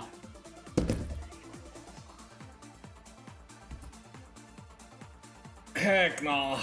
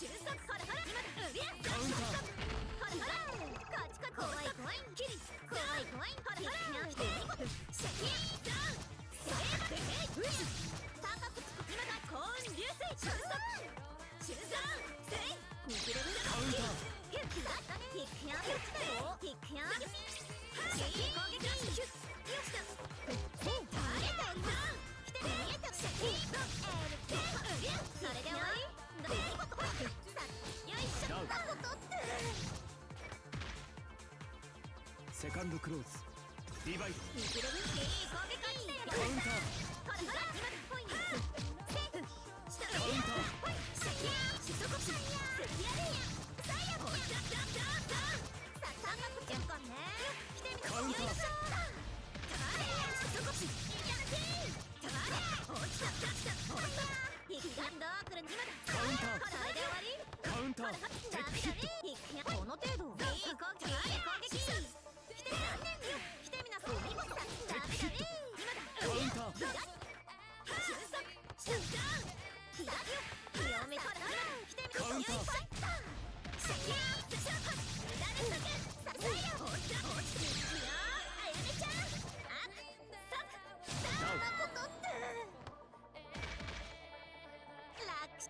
Final close.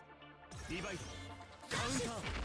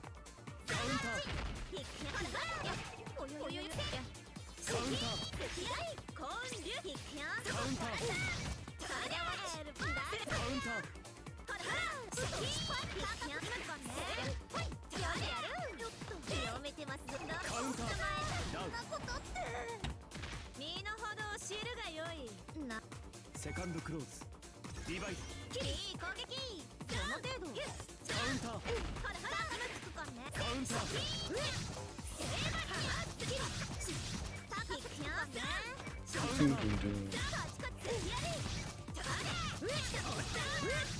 それで終わりほらよいしょ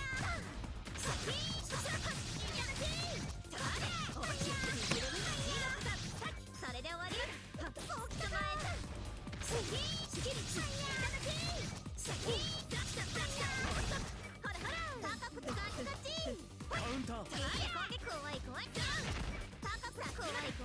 怖い怖い。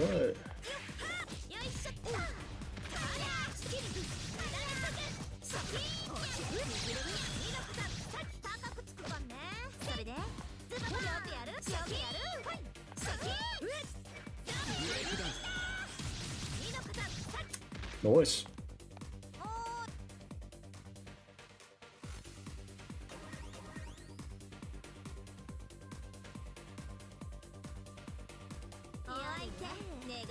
任せてもらえなさそう。怖い怖い。それで終わり？カウンター楽しませてくれる。どこ飛んでんの？だが甘い。それこりやす。よいしょ。そこか。左下げ。落ちた。それで終わり？カウンターほらよいしょ。ズババーン。探したよ。高くつくかね。勝負やる？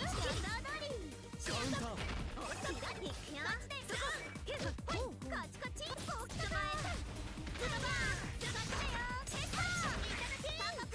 カウンター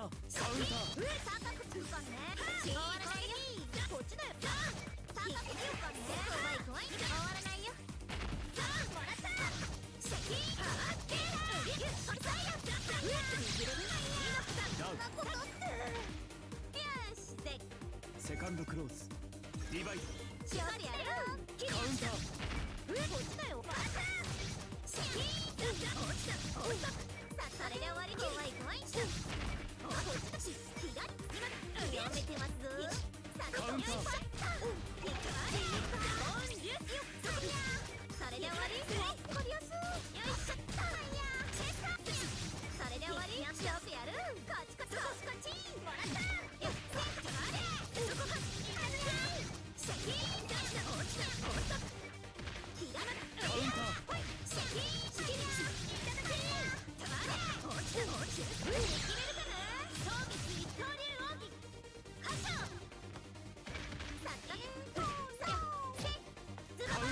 それで終わったこで。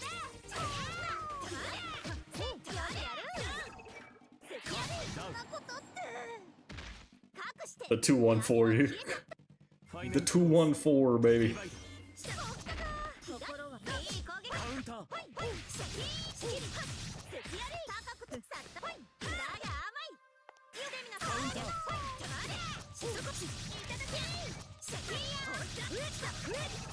れで終わり。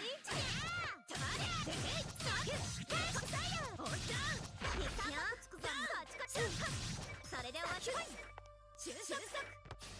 その程度。いい感じ。カウンターそれでどこ飛んでんの？それこりやす。カウンターそれで終わり。カウンターそれでいい攻撃。ほらこりやす。いい攻撃。高くつくかね。それ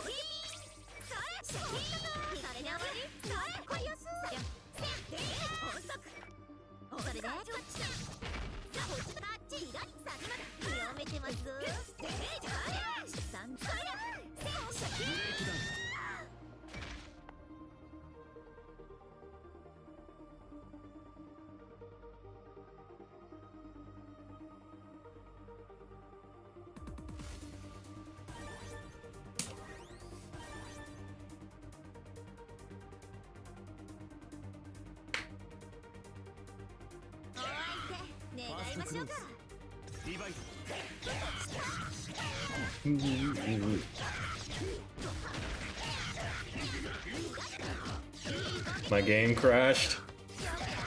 The game crashed. That's unfortunate.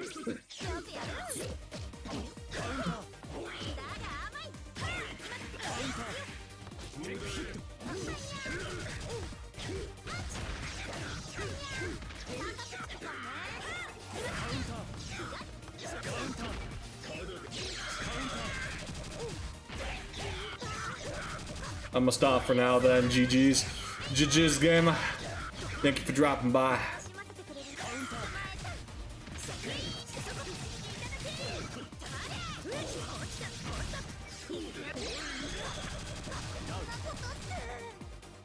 You're...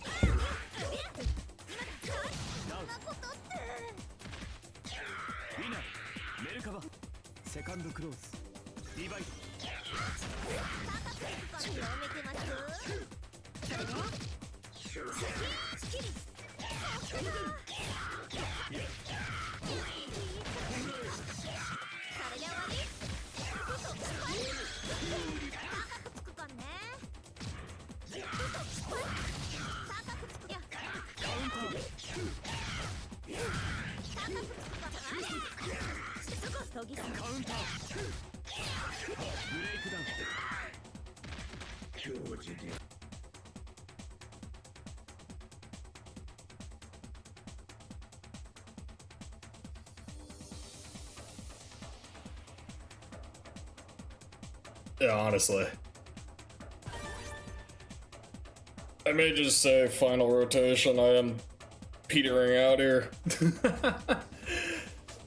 I may just say final rotation.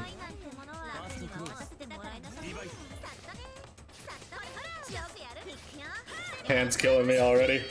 Yeah, my wrists are killing me. I've been sitting here massaging my wrist, dog. Yeah, they're starting to catch up to me. I've been trying to see if massaging will do it, but yeah. it may be, I may have to stop it because the wrists are killing me. Rip your fingers. It's not even my fingers. My fingers are fine. It's my wrist. I'm feeling like this is my stick hand, right? I'm feeling it on my stick. Oh, goodness. I'm feeling my age right now. I just may say this is the final one. I don't want to... There's not much I can play out here.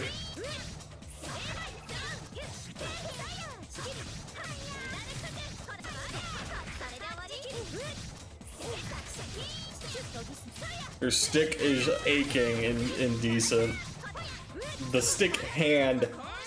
The stick itself is fine, don't you worry. Don't you worry, the stick itself is fine.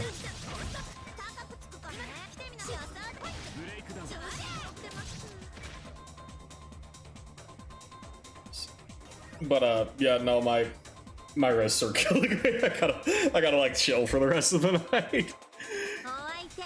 I did a lot of practicing today and it showed. The last stream I was kind of yapping a lot. I love how Uni 2 had no lethal chip. It's nice that chip out isn't a thing, yeah. You can be put to like 1 HP, but you can't be killed on chip. It's kind of nice. It's still ultimately like, yeah, one touch is the main thing. It makes it a little easier to clutch, right? Because the opponent either has to play the space well or force you to make a mistake, or they can overextend. Lethal chip runs to ADG triangle. ADG? Assault, defend. What does ADG actually mean? Now you got me curious. Attack, defense, guard? No, that doesn't make sense. Oh, grab. Grab. Yeah, okay. Yeah, that makes more sense. Tanned Yuzu? The tanned Yuzu with the silver hair and the purple is a really good combo, in my opinion. Yeah, like tanned skin, darker skin with like the light hair and like purple accents with gold. It's actually really good. I like it a lot.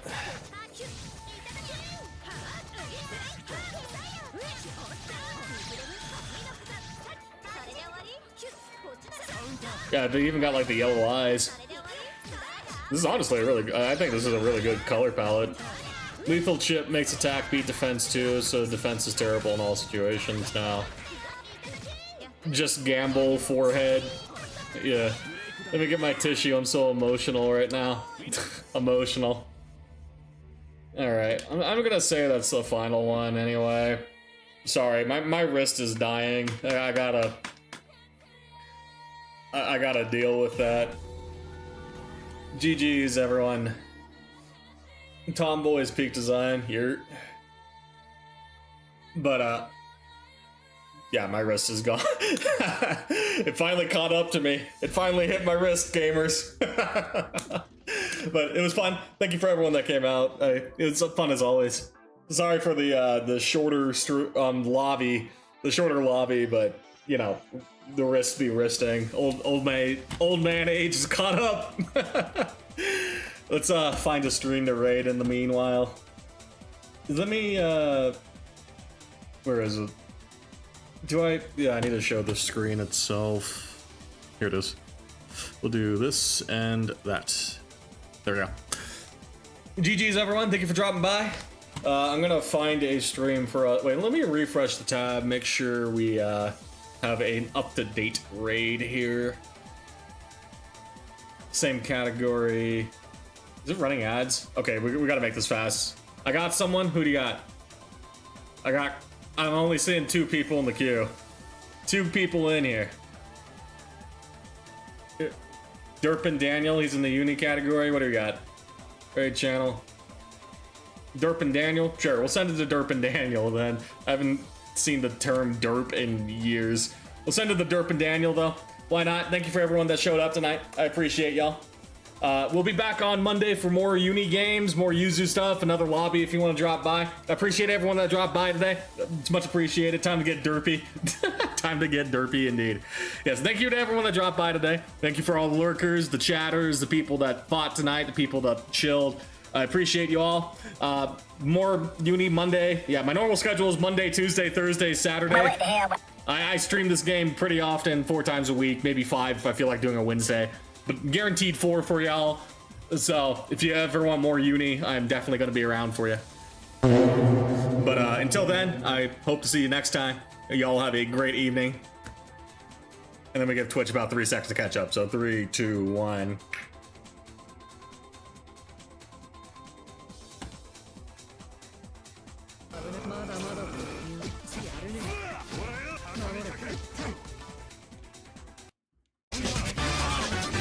Yo, Greg time. What's up, my dude?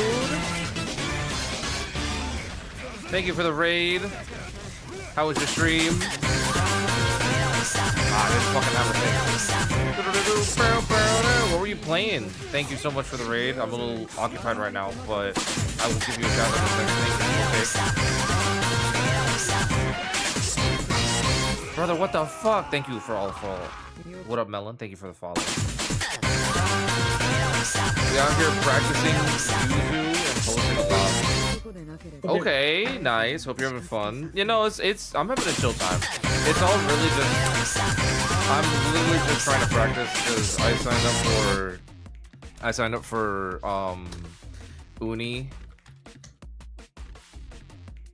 A biggest thing about web jail is that you need to be a bit patient or let RPS rip. Okay. Yeah, thank you for all the follows. Welcome in, everyone. Hello, everyone. I'm Derp and Danny. I'm a personal trainer by day and a Twitch streamer by night. My community, go follow Greg. Go do the thing. Go do the thing. Do you also play uni, Greg? Just out of curiosity. You did a good few times where I went for meaty when you were in jail and you let DP rip. Well, yeah, but like it's all just happenstance because like. If I DP so often, you're gonna predict it. So like I can't do it every single time, but I do know that the DP can get me out of the trap. It's just I just have to be looking at what you're doing and make sure that the DP hits. He did say he was practicing Yuzu. Oh, valid. But yeah, no, I signed up for a tournament in 4 months. So every weekend we'll be playing Under Night, and if y'all want to join the lobby. Our lobby, the code is 6969. You can see what I have meter. CS 22 melting and then CS to cancel into your whiffs. Look for gaps and delays, especially if I have no meter. I dash up, you can punish with a button. Okay. Gotcha. Gotcha. Also, everyone who just came in, who do you main?